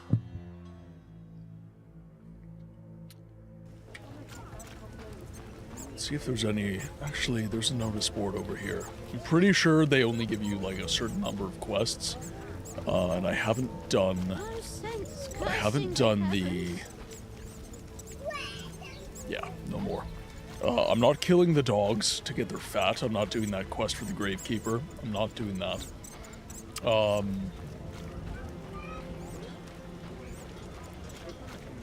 I will extrapolate upon this later, but this chapter has some of my least favorite quest design mechanic. Gotcha. Yeah, the one thing with The Witcher that I would criticize, because I think this game is fantastic in many ways, but the one thing that I would criticize within this game is the way it feeds you quests. It is not intuitive at all. And your journal is just, it's just a freaking mess. Like, everything kind of ties into each other. Like, there's no segregation between the quests, and I think that breeds a lot of confusion. Like, a side quest is a side quest. It is to the side of the main quest. It is not affiliated with the main quest. Everything you do in The Witcher is roughly affiliated with the main quest in some way, shape, or form.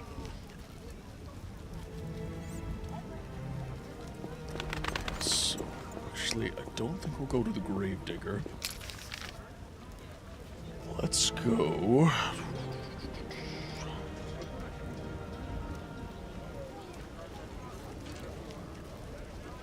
Let's go to Vincent. I want to have a chat with him.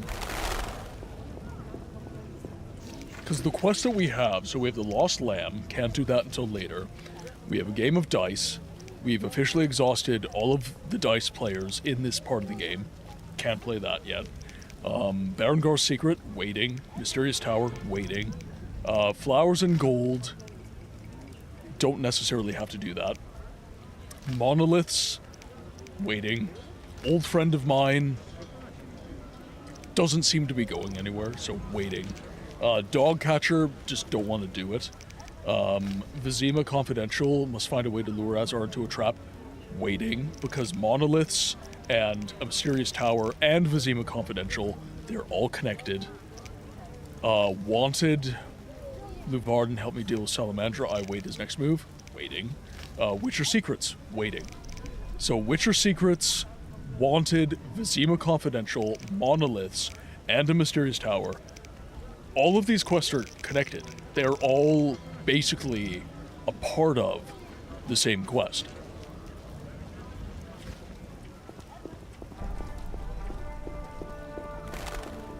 Also, lots of walking, way too much walking. I don't mind backtracking in games. Like, I have a lot of patience. An inordinate amount of patience. And there's pretty much no game that exists. Like, I'll get frustrated maybe once in a while. Like, Daggerfall, the Mentellan Crux did frustrate me a little bit.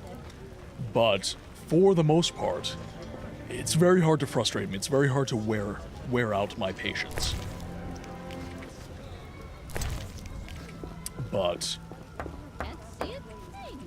there are definitely, like, if something is nonsensical, then it will annoy me. One thing I've noticed more modern open world games doing in a good way is that they put in random encounters that you can stumble upon in a number of spots, but you can't always predict where, when. So it gives more reason to travel around the gaming world. Yeah, so this is something that Daggerfall was fantastic, conversationally speaking, because in the dungeons, you know, you're always kind of just expecting loads of encounters, and in the game, in the overworld, there was really nothing. You didn't have a ton of encounters other than if you modded the game. So, games like Starfield not learning from games like Daggerfall, that's a problem. But there's lots of open world games that did learn from Daggerfall's mistakes. And they do exactly what Jerkops just said. They expand a world in such a way that, like, it's not necessarily expanding the world, it's more, how would I put this? It's giving you a world with stuff in it, as opposed to giving you size of a world. Daggerfall gave you a massive world, and not a whole hell of a lot to do with that. Gave you a lot of freedom, with not a whole hell of a lot to do with that. So, everything felt like, the big thing that Daggerfall did really well is personality. Daggerfall is just, like, it oozed passion, it oozed personality, and I have a lot of fun with a game like Daggerfall, because I like freedom. I like choice. But even Daggerfall got to a point where I was like, okay, like, is there any point in going overland? Like, I was fast traveling everywhere at the end of the day, because there was no point in exploring the overworld, because at some point, you kind of just, there's nothing to really appreciate after a while. Through mods, that has become less true. Daggerfall Unity has definitely given the game a bit more leeway in that regard, I would say. But yeah, good game design these days is going to be, as Jerkops says, it's going to be that. I guess I ended up annoyed at the walking around in The Witcher 1 because I played it. Well, and that's the thing, right? Repetition on repetition. Eventually that's going to wear on your nerves. But if I'm only playing this game like once a year, twice a year, you know, once every 5 years, I wouldn't say that would annoy me too much. Quickly, I need to get back to work. Like, for example, let's say you travel between two villages. 3 times out of 5, there's no meaningful things happening there. But on the 4th time, there's a traveling merchant who tells you a story, and you can have some interactions with them. You might meet them later on, or not. But that was an unexpected encounter. Well, and that's the thing, right? Give the player unpredictability. You know, it's like, oh, there's not, I'm doing the same thing, I'm doing the same thing. Oh, it's unpredictable. Eris, welcome in. Chat, can we please get some welcomes for Eris Ptolemy? Welcome in, my friend. The cult of Ptolemy has graced the screen to spread the word of our deity. Welcome in. Hope you are all having a good day. I see Lunicorn. I see Lunicorn as well. Let's head over here, shall we? How can you kill a god? What a grand and I see some dancing. Good. I'm a god. How can you kill a god? Shame on you, sweet Zarabar. I've thought about making the Dagoth wave a little shorter. I'm not gonna lie. I have thought about making the Dagoth wave shorter, because I find it runs about 10 it's about 40 seconds, and it runs about 10 seconds too long, in my opinion. Because when I want to start talking, it's like, okay, we're still playing the Dagoth wave. Anyways, Raiders, welcome to the Game Library, where we give a voice to the voiceless games. My name is Martin. I'm a variety streamer that focuses on games preservation and games history. Today, we're playing The Witcher 1 Enhanced Edition. Raiders, if you have to raid and run, please do not let me stop you. Get your food, water, sleep, post-stream care, whatever it is you need. I'm here as an entertainer and a pillar of community should you need it. But if you gotta run, do it.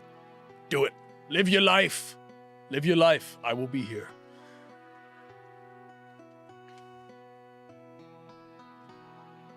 Did I miss the Shawnee card? There's a better chance of hell freezing over than getting that card. Yeah, no, we still trying, Eris. We still trying. I'm just trying to work through quests because the main quest, for whatever reason, is just I'm still waiting on the Sephiroth. I'm still waiting on the last Sephiroth. I was playing some dice, but the dice players have run out of money, so I need to find some new dice players. I'm actually quite addicted to that little mini game. It's quite fun. It's quite pretty too. I really like the vibe of that. But right now we're just trying to eliminate as much side questing as we possibly can. I'm assuming the Shawnee card actually comes through, like, in the next phase of the game, like the next chapter of the story. But we shall see. So we'll have to move on and find the next quest. So, Eris, you were playing...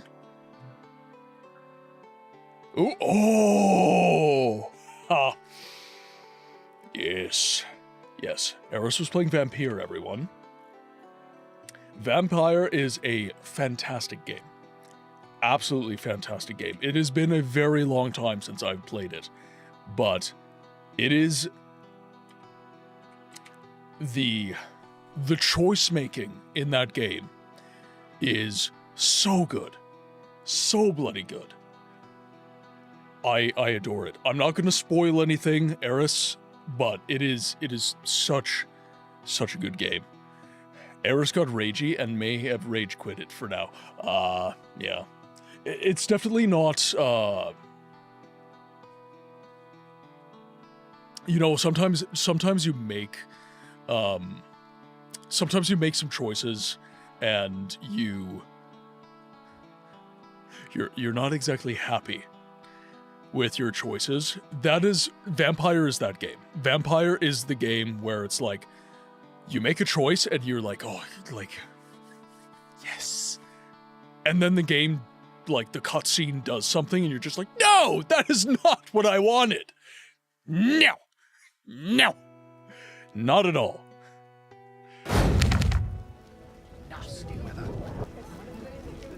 I don't know, maybe the quests connected or are meant to be. The Witcher's a very investigative game. You're basically a detective trying to bring down an organization. So, you go after the clues you have. Sometimes they lead nowhere, so you have to chase another lead.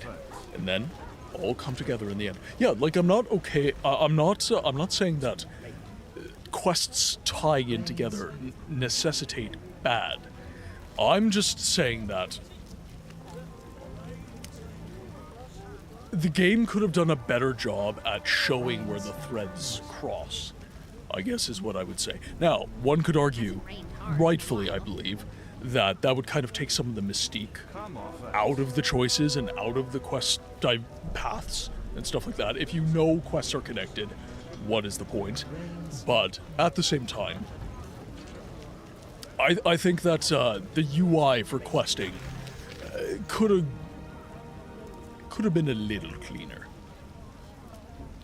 Althus, welcome in. Been too long, my friend. I hope you're having a good day. Question of the day. Subnautica. First time, made me poo-poo my pants. Now, it's just giving me the middle finger to see. Just Leviathan shows up and you're just... Yeah, no, thalassophobia means books. You know, honestly, next Halloween, I might just play Subnautica. Like, if you guys want to, like, that or Soma, you will see me absolutely bitch out like you've never seen me bitch out before. Like, genuinely. I will just not be having a good time. The issue is that every quest being unable to be completed until a specific point is a little frustrating. Yeah. I was so close to using one of the extra save slots today to not completely F up. And so far so good, aside from being, oh fuck, oopsies. But now I'm like, those boss battle mechanics are dumb, and I want to riot. What Dragon just said, there are times when the game is using deceptive language to imply you can do something with X, but nope, you actually have to do something unrelated. Yeah.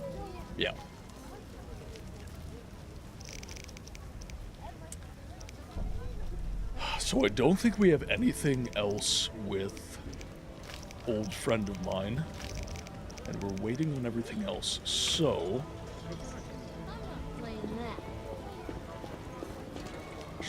Kid. You're huge and ugly. And what's that? You're big and your face is hideous. It'll rain through tomorrow. You're a hideous man, Geralt. Get away from me. I want to see you swim for your life to get away from the crash fish exploding. Yep. When I tried explaining this to someone, and I suck at explaining, they tried to explain it as, well, it's just an old game, so it doesn't hold your hand, but I think The Witcher 1 is generally very straightforward, except for when it walls you. Yeah, absolutely. F you too, kid. Yeah, exactly. A wall of rain. What do you want? What do I want? I want books. Give me books. So we have some subterranean plans with the books of Tawny Owl. So we did sell some of our books back because we needed to make some money. But actually, we do have a quest formula. Let us read it. There we go. We now have a potion.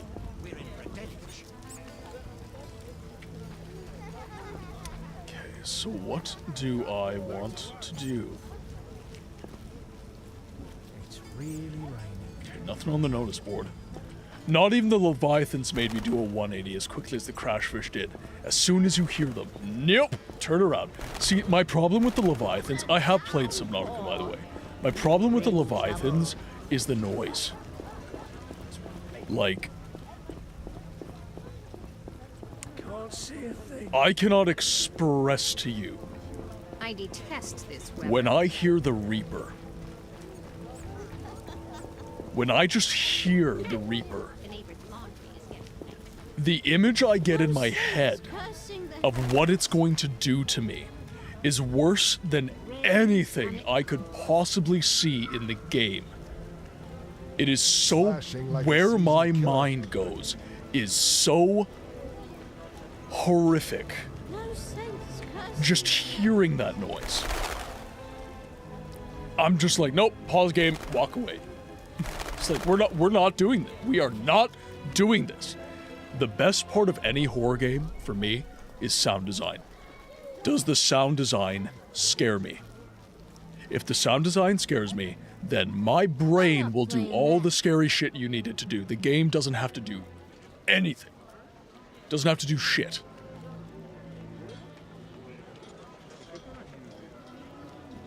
Me and my friend called the Shadow Leviathan towards the end of the game Big Mama. Where did the Reaper touch you? On this episode of Touched by an Angel. Okay, now where did the angel touch you? Here. Oh, come on!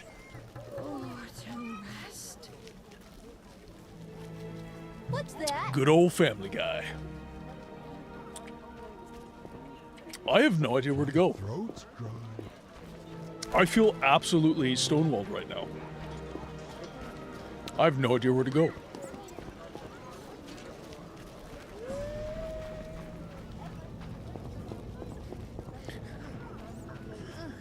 Oh shit, Mama's coming to get in the sea truck. What? What? Have you talked to the detective? Yes, we did. So we spoke to the... Actually, you know what? We might not have talked to Kalkstein. We did talk to the detective. And he... Like, basically, we told him the results of the autopsy. Or rather, we subverted the results of the autopsy. And... then he said he had to go and think, so to speak. Society made So now, let's make our way to Kalkstein and see if he has any words for us. And what good was your heroism? Scars, glory and honor. Kalkstein, right here. Kalkstein's house. So, update on Dragon Age 2. An elf called me a slur. Is this peak gameplay I was promised? Depends on what you consider peak gameplay, I guess. If it's immersion. Sorry, I got lost in thought. How do I get to the swamp? Through the western gate is a dike leading to Old Vizima. What then? You'll find a ferry to take you to the swamp. The ferry goes both ways? Yes, there's a dock in the swamp near the brickmaker's hamlet. Thanks. Sorry, I got lost in thought.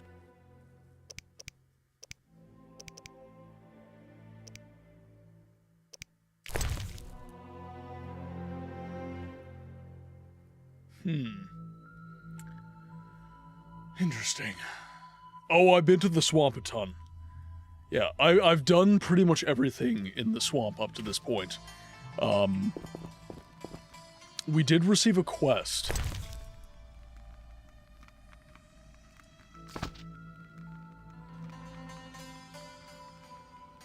Don't tell us, Peter. Okay, I'm allowed to take a book. Cool. Right, we have the basics of alchemy. Yeah, I guess let's try going to the swamp. Because I thought after Azar, I needed to talk to... Thaler the Fence, Kalkstein, and Ramsmeet. I tried to speak to each of them. They didn't really have words for me. So... I'm now kind of stuck. Not knowing what to do.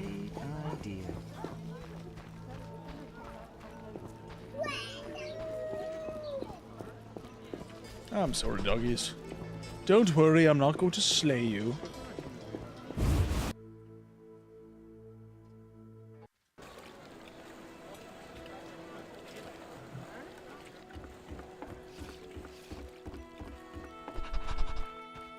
A little fornication? And I've been back to the detective's house, and he hasn't been there. So that is also kind of a write-off.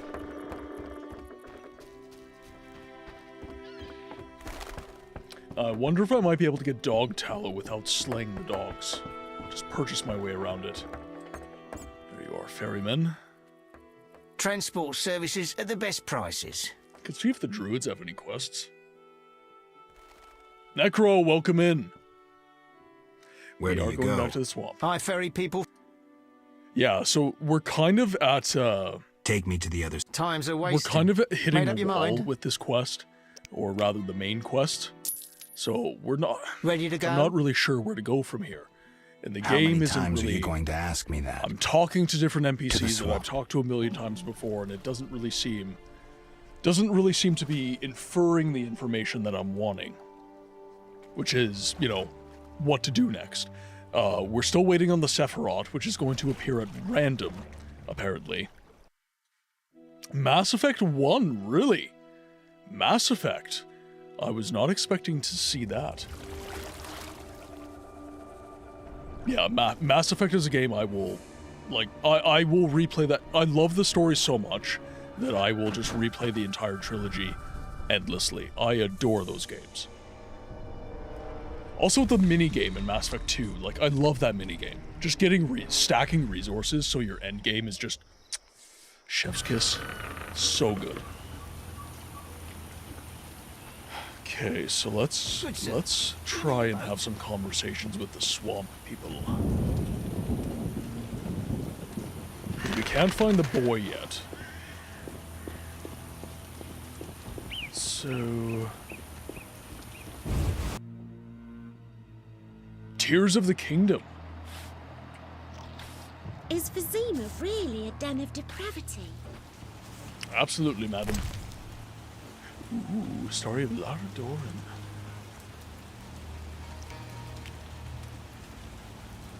Inventory is full. I do have potatoes. Yeah, Addy, you and I have talked about Legend of Zelda quite a bit. And I'm pretty sure that I've reflected to you on my feelings on modern Legend of Zelda. Aside from sound design, Subnautica also excels at lore and map building, but perhaps more so its lighting.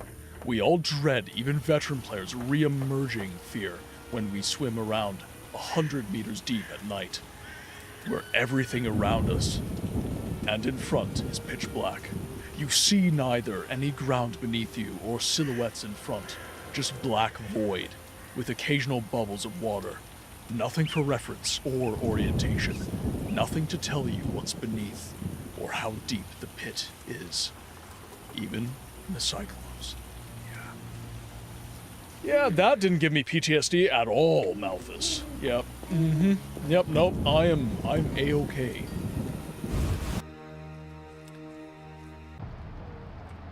Basker is wise. Have you spoken to her? Some Toussaint Red.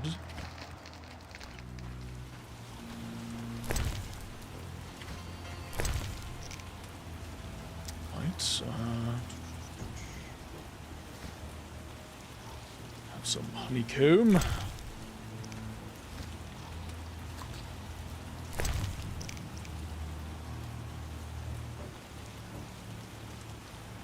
Dried fruit and nuts. A melon! Eat the melon. There we go. That gave me 2 slots. Subnautica scares me shitless. Still don't know if I will ever play it.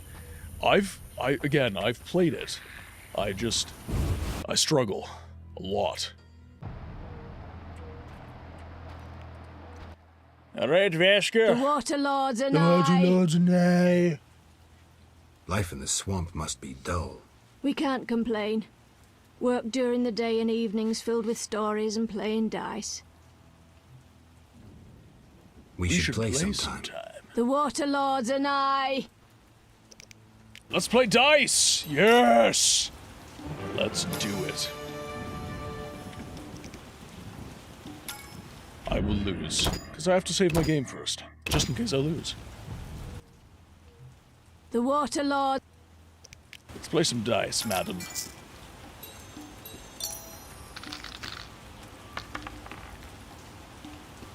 Oh, we got... Oh, yeah! That was a stacked roll.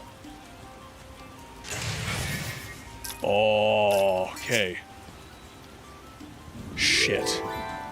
Okay, I just won automatically. Cool.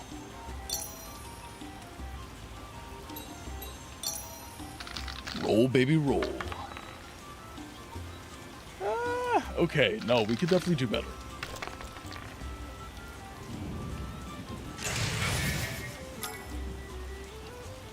Okay, so... got 4 of a kind. Ah! Okay. Wait, why don't I have a second roll on this one? Dice is scripted if you, it's no if you... Oh, okay, gotcha. Aminum gual eth. Right. We've officially become a journeyman or an apprentice of Dice.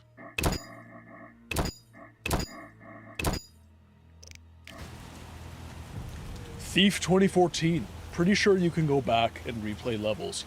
I don't think there's multiple endings. Yeah, Thief 2014. The Waterlords and I. It's not a bad game, it's a bad Thief game. That's kind of where I stand on it. The aesthetic, the voice acting, like, there were a lot of... That game was in development hell for a long time. And... You know, if it wasn't based on such a loved and frankly benchmark stealth game, such as Thief, I think it would have done okay. I don't think it would have done terrible. But because it was Thief, specifically because it was Thief, it got just absolutely shat on, and rightfully so. Rightfully so.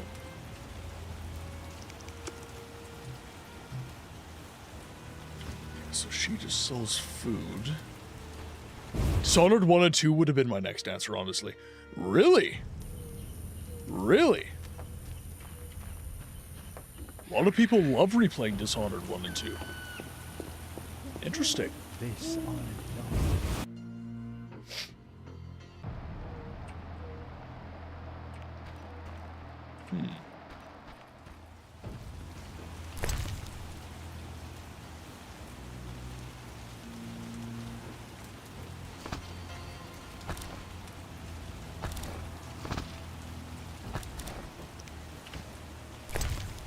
Let's check the chicken. Just keeping a random chicken in your wardrobe, lady. That is not sanitary. No wonder you have dysentery. I like the games, but never felt the need to replay them. Yeah, yeah. Kind of what Necro was alluding to, though. You know, just the fact that you've got a couple of divergent mechanics that kind of lend themselves to replay, I am kind of surprised.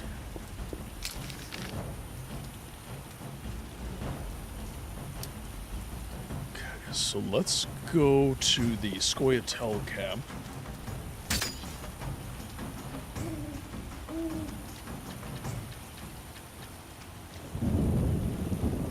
See if they have any quests for me.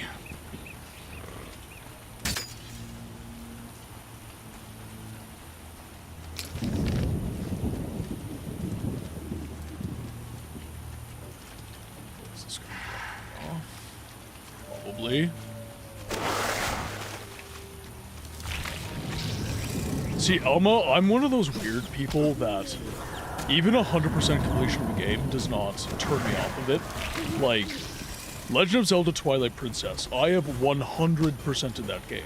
Resident Evil 4, I played through that game so much. And I'm still left in a place mentally where I am completely okay with replaying that game.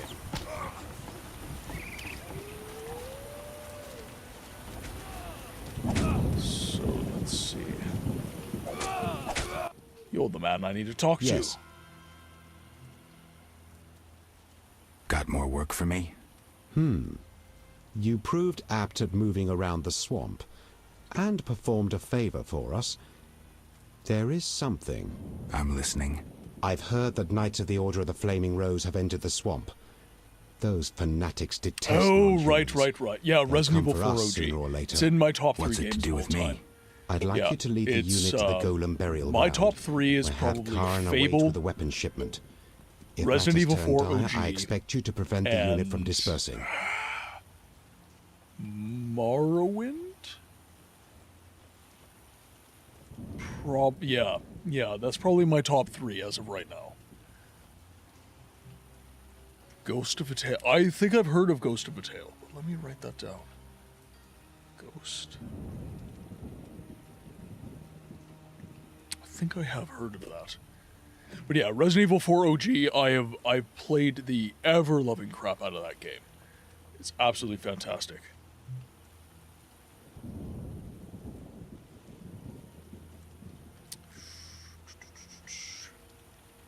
Knights of the... Oh, so... Ugh.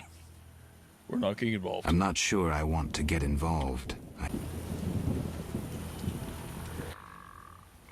Yes. Ghost of Tsushima, very good game, very intense story experience the first time. I greatly enjoyed taking out enemy outposts and doing all the side quests, but I feel like now that I've played it, it's just done. Maybe one day I might go for a replay, but really felt like it was tailored to be an experience as one and done, yeah.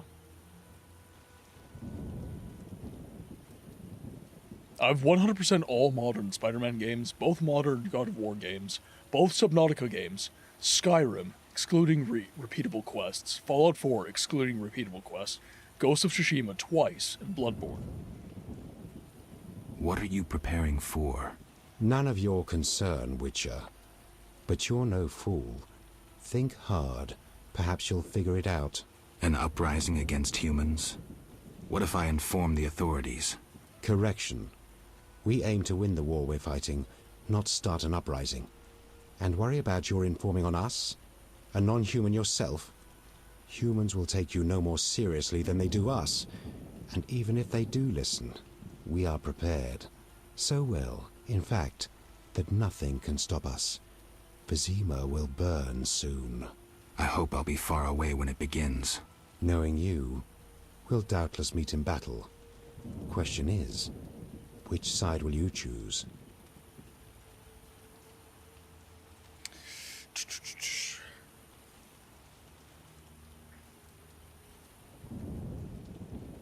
My own. Naive as a child, you'll find it impossible to remain neutral in a war. Time will tell. Yes. Farewell.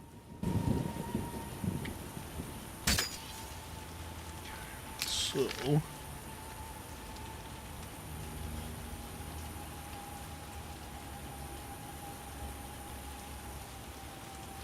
Oh, like Ghost of Tsushima, yeah. Okay, so they've got nothing for me.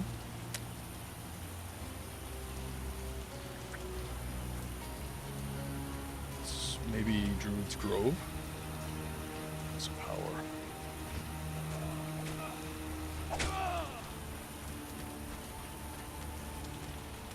I'll head this way.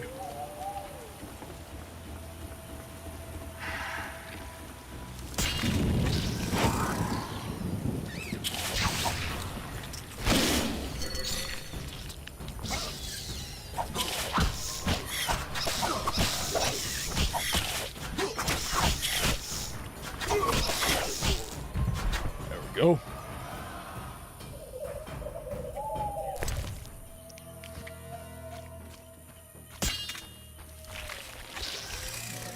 Oh, there's more. Okay. Run away! I think you may be stuck because this elf versus fanatics part is necessary, but maybe not. Yeah, I don't know. I don't know. There are so many groovy ghoulies. Okay, let's just cross here. Should be an okay place. So what I'm trying to do is complete the Azar Javed quest. So I'm waiting on one more Sephiroth. It's supposed to show up randomly, by chance. I've been going through all of my previous quests, and I've pretty much found everything. I've seen everything. Have you found the secret elf camp in the swamp? Yeah, I was just there. Yeah, right here. Found that. They've asked me to take down the Knights of the Burning Rose. I've said I'm not sure I want to do that. The Knights of the Burning Rose want me to slay this entire camp.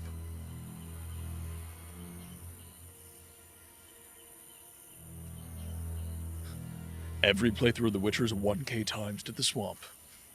Since it's 11 p.m., I have to bid you farewell already. Be nice to the kids, except those calling Geralt big and ugly. Malthus, thank you so much for hanging out. Chat, could we please get some good nights for Malthus? He doesn't get to hang out lots, because time zones, but he has decided to grace us with his presence today. So thank you very much, my friend. I hope to see you again soon. We are streaming some Baldur's Gate tomorrow, if you are inclined. But if not, we will see you on the next one.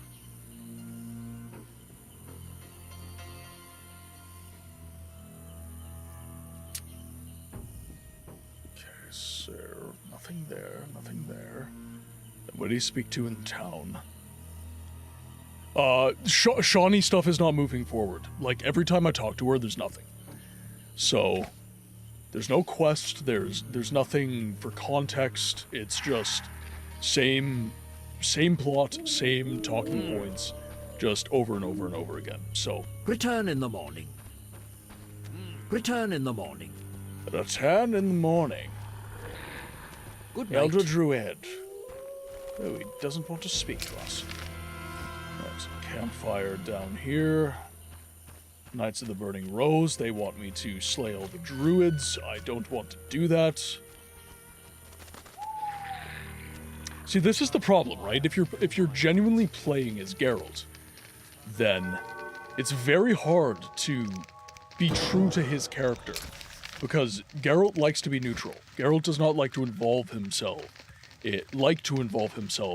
Unless absolutely necessary. And neither of these things are absolutely necessary in my mind, right? I don't want to subscribe to the Scoia'tael, and I don't want to subscribe to the Knights of the Burning Rose, because I don't agree entirely with either of them.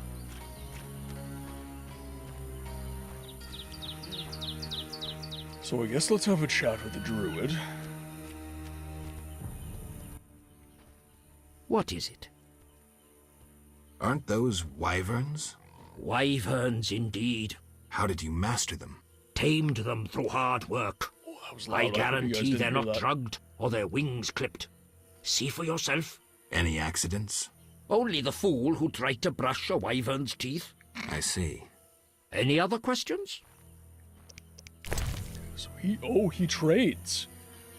A herbarium devoted exclusively to the Fianwed. It teaches the reader to recognize the plant and obtain alchemical ingredients. Ritual plants, and the Druid's Herbarium. Holy crap, all of these books are so expensive. Ooh, Maribor Forest contains formula which increases maximum endurance level. Okay.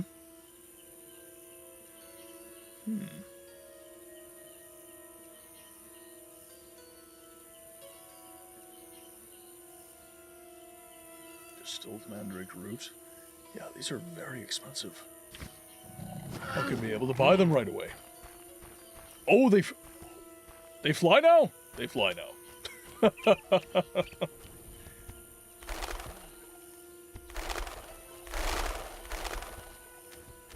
So that's where I learned the sign. Okay, where is the Dryad?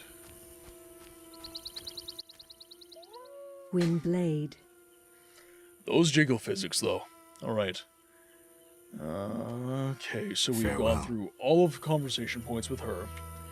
So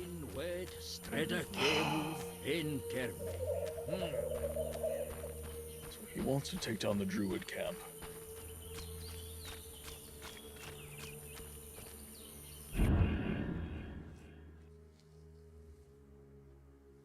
Yeah, no, I've definitely done that. I always talk to her at her home. Oh! Geralt? By the eternal fire, it's good to see you. What happened? An Echinops thorn pains me under my greave. I fear I cannot walk. We were seeking the golem burial ground. Some fool, may the eternal fire illuminate the darkness of his mind, was ranting on about mosquitoes and golems when the cursed plant shot me with its thorn. Ouch! You should get someone to dress that wound. No time for trivial matters. Elves and hawkers are dealing at the burial ground. My duty was to eliminate the Hawkers and the Skyatel, chopping off all the Hydra's heads in one fell swoop. Guess the Hydra got a reprieve. It was a direct order from the Grand Master. Help me. I'll appoint you commander of my unit. I'm a witcher, not a soldier. I believe in you, Geralt. Nothing occurs without cause. The Eternal Fire has given you both honor and responsibility. Don't get excited, Siegfried. We truly need your assistance.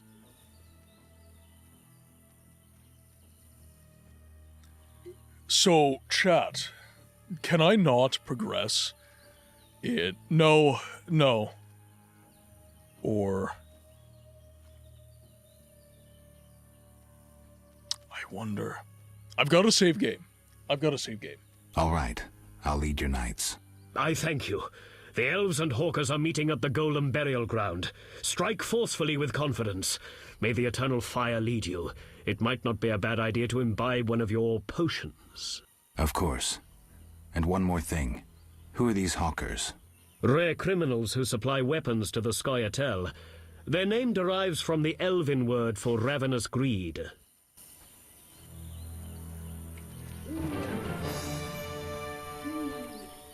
What's this? Okay, fuck. Okay, so they're all following me. So I need...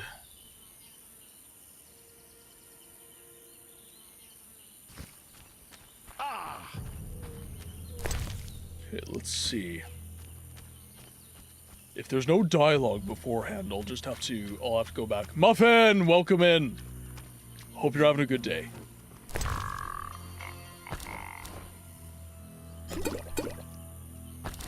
Fish! Today's meal is trout a la creme. Enjoy your meal. Eternal fire. No, it goes right into a fight.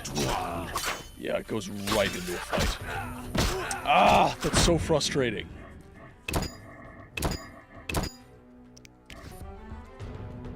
I'm okay, Muffin.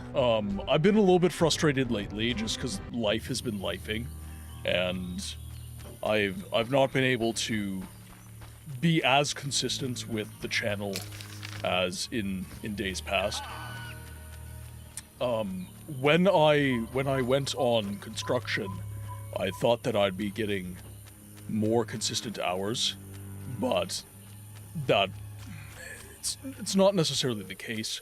And then my doctor's appointment yesterday, I was actually really ticked off by that. I had an appointment for 5 p.m. and my doctor was like, yeah, but I got walk-ins, so I'm gonna call you at 8 p.m. At the end of the day, it wasn't the end of the world, but every time that I have to cancel the stream, it rubs me the wrong way. I don't like having to do that. Life's, but it is what it is. Yeah, so Necro, I have done pretty much every single quest up to this point. So my current roster of quests, I've taken the golems down, I've collected all Sephiroth, and put them into their statues. I now know that Azar Javid is an imposter. I did fight the big golem. So we are all the way to the point in the story where I know Azar Javid's an imposter. Like, the Detective Raymond is an imposter. And he is Azar Javid. I've taken the golem down. I've collected all the Sephiroth. I've got the gems in all the statues, save for one. Did you go through the cave to the tower? No, I have not yet. I think I'm still waiting on the last Sephiroth. Because I've been through the cave, and I didn't find anything there. Other than wolves.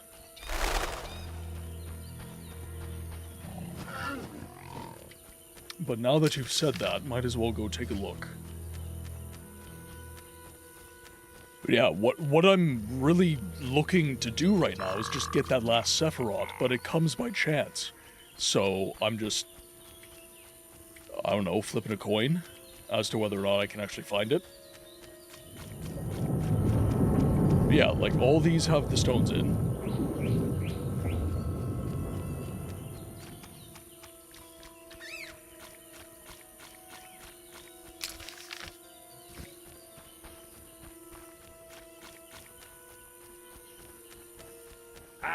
women. Yarn bolt. So we'll be able to head over to the cave. But yeah, we're definitely not finding anything there. I've kind of been through the whole map.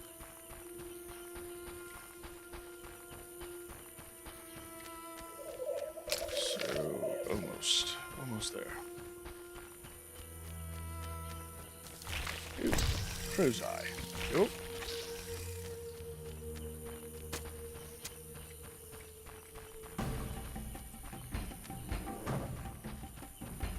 And this is where I'm getting, like, extremely confused. Seriously? Alright, you're so going down.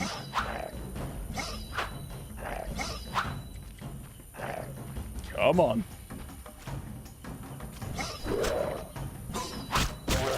There we go. I'm done fighting. Thank you.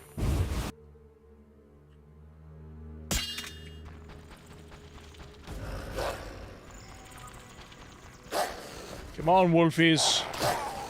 Coming to me.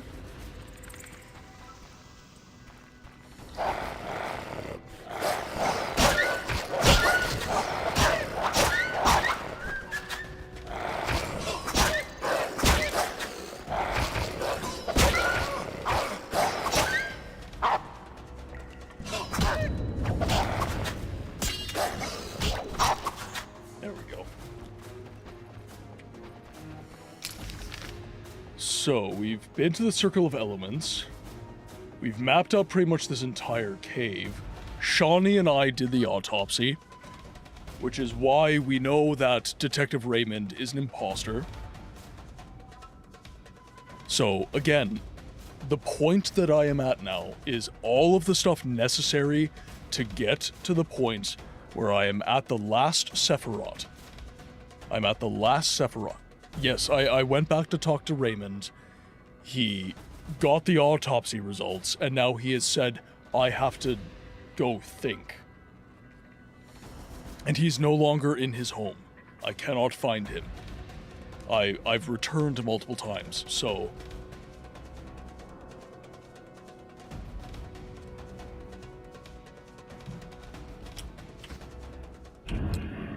So, here, let's... Actually, let's go back to Vaska's house, because we made some money off Vaska. We'll backtrack.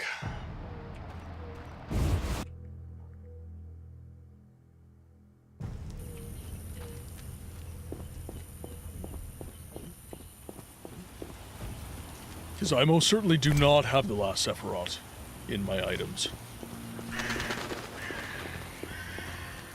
But maybe, I don't know, maybe I've done a bunch of quests, maybe he's back. But I've checked multiple times. New customer, so come aboard. What? Take me to the time. Ready? I'm ready to go. Come on.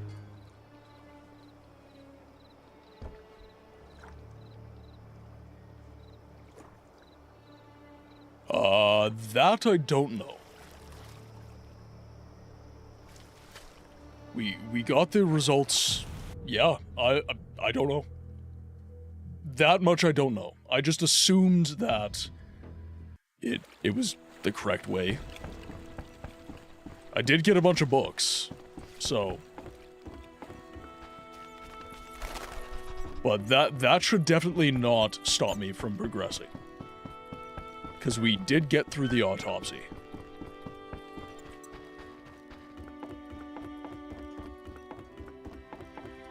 And Azur Javid does not know that we think him an imposter.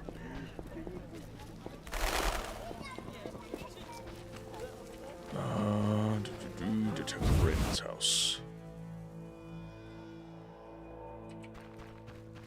But yeah, now he's like, I have to go think. So he went. And now he's thinking. Ah! Okay, you are back. Yes? I'm ready for Ramsmeat. Good. He leads Salamandra's armed force. You have to kill him. Won't be easy, but I'll try. All right.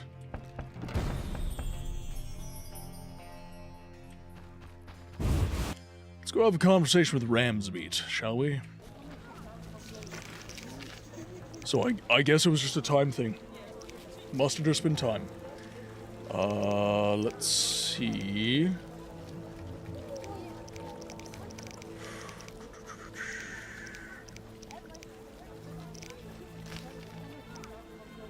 I will tell Raymond that I killed Ramsmeat. Alright. Oh, so I don't have to actually talk to Ramsmeat. I'll just say that I did it. Alright.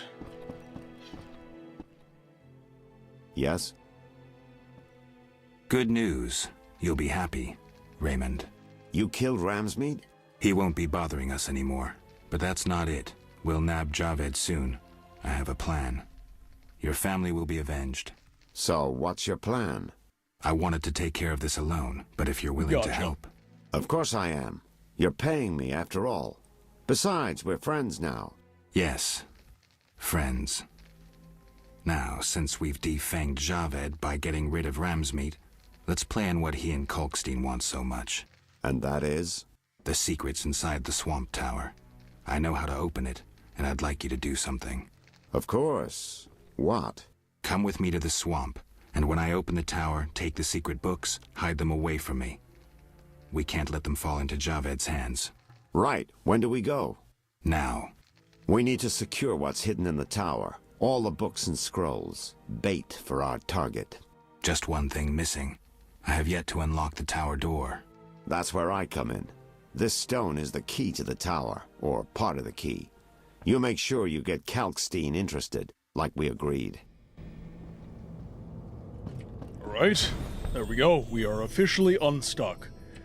We'll be able to proceed now. Okay, so let's save our game.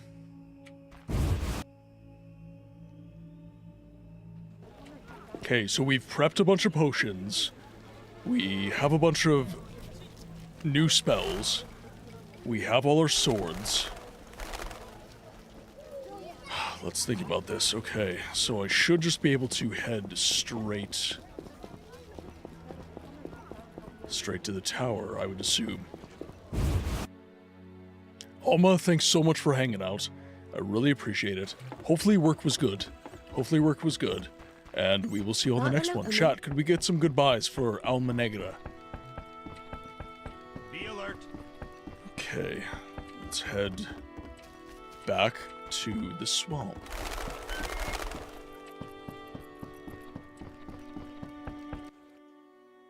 Transport. Yeah, best price is my ass. Take me to the... Times.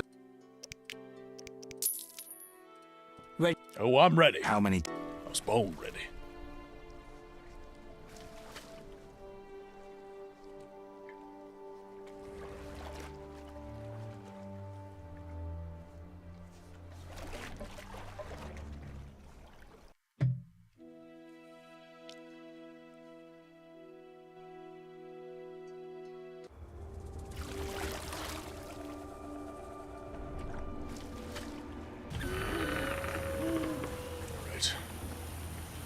Now, where is the last one?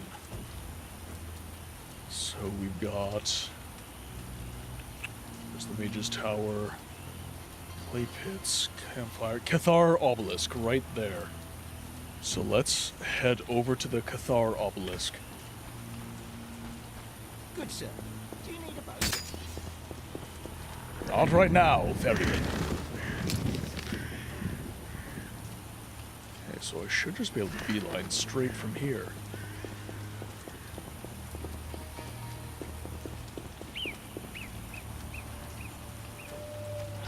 Or, now that I'm thinking about it, should I have spoken to Kalkstein first? Oh, I've made a load of potions. I have tons of Swallow, I have tons of Tawny Owl. I've made some Blizzard. I reckon... I don't know this for a fact, but I reckon that I have enough potions. Yeah, so what do we have here? So I've got... Where's Swallow? I even made a wolf potion, which increases my chance for critical hit. Yeah, so 3 Swallow, wolf potion. So I'll pop a wolf potion.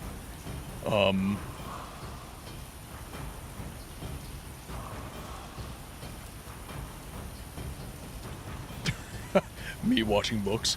Geralt's being bamboozled by the viral campaign by Carrick Fried Chicken. Every 100th serving of the every 100th serving of the whole chicken contains a magical serifat. Okay, so let's actually I don't want to accidentally waste a potion. So let's just do this.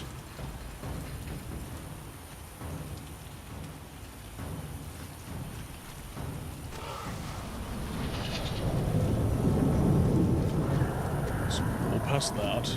It's by the Druid's Grove. So we should be able to find it rather easily.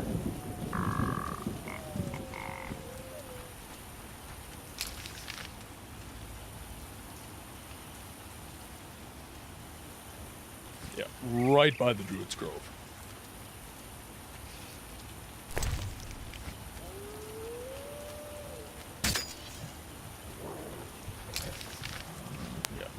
Make our way this way. Now, I'm not sure if that's enough potions, to be honest, but that is pretty much all that I can make without farming resources and such. Okay, so it's right by their camp.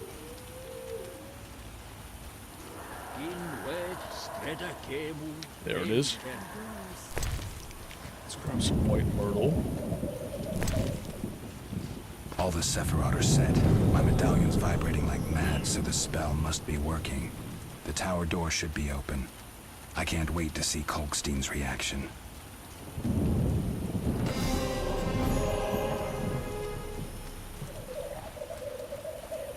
So, okay, does that mean that I have to go back and speak to Kalkstein?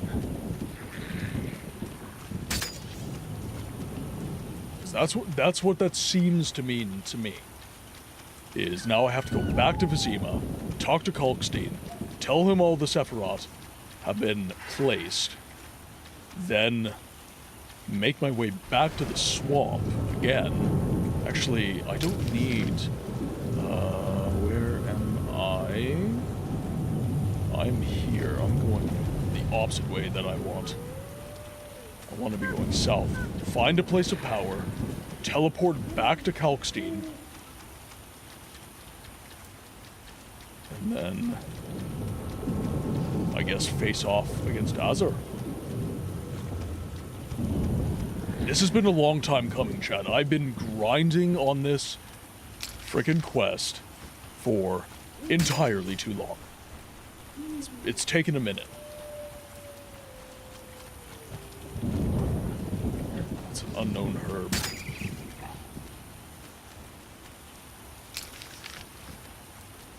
So we'll make our way southbound by bit. And we'll go this way.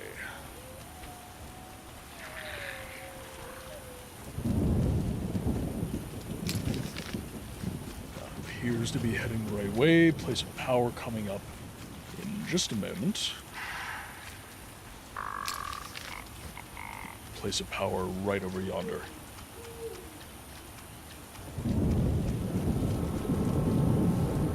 No. Stop rolling, Geralt. You're acting like a fool.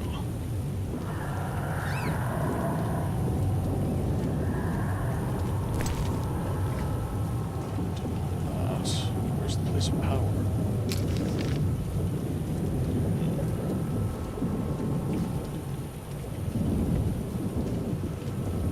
It's not active right now.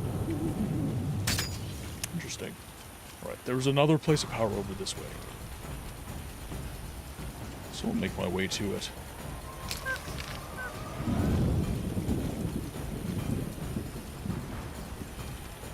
So I should be able to teleport through the places of power. Yeah. Dead ahead.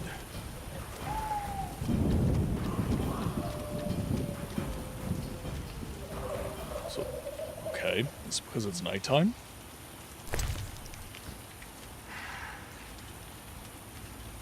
Well, at this point, I'm basically right at the ferryman, so... Okay, I guess I'm going to see the ferryman.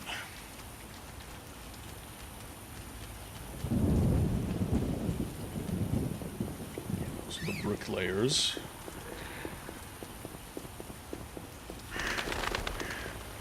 And ferryman over here.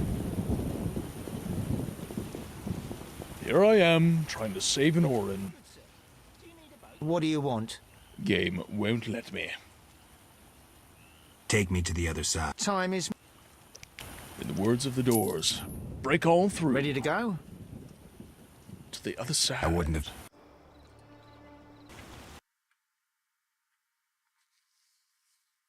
Vizima is where most people quit this game. It keeps getting better after this. Yeah, like... again, you know, like, I may have, like, minor gripes with this game. Like, you know, quest rollout and stuff like that. But honestly, this game looks fantastic. Story is super compelling. There's just lulls, but jeez, I keep hitting my mic. There's just lulls, and like any game, honestly, there's always going to be a point in a game where you're doing loads of, like Resident Evil 4 Remake, fantastic game, world-class game, and if you're replaying the game, or if you finished most of, like, the castle segment, for example, you end up backtracking to find all the collectibles and the loot and everything else. There's no more enemies to fight, it's just walking. Even in a game that good, that is the case. Like, it's par for the course as far as I'm concerned. I'm not so shallow in my understanding that I would quit a game when it kind of dips. You're Take your medicine now.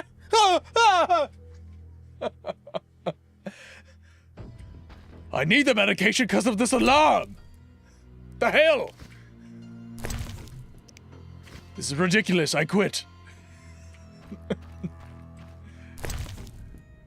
Okay, we'll grab some alcohol.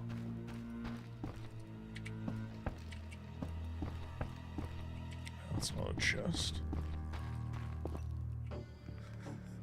No, that was me. Sorry, I got lost in thought. About the tower. Yes?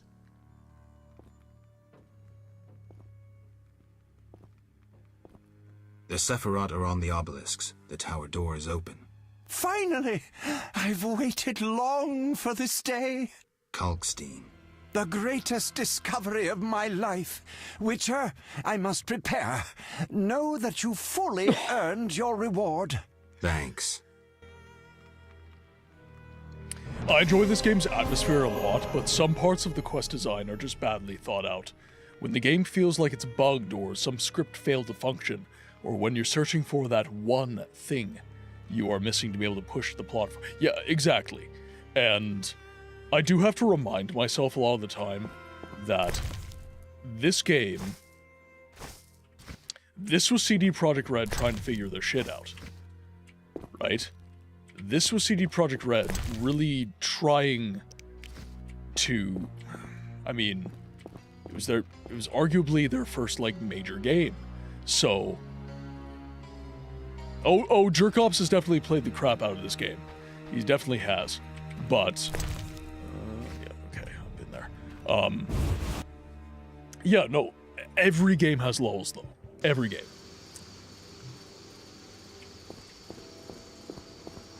I've been extremely yeah, you know, sometimes just not enough sleep or not enough restful sleep, but... did I meet the Wild Hunt in the first area? I did not. No, I missed that. So, reason for playthrough number 2. Society made me what I am. I don't... Yeah, I definitely would have noticed the Wild Hunt. I did not meet them. Barometric pressure. Alright, so let's do empty slot save. Saving.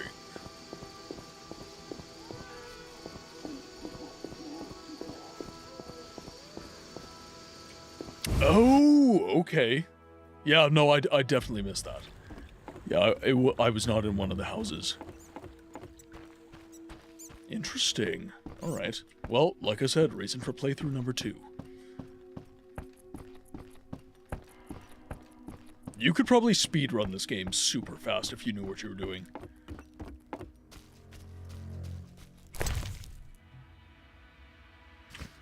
Yeah, well, ghosts tend to live in priest's basement.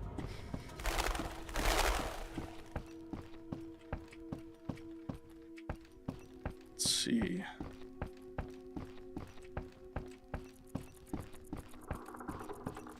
I agree, CD Projekt Red couldn't be expected to be a master of their craft at this point. It is an extremely impressive game for what it is, especially knowing now about the failed, cancelled Witcher project. Yeah.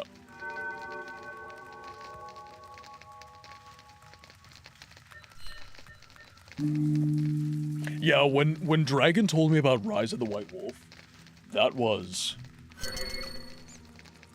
I was so sad, because I think that this game would have been remembered far more fondly if that game saw the light of day. Transport. Take me to the other side. Times are wasting.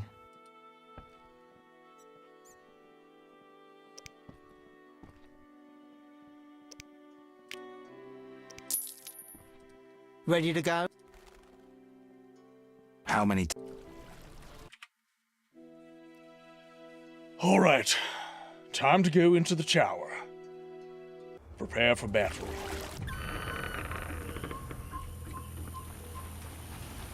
A new customer. Come aboard. You think you have the upper hand, but you don't. I am Geralt of Rivia, and I prepared for this battle. How do you think Geralt would smell? Well, it's the Middle Ages, so he would probably smell of musk. Essence of Geralt.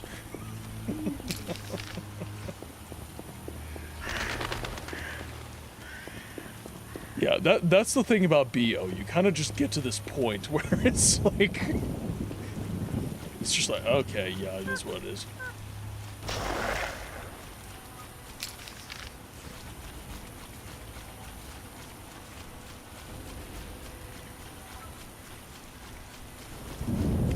Come on now.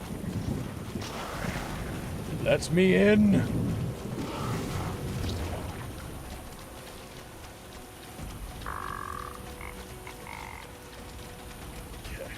I'm gonna make my way all the way around.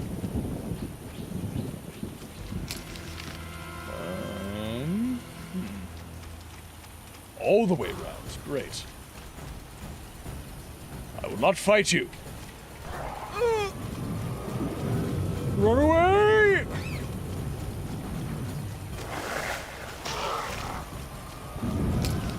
Am I going the right way? I am. I'm not.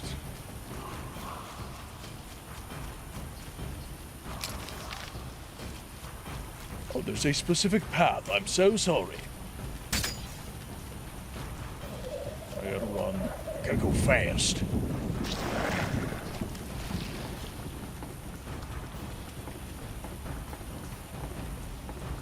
I feel like he would have bathed pretty regularly, though. Oh, please. Back in the day, that didn't matter. It helped, probably. Whoa.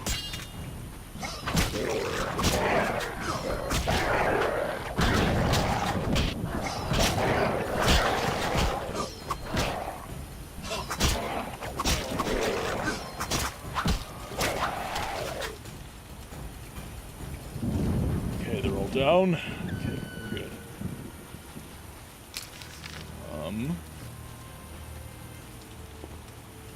There you are, Raymond. Sucks that I got the shit kicked out of me by a bunch of drowners first, but...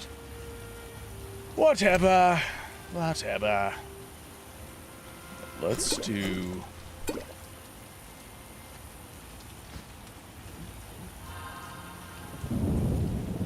let's replenish that health, shall we? Right now, the swamp trudging Geralt probably smells like brickmakers. Nimloth, welcome in. Ah, yes, the swamps again. How are we doing, Mr. Geralt? Any luck finding some cards? I have not been collecting the cards today, no. Shawnee's got nothing for me. Aren't you eager to learn the truth? I'd rather stay focused. Should I get the book from the tower? Yes, hurry. We can't let Kalkstein get ahead of us. I hope that murderer swallowed the bait. I think I made sure of that.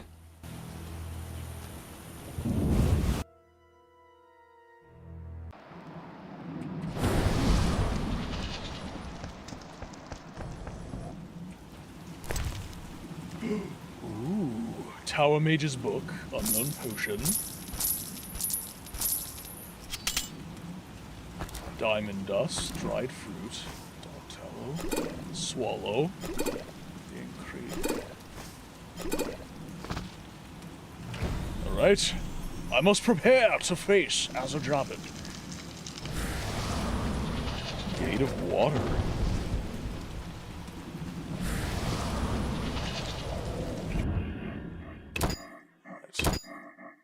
We're doing empty slot saves all the way through. I do not want to get screwed over here. You have learned the Axii sign, which can temporarily turn enemies into allies. Choose a sign on the left part of the screen. When powered up, Axii elicits fear, causing opponents to panic and flee. Interesting. So there's Axii.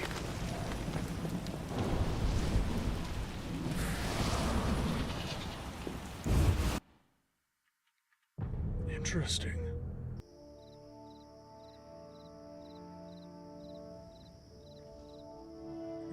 You'll soon learn the truth. Excited? More than you think. Just one question.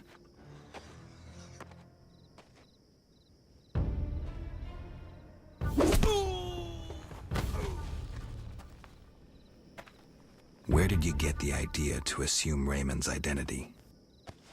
Clever. From you, of course. He was getting close and you trusted him. I would have been foolish not to take advantage of the situation. Did you forget it would put you face to face with a Witcher? Well, I'd be foolish not to take advantage of this situation. Enough chatter. Now kindly lead me to where you've hidden the items stolen from Kaer Morhen. Right.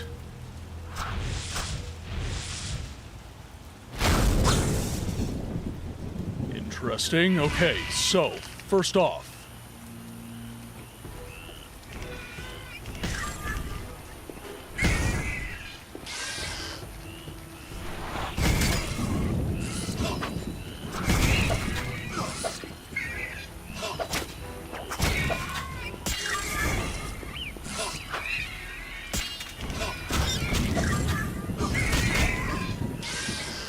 Interesting. Okay.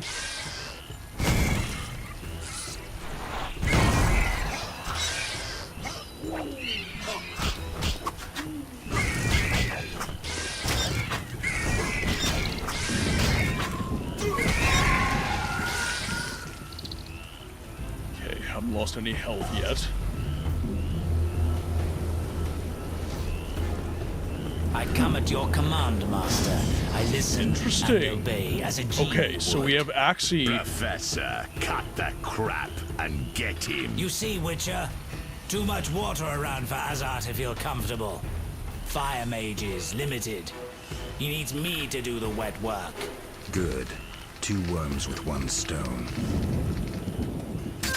You present no challenge. Okay, now. Do I have enough stamina?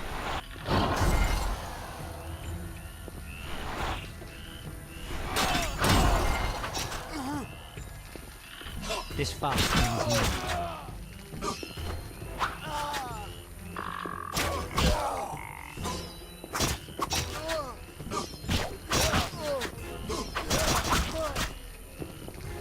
Right, now, let's change our potions out. Let's do the wolf potion. You're in deep shape.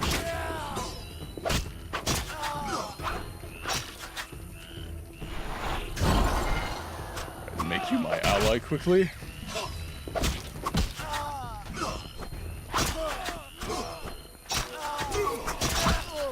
Your tricks are for naught.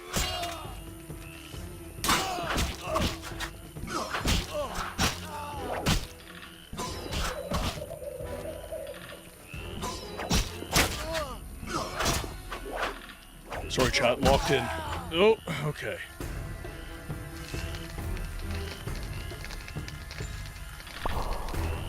Azar, you fool! Let the Witcher get the better of you. You nearly got me killed.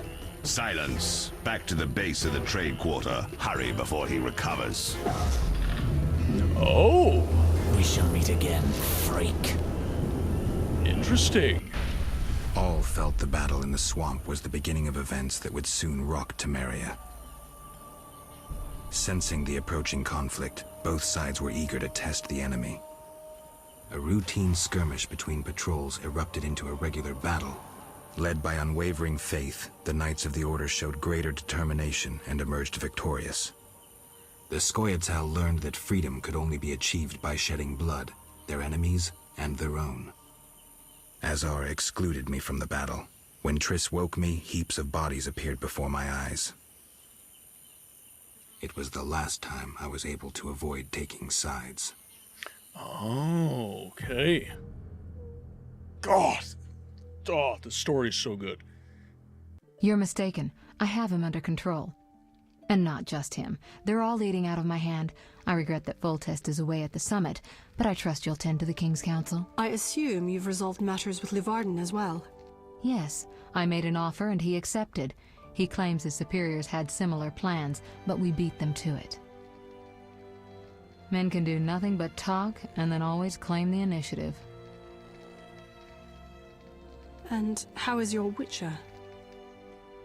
I should be able to convince him. Don't overdo it. Geralt can be exceptionally perceptive. I know. I must get back. I'll contact you when it's all over. Never let the Witcher guess what you hide from him. That is some bedhead. Should you be up? I'd rather make sure you've recovered completely. Let me seduce you. Don't worry. This won't hurt a bit.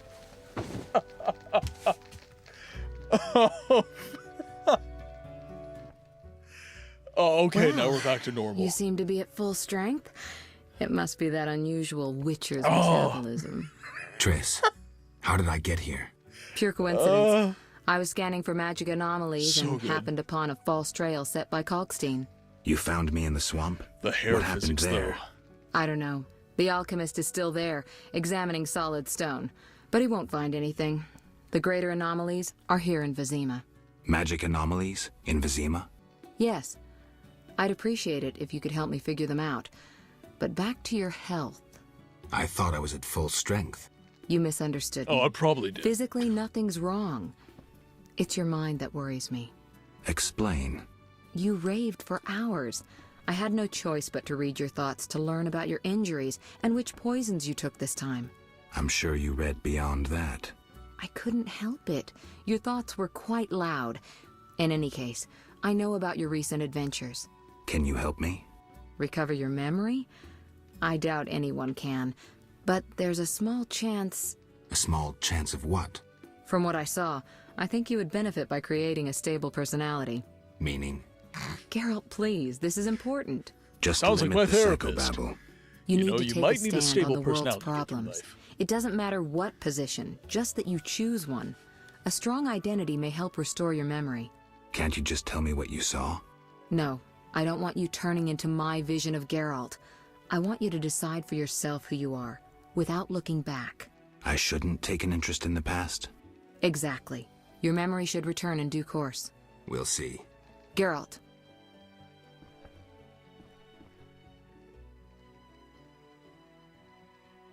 Who were you talking to through the mirror?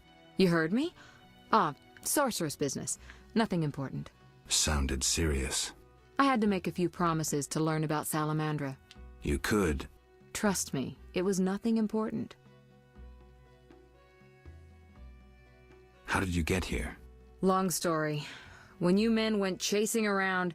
Which proved effective. By some miracle, I decided to look for Salamandra using unconventional methods. Any results? Very good ones. You'll learn it all in due time. Why not now? To get this information, I had to agree not to tell you. Patience, Witcher. You said something about magic anomalies. Various things can cause them, but more importantly, they can be the cause of true evil. When I last felt this way, you and a sorceress were trying to capture a genie, destroyed half a city in the process. You probably have no recollection, but a lot hung in the balance. I don't recall. I could use your help. I have some magic sensors that need to be placed around Vizima. They'll help us locate the anomaly's source. All right, give me the sensors. I'll take care of it. Always eager to please. What are friends for? I saw Totally a not perfect wall sus. cavity in the Yeah, trade quarter near exactly. Town Hall. Place one there, a second in the temple quarter near the entrance to the sewers, and the third in Vizima's cemetery. We'll create a typical Radcliffe triangle. You know, of course, that triangulation is most effective in these cases. I'll see you later. Yes. See you. Triangulation. Oh, I nearly forgot. What? Luvarden, a merchant, wants to see you. He hosts banquets at the new Naracourt. I don't like banquets. Important people will attend. I don't know. Including Princess Ada, whose curse you lifted. Apparently, she's slightly obsessed Her with hair you. did calm down. I'll think about it. There's I'll be always a silver lining. All right, The hair I'm calmed down. convinced. Maybe I can gather some information there. 6 this evening. Here's the pass that makes you official in the trade quarter. A pass? Well, in addition to a quarantine, the authorities of Vizima have imposed martial law. How'd I miss that? It only covers the trade quarter, which you haven't entered. So how do these passes work? Only the quarter's residents are allowed to move about. I have a house here, so I was able to get a pass. So what do I do? Well, I registered you as residing here. You guys in Falsely, of your course. card collection. Listen, about my identity. Progress already? I'm still analyzing. Geralt. I'll see you later. Alrighty.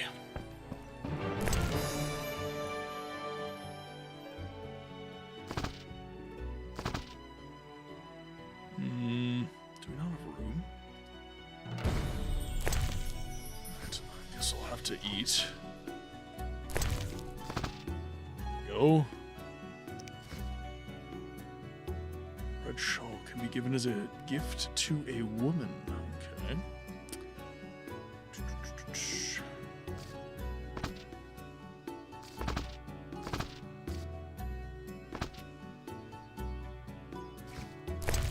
Guess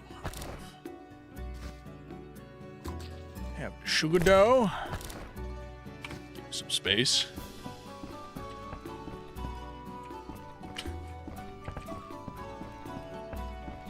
Triss has a very bad habit of just, you know, pulling the wool over Geralt's eyes. Teleport at... Okay.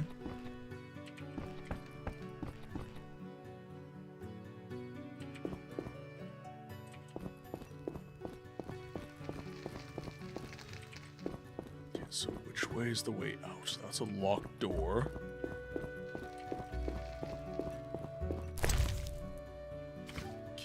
Some alcohol.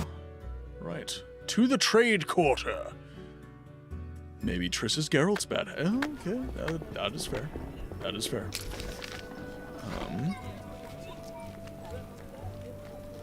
Game. Oh, okay. I was like, ah! You! Stop! Yes? Your pass. You're overdoing it with the passes. Complain to the king. He's returned? No, but all new edicts bear his seal. Farewell.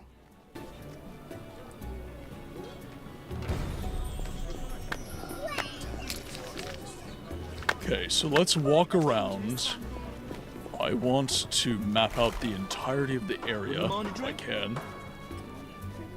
And then we can move on. Perfect. A witcher completes this. Now, my ability for traversal down alleys is probably going to be extremely limited. Because they've probably got a bunch of checkpoints like this set up everywhere.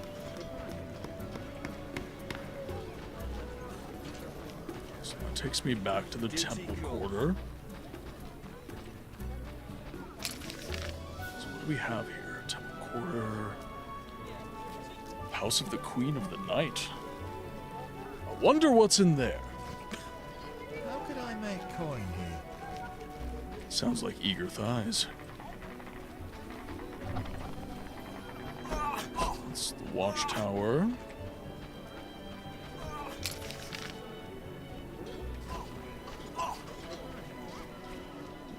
Alley there. I'm so clever. Sounds like a peaceful inn, surely. A witcher, you know, just poker. Poker? I've never even met her. That was a cheap joke, I'm sorry.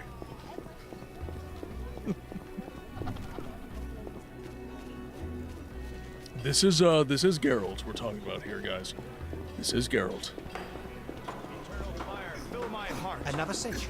Ooh. Did the guild send you? No one sent me. Forgive me. They chased me from It's the market only when funny I because refused to it's join the Geralt. guild. I'm only interested in what you have to offer. Sorry for my hasty Lag, judgment. welcome in. Please look. I'm doing very well. We've finally progressed in the game. Finally made some progress. I feel like we've been stuck in the temple quarter and the swamp of Vizima for ages.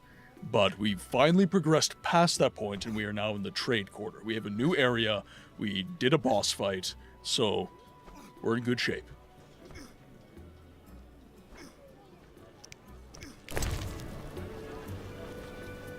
So that's 5,000.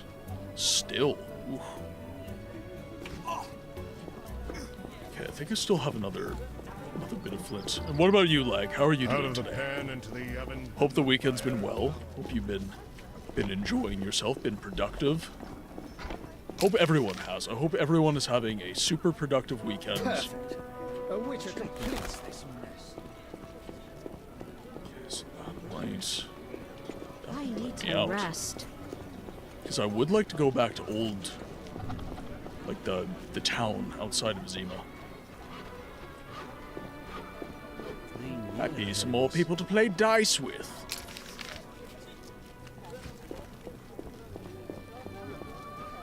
Ooh. What so you Sheridan, welcome in. So did you make your own dough and everything, or what did you do? I found that Mrs. Books and we made a pizza without using cheese, which, like, that was specifically because of my issues. But it was actually good. It was actually quite good. Fight monsters. Witches are cruel. Oh, you made your own dough and everything. See, I wish I had the skills to do that. Okay, so all this is cordoned off. So this is my area here. So Triss has a house. We've got a blacksmith, vendors. This is my first sensor location.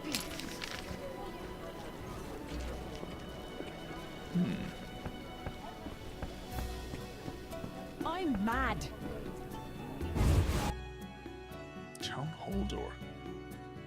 Oh, 1 second, chat. I'm just getting a call from the pharmacy.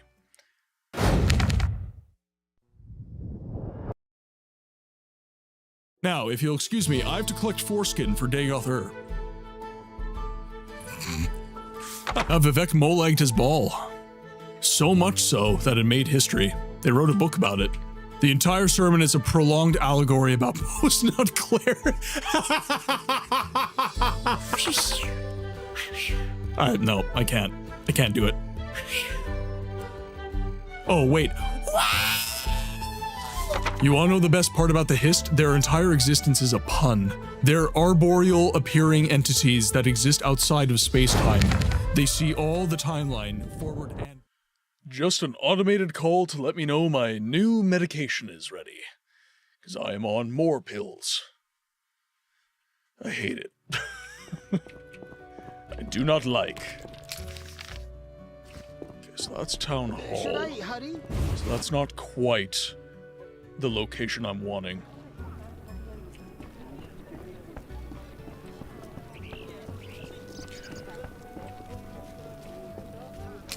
No, all good, Necro, all good. So...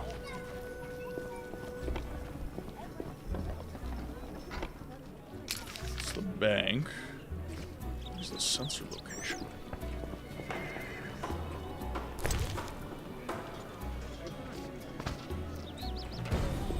Okay, so we've placed one sensor. 2 more to go. Chapter 3 specifically. Triss asked me to place sensors in the trade and temple quarters in Vizima's cemetery. They should help us locate the source of the magic anomalies. Place the first sensor, now 2 more to go. Okay, perfect. So we've got our marching orders for the next stream. Ads are knocking on our door, guys, so... once again, our time in the game library has drawn to a close. I'm just gonna shut down the game, just so I don't have that in my ear as well. So, my friends, thank you so much for tuning in. Thank you so much for hanging out. Truly, it means the world. Thank you all for hanging out in any of the streams. I will be back again tomorrow. We did have to do some shuffling around, so I will be back again tomorrow. Now, the question is, do we want to stream Baldur's Gate, or do we want to try and finish off the Wheel of Time? That is a question I will ask in the Discord. I'm not expecting an answer right now. So expect it in the Discord, in polls, and if you haven't joined the Discord, please do so. There is your link, and if you want to follow me on any of the socials, please head over to the Beacons page. That will link you to all of the pages where I'm active and take you to all of my support pages that are shown up here. So, in the Discord, polls is a role. So you have to select for the role so that you actually get notifications, because I didn't want to spam people with @everyone every single time we ran a poll in the community. So, if you join the Discord, head over to the polls, select to get notifications and all this different stuff, and then the Sapphire bot will take care of everything and make sure that you actually get notifications. Oh, sorry, missed something. Be glad the AI overlords aren't calling us and telling us our messages in binary. Yeah, I guess so. But with that, my friends on YouTube, thank you so much for the support as I journey towards monetization to YouTube partner. Your support on the YouTube side is very, very important. Thank you for everybody who subscribed, meeting our sub goal. All we have now is just about, I think it's like 800 watch hours that are needed. So if anyone has not been watching the stream on the red side, now would be the time to go watch a VOD, watch some shorts, and interact with the content over there. With that said, this is the end of the stream for us on YouTube, as I will be taking our friends on Twitch, and we are going on a raid. Special thanks today to everybody who subbed or resubbed, and everybody who raided in. Eris Ptolemy raided in with her community, so a big thanks to Eris. Now, if you guys would be so kind as to join me for the raid, it really helps us small creators out when we share the love. It does our heart good when we see a lot of people rolling in with the raid message, being super kind, super friendly. So I want to do our best as a community to share the love. So let's see who is on right now. So we have False Tuna, we haven't raided into Tuna in a while. Magnificent Mustached Man. We've raided into Rainlight recently. So we won't raid into Rainlights. Looks like Squish is streaming right now. I don't think that we've raided into Squish super recently. But I could be wrong. I might need a mod to let me know whether or not we've raided into Squish recently. Who else? Who else is on right now? You know what? It's been a while since we've raided into Tuna. So, False Tuna, again, the most magnificent mustache you will ever see in your life. He is a member of the stream society that I am also a part of, called the Hounds of Lore. And just a great dude. Great dude, great streamer. So, the raid has started. First message is for those of you who have subscribed and have access to all the community emotes. Second message is for those of you who are followed. My friends, it has been the pleasure of a lifetime getting to stream to you all again. I will be back again tomorrow. Remember, mind out for the poll. We will either be completing the Wheel of Time, or we will be playing some more Baldur's Gate, the Enhanced Edition. But until then, I ask that you be well, and I will see you on the next one. 45 stream streak. Twinning. Dude, that was crazy. A lot of build up, and it totally pays off in the end. That mission was cool.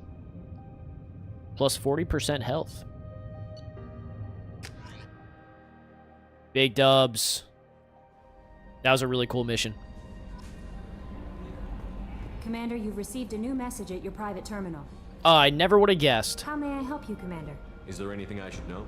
You have unread messages at your private terminal. Anything else, Commander?